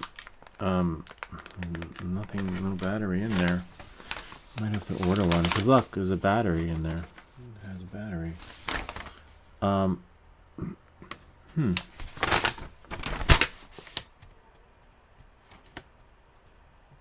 But in the components packing list, there isn't a battery. Ceramic capacitor, audio, LED. No. Just a battery box. And then the instructions, which is right here. Let's see. Battery out, battery box, battery in. Just looking at the schematics to see if we can see how many volts. Oh, LEDs 0.96 ground, and yeah. Well, we know it's like micro USB, so it's like what, 5 volts. It's a bummer though. No battery. It looks like there's a battery though. Look, in the picture, but I don't see a battery. Anyway, full version of me. Yeah, there's no battery. Definitely gonna put this back in. Maybe the power supply could be next. It does have an antenna, but we know how that works, right? That's gonna be hit or miss, whether or not it fits with or without the screws. These are a lot of components, a lot of wow. Yeah, not many parts, but kind of reminds me of like just bulk parts where you just solder to the board. I don't know, we'll figure that out when the time comes. But a little bit of a bummer that there isn't a battery. We'll check the bag again and see what they have in store for you. But no, these parts right here, really nice. The OLED, that's going to be tricky to put on, but that's okay. Because you don't want to mess that up. And thankfully it does have the directions. How does the OLED go on? The OLED, oh yeah, like it goes on top of the board, and like a sandwich piggybacks on. That's similar to the experience we just had here with the chips, the crystal, and it goes on similarly that way. I think there's a code you can scan. Where's the code? Let's scan the code and then see where that brings us.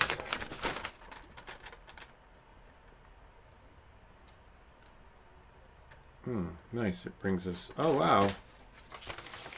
Don't worry, I always share with you guys what I see. But we have. It comes with a battery, but I don't got a battery. Oh, let's see. It could be in the bag. I don't know. It's been, but I doubt it. 7420. 7420.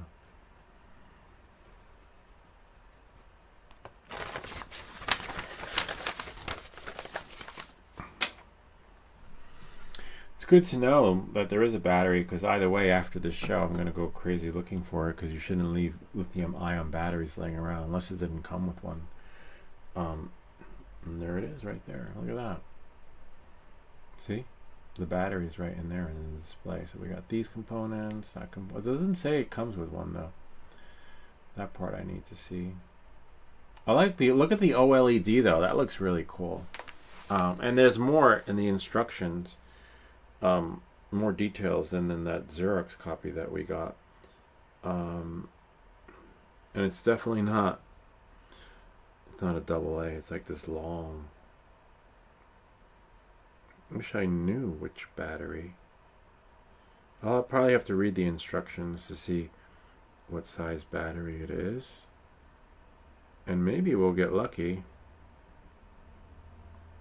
and find. But there isn't a battery. It just says lithium-ion charging board P41. Maybe you have to buy it. Yeah. Oh yeah. So look, this is everything it comes with. Everything you see here, batteries not included. You ever see those commercials? Batteries not included.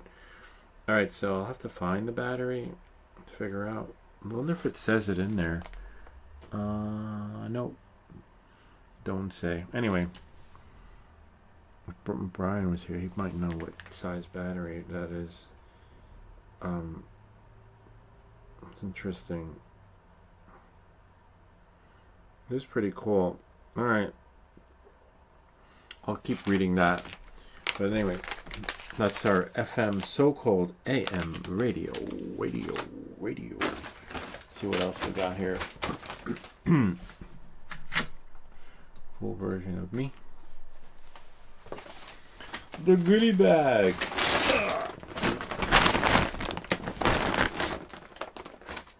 Definitely needs some cleanup. What's in here? Oh, for the door. How to put a doorknob on. To get the hole aligned right. What's in here? Is that the FM AM radio? Another radio kit. Aye. How many? Brian! What's this? Oh, yeah. Okay. This one's different. Is this one different? We can do another giveaway because we don't need another radio. This one looks a little bit different. It's a radio. Can we open it? We can't see the board. Similar to the one we just... Oh yeah, this is version 4. This is version 4 of the radio. If you're interested, Brian, please reply and we can send that to you. It's FM only, version 4. I don't know how I got that one. This is like what I was talking about in the beginning when Brian said he found something he bought many years ago. I found something we got many years ago because that's a drone, mini drone build. Really cool. Can't go wrong there. That I'm keeping. Components for my kids' bicycles.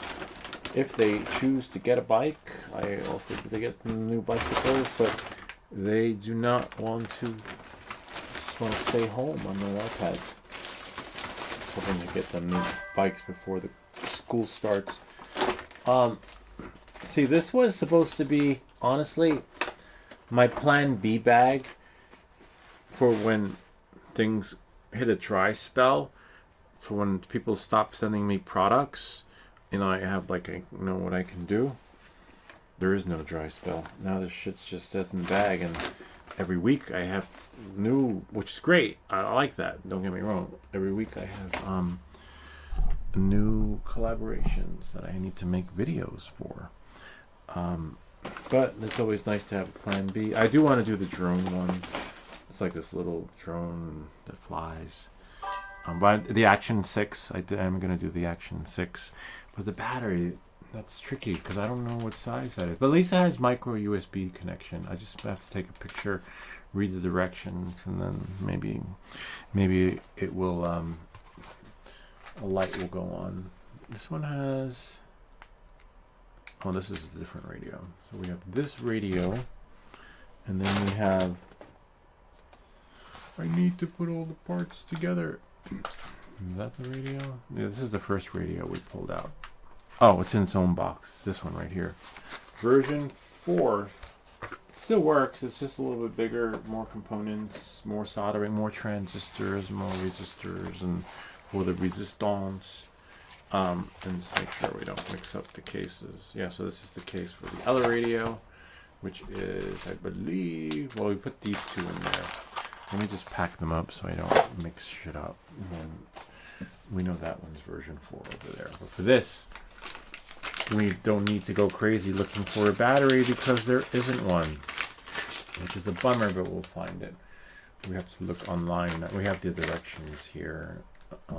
Whoops, don't break your stuff. And this will be in here maybe in the fall when things get colder, because this is a different build. And this one has a more robust speaker. It looks like a freaking subwoofer, like literally. And it has like a little cover. You see that? For your boombox. So that should be interesting. So it's like an upgrade. But the other one, I know I have an AM thingy too. That would be cool. Because AM would be a nice build, because if we turn, as soon as we turn it on, we don't have to worry about music playing, you know, and copyright and the video getting blacklisted. Shit will just be like news 1010 wins or something, you know, or some version of Reuters, and maybe like a little jazz. We get all jazzed up, and that's pretty much it. This was great having you guys here. Oh, almost forgot the comments. Ken was here. We didn't see an eclipse, but thanks for that. And it would have been just fine. Okay, it's like you got an entire arm. I really wish you wouldn't. Okay. That appears to be an FM radio receiver, not an AM radio receiver. The other one with more components may have an AM. That's so cool. This one, I can't wait to see too. Hello. Oh, Captain Ray. Hey, what's up, Captain Ray? Good seeing you. We'll see the captain tomorrow during one of our flight sessions. Sure, why not? I can mount it on my bike, and maybe that'll get my butt out of the house a bit more often. Maybe. Yeah, people do that. They put the radio on the bike. Like the Buena Vista Social Club. Like they doing, it was at Cuba. They're riding around the radios with the bicycles. I'm going to bet it requires a 16550 battery, like the ones in your portable iron. Oh, wait, why didn't we? Oh man, that means now we got to open up the soldering iron. But we should anyway, because I want to, oh, like the one, it means it's not the exact one. Anyway, let's see. 15,551. And we'll try both. I just don't feel like opening the soldering iron, but we gotta. Sometimes you just gotta do it, no matter how much you don't want to. It's like, I just closed it. I don't want to open it again. Alright, let's see what we got here. Wait, what's that? Is the show still moving? Huh. Oh, it is. I was like, wait, it looks like it froze. But now it just needs to catch up. Images. Where are images? Right here. Oh, wow. Okay. That looks about right. Yeah. My God. Well, Brian's an engineer. Why would he not know? I was like, wow, he really knows his stuff. How much is that? Are you shitting me? No, I think we're going to build it, but $15 for a battery? Let's see. Shopping. Maybe we'll get cheaper. Okay, $5. I can live with $5. Like, costs more to ship. It costs less to ship it.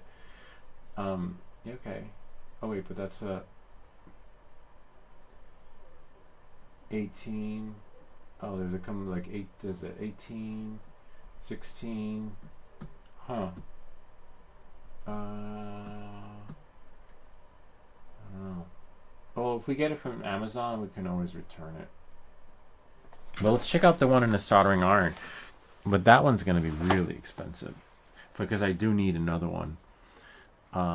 Let's see what we got here. Let's see. It should have charged already, though, right? Oh wow, no.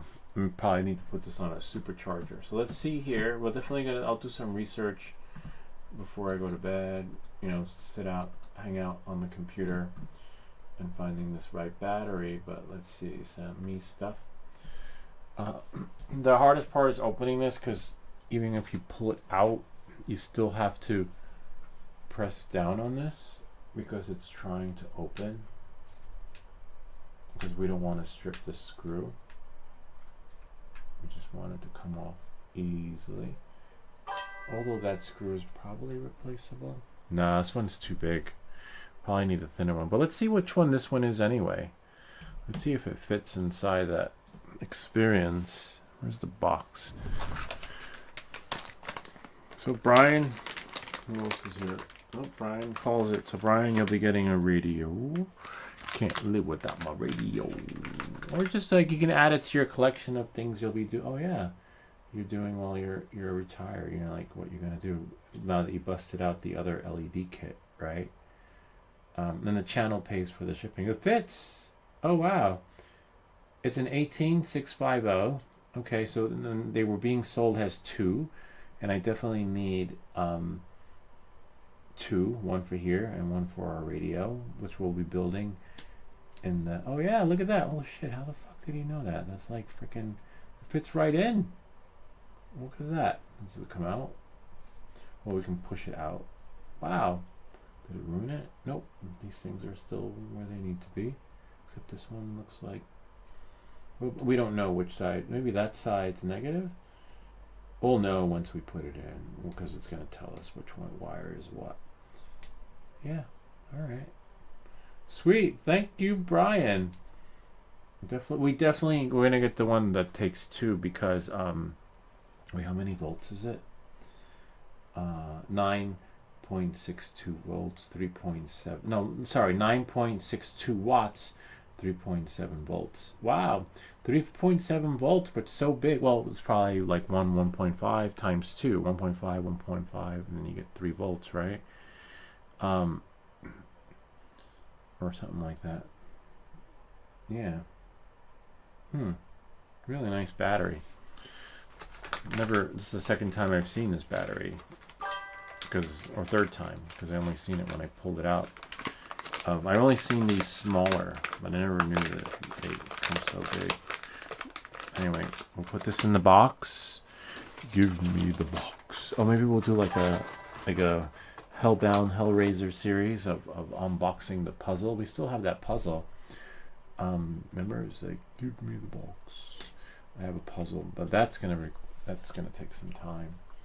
See, I have to push it in because it doesn't go in all the way. Let's check out the puzzle box. We'll save that for another video, but that's gonna take many streams to figure out the puzzle. Hold on 1 second. So this will go here. So that push this in. So I'm definitely going to get another battery because I'd like to use this one, you know, instead of going all industrial out. So just push it down so it doesn't push back up. Make sure we don't strip it. Sweet. Now we just have to continue charging it. Here's the puzzle. Where is it? I remember Bob was here the last time we showed you guys. I don't think Brian was here. Wow, it's so dusty. It's called the Tesla box. No batteries. Just works via magnetic, creating energy. But see, look at how it's been a while. It's a lot of things is collecting dust, including stuff in the Plan B bag for when there's a dry spell. But there ain't going to be a dry spell for a while. This is really, Brian might like this. Check it out. This is really cool. So we'll do like a puzzle session, but I can't make any guarantees that, you know, there's no way I'm going to get this working in one session, but this is really cool. Check this out. This is just phenomenal. Of course, some of you guys can hop on when this does happen, right? and then you can just be looking up the solutions online and then helping me. Be like, turn it left, and like, no, the other left. This is really cool. But there are no batteries, right? And there's all these buttons and things, and none of them work, so you can't force it, right? So you have to figure out what. This is a good retirement thing for you, Brian. You'll never leave the house. You'll be like, I just must give me the box. Remember the Hellraiser Hellbound? Like, somehow there is a part that comes out as part 1, and once you pull one part out, another part. See, these parts, they don't go in yet, but they will. But I know there's one part of the puzzle I know how, and you want to do it before it becomes warped, right? Oh wow, look at that. That turns to because this is wood, you know. We had this wooden kit over here that got warped and was hard to put together. And I hate for this to become. Oh, there we go. Nope. See, that's supposed to turn. There's like a first part. Oh, that's supposed to come out. No. Okay, but that's going to come out eventually, right? Yeah, but not today. But there's this one piece I remember, and I was with my kid, and I was like, oh, let's put it back in. And then that should come off, and let's see if we can't even get like one. It says start. Oh wow! And see that we're not pulling that out because that doesn't come out. Where's the start button? I love the clock. Look at that. It's really cool. And eventually you get inside. But as you can see, we're not getting anywhere because, oh look, maybe that's it. Nope. Hold on. And remember, it's a Tesla box, so that there's power. It'll power up. This. See, that goes that way. Where is it? Where's the start? There was like a little piece that came out. Unless my kids. That slides that way.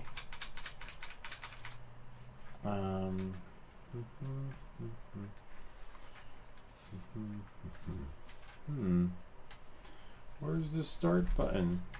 See, push that. I don't want to push the wrong. Oh, this is locked and unlocked. See? Good luck putting this shit together, because as we take it apart,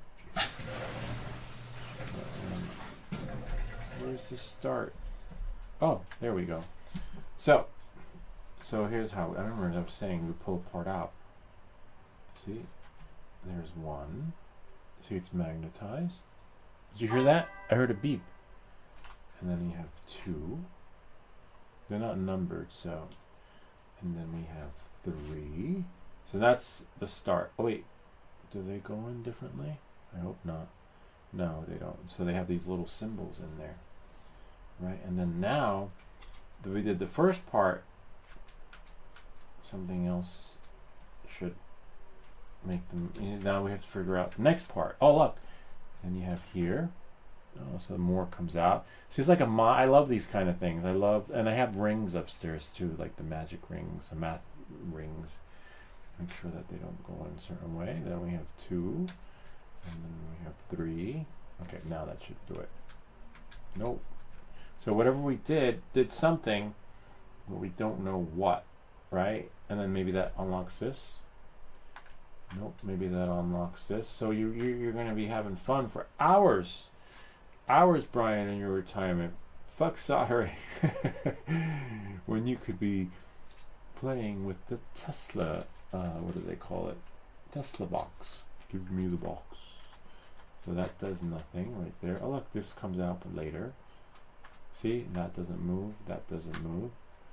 But whatever we did just now should have made something loose. And maybe not, right? Maybe only 2 were supposed to come out, right? Maybe 3, and we don't know which one. So ideally you might be like, oh, just take them all out. But no, maybe like, you know, and then that will, oh look, that unlocked it so that this can turn. Oh my god, look, this wasn't turning before. So now we freed things a little bit. But we're gonna leave it like that because this is not a radio, and as you can see, we will have fun with this. You get yourself one, Brian, because this will be the best retirement ever. You'll have plenty of time to see. Look, and these only go in a certain way. I'm like, no. So that went in, and then that went in. It's magnetized, so that locks that. This is like so cool, but I don't know what I'm gonna do. See, that one doesn't go in, and then see that one in. So the middle ones are different, and then that went in. See, and the middle ones, interesting. I think. See, now it's not going in. I just want to put it back together. Well, the good thing is that, see, yeah, so you got to put them in carefully. This is really cool. I can't wait. So then you got to put them in carefully. See? And then now, it locked that. And then as you do that, you're like, wait, now how to see it's locked. So we unlock that, and then I guess you spin this. It's like Indiana Jones. We spin it this way and then figure out what it's going to unlock next, right? But then you have these dials here, like you have 2, 1, 0, 1, 2. It's like some sort of binary code, right? But it's binaries, I think 0 and 1s, but I'm sure it means something. And you have like ohms and like F and then A, and then you're like, so you know, you might think like put it switch at 2, put it at 1, put it at 0, but we don't know, and that's why we will save that for a nice winter day. Look, there's a dial right there that needs to be unlocked. There's little things there, and then once we get access to the Tesla box, things will illuminate because its battery's not included. This is really cool. Anyway, that's it. We built our radio. Look out for your other radio version 4, Brian. This is really cool. Definitely a great way to pass time. Probably when I do this, I'll make sure nothing's in the way, and I have a box handy so that as I pull stuff out, I can put it into that box or container so that, you know, we know where we are, where we were, and we might have to figure out how to put Dumpty back together again. It comes in many different languages. One's in Italian, Swedish, Chinese, Japanese, Korean, and of course English, which is probably on the other side. Oh, Great Britain, DE, ES, and French, and that's it. Where's the English one? Oh, Britain. I was looking for the American flag. The Serbian-American inventor and electrical engineer Nikola Tesla revolutionized the world with his pioneering work in alternating current and numerous other groundbreaking inventions. Recently, amidst the collection of Tesla's age photographs and sketches, a historian stumbled upon depictions of a perplexing box seemingly ahead of its time. After diligent research, he traced the origins of this enigmatic artifact back to Tesla's laboratory on Long Island. Oh, he's from Long Island. In the early 1900s. Following an extensive search, he discovered the device in a privately owned collection of antique objects near New York. According to Tesla sketches, activating the box would induce a peculiar sense of temporal disorientation as if time itself were oscillating. However, so far no one has been able to activate or even open the box. Can you? I don't know. We might have to send this to Brian and then have him send it back to us, right? Please keep in mind that all our puzzle boxes can be solved purely by logic. Oh, okay. No force, hitting, banging, or external tools are required. Pen and paper will be helpful for solving the puzzle. Okay, so their Tesla box can be opened, but the original Nikola Tesla box can't. So they sort of, I guess, made a little replica of it. Oh wow, check this out. So it's not push, it's pull for this one. See? Not everything is what it seems. And then by doing that, what does that do? It does something else, you know, like, so it's like, and you have to put it back, but we know that, wow, that is really cool. Sweet. But time's not on our side. You can see this could take hours. You think this was long building a radio? Yeah. This Tesla box. Oh wow. It does show it illuminating, but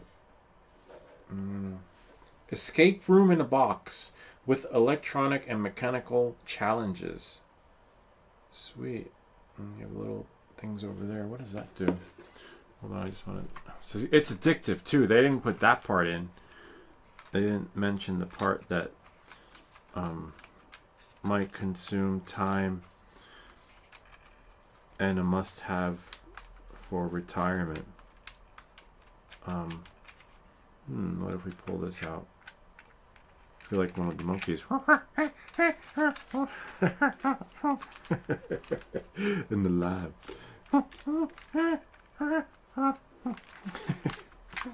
Anyway, this is it's addictive. Oh, so this is locked and unlocked. What will? I don't know. You see, that's the thing. Oh, you do? I would totally remember where that is, because it looks like I would say, oh look, there's a battery in here. Okay, there's power. Sort of. It's a Tesla box, so it's probably made to work differently. I just want it to work. Wow, this is so cool. Oh my god. Yeah, I don't know. Another time, I will schedule a live stream and we will do this together. Hopefully Brian has one by then. And then he can like walk us through it. And it's no fun being walked through. It's the challenge is, you know, it's nice having help and guide through different solder stuff, but you don't want help with this. You want to, because it's the reward. It's the reward. Like, oh my god, I got this. It took me 5 hours, right? And then when you go to do it on your own next time, take like 3 minutes. You know, but that's the beauty of the puzzle. So we will send that out to you, Brian's Labs. Not the Tesla box. The radio version 4. And that is it. Now I gotta find my glasses, clean up the mess, and go for a bike ride as long as it's not raining, because if you remember on the radio, it did say it was gonna rain. But yeah, I'd say like 10 hours. After 10 hours, we'll have half the Tesla box open.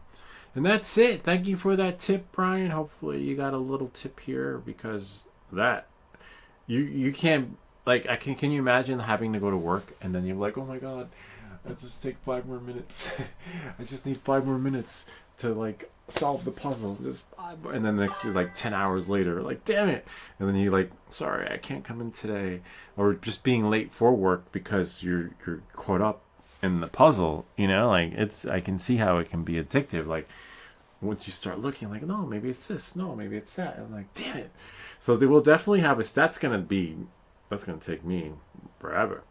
Well, we've got all the time in the world, and as you can see, we still have plan B. We got enough. If we did 1 video a week, there still wouldn't be enough time. Like the guy in the Twilight Zone, all the time in the world to read all the books.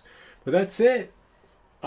Neat idea. Cool. Yeah, isn't it, Brian? It's like I can't wait to clean this shit up and jump back on that again, but I can't, because I'm going to save that for the entertainment on the next one of the live streams. You'll know, it'll be scheduled. I schedule all the live streams now because that was actually Ken's idea, but I can't see the comments because I thought I had my glasses. Hold on, let's see. You can never have enough spares. Oh, that was about there.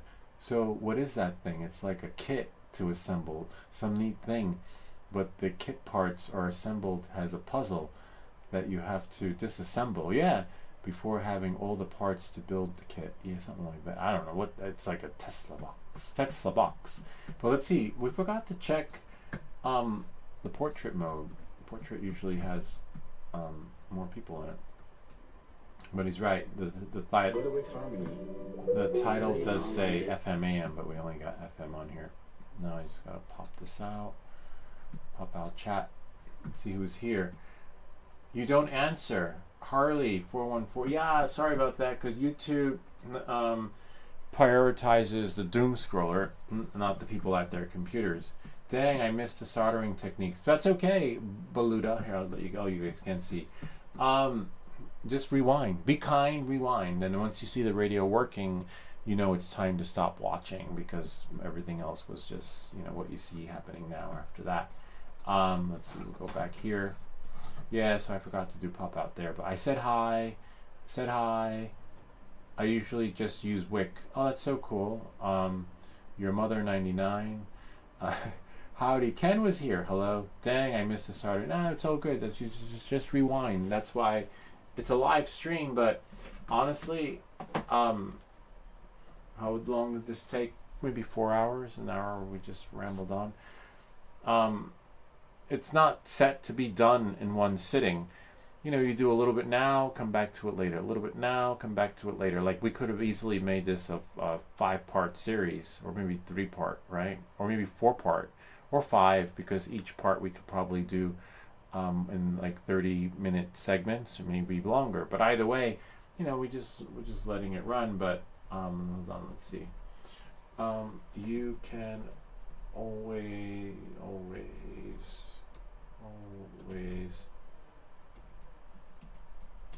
scrub back and watch from the beginning.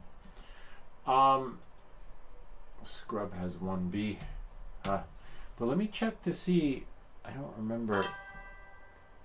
Let's go back to YouTube, because I may have scheduled tomorrow's stream. I have to work tomorrow, but let me coordinate it. See what if we click go live, and then see what time tomorrow's stream is. How to fly FPV, manage, go here, and swimming right here. Oh, 12. Okay, I'll be back by then. Okay, cool. I just wasn't sure if I scheduled it at 9 like this morning, and then that's there. Definitely that night. I like this idea of the little tube experience, but they're kind of expensive. But I could always reach out to one of these companies and see if they want to do a collaboration and have them send something to us. That's what I was doing last night, reaching out to some people. Let's see what, if anything, came in actually. We'll leave that there so I don't forget. Actually, it'll be in the browsing history, right? Let's go into Proton Mail, sign in, see what collaborations we got. I'm thinking of doing, I got so many series that if I drop one, I can pop in another one. Like, let's make a deal. Like, what's new in the next collaboration? Ham radio prep, I'm still studying for it. Spread shot, garbage. I hate that. Raveman. So, hi, no problem. Let me know if you have any problems with the products. Just send me a link. So they just sent me, I just told them that within 2 weeks their video will be done for the Raveman lights. Fly, I didn't even get the thing up in the air yet. Thanks to Ken, he lent us his drone. Thanks for the follow-up. Let's see, when they want to know. They gave me the I got the lights, and so I just told them that that's some other so many different collabs. I'm not crazy about that one. I don't need to do that one, but I do need to keep track of everything now that actually, instead of doing the emails, I can just go here. Now we know what videos I have to do, and then we're gonna get the ultrasonic the wireless cutter, but that hasn't come yet. Neo headlights, Raveman FR 500, and then there's another Raveman. Actually, there are 2 Ravemans because they sent us to CL 200. Damn it! I mean, it's a good thing. And the Deslock. Oh yeah, I got to do the Deslock. So this one, since it's from the same people, I guess they threw in a bonus light, which is fine. They get another video. So if I go here, add new, and CL 200 RAVE Raveman, and then here add card. After you add the card, then you can highlight it and then do here. But it's for the FR 500. They didn't send me a video or specs for it, but I pretty much know what they need to have done. It's a different light. I'm not crazy about it because it's a little bit narrow. It's good for the guys that do triathlons. Hold on. because it's really narrow and skinny. And you want to be seen, but if you're someone that like, oh, I just want a light for the sake of having a light and needing a light, and it gives you 160 something hours. Because in New York City, if you don't have a rear reflector on your bicycle, they will give you a summons. You get a ticket for not having. They call it not having front or rear reflector, because you don't need to have a light. It's not mandatory to have a light, but you need to have a reflector in the front and a reflector in the back. So that's good for someone who's like has a bike, like their $10,000 bike, whatever it costs, and they're like, oh, it's too heavy, it has to be a certain weight. That's the light for you. For me, my bike is like a tank. It's a gravel bike, and I need to be seen. You know, I want to be seen. I'm not a weighty. I think they're called weighties, the people that are into the specs of everything, like too much, too little, just the Goldilocks effects when looking for shit on your bike. Anyway, that's pretty much it. This was great, guys. We got a lot of stuff happening now, and in the future we're never going to run out of videos, but we will run out of time, as you see, which we never seem to get enough of. Anyway, that is pretty much here. Last second. Yeah, oh, Bob was here. Hey, what's up, Bob? Good seeing you. We are closing up. I hope you got... did we send Bob something? I can't remember if we sent Bob something. Oh yeah, we sent him the little thingies for his little... Did the parts come for your puzzle? Were you able to put it together? Let's see what Bob says, because we did send him the pieces to the 3D print. And when you do put them on, if you haven't yet, you just use a screwdriver, right? You line the hole up. I'll show you how we do this one. If they break, fine, don't worry about it. We'll send you more. That's the least of our worries. But me stuff. So when you have it open, you have to make sure it's like that, right? And you turn it to take it apart. But you take any part out. Yeah, I put olive oil so that it would it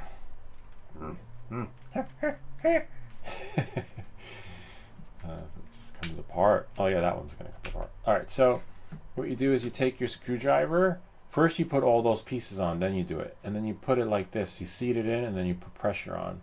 If you do it any other way, it's gonna break and it's tricky. And so first put all these on and then like that. But when you put it together, make sure that's like that. And then make sure that's the right corner. And voila.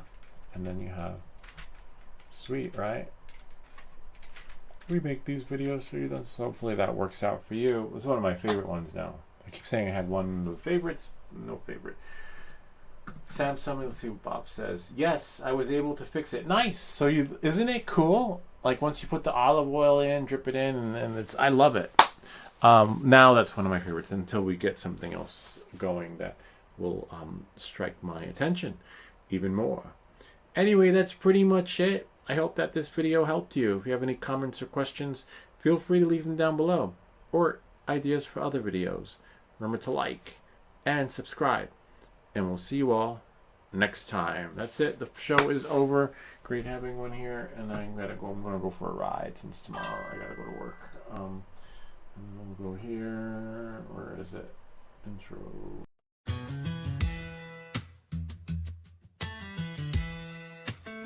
My name's How to Buy Lou, that's what they call me online. Everything that glitches, yeah, that channel's mine. Got filaments spinning in the middle of the night. Multicolor magic in the printer's light. Lego on the floor and slippers. Let's, oh wait.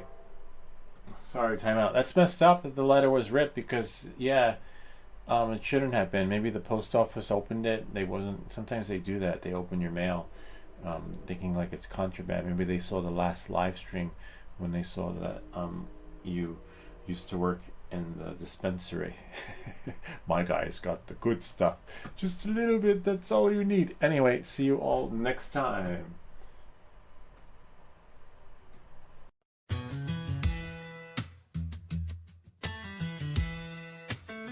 My name's How to Buy Lou, that's what they call me online. Everything that glitches, yeah, that channel's mine. Got filaments spinning in the middle of the night. Multicolor magic in the printer's light. Lego on the floor and slippers on my feet.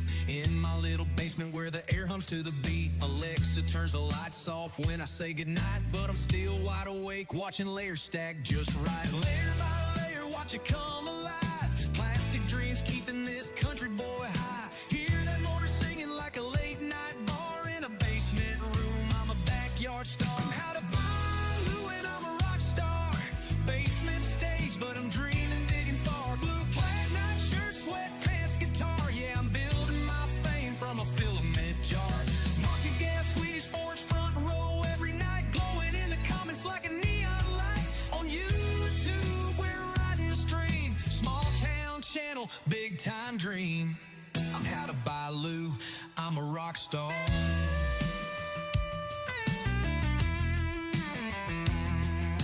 Printer running hot at full speed every day. Multicolor layers stacking my way. Lego scattered on the ground. Country boy tech with a plastic sound. When I'm not printing, I'm flying my drone up in the sky where I feel at home.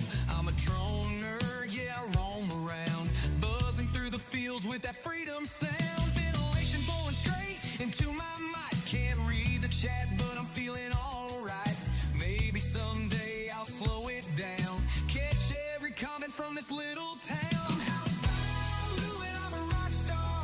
Living that basement boulevard. Market guy and Swedish Forge in the dark. Lighting up the stream like a neon bar. Subscribing like 1, 2, 3, 4, 5. Hit that button, keep the dream alive. I'm how to buy Lou, I'm a rock star. Yeah, I know I miss a comment line. Scrolling too fast, but I'm trying to shine. From America to wherever you are, we're building this channel like a brand new car. Filament dreams and a drone in the sky. Basement king and I don't know why, but every single stream feels right.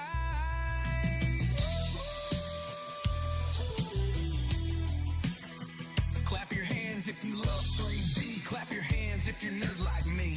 Slippers on and a printer hum. Basement life, but we're number one. Hey, hey, yeah, we're number one. I'm how to buy Lou and I'm a rock star. Printer glow like a lucky star. Blue plaid shirt and a humble start, but I'm building this dream with a country heart. Everything that glitches, that's my name. Tips and tricks in this 3D game. Lucky day, Swedish Forge, you're the reason I'm going.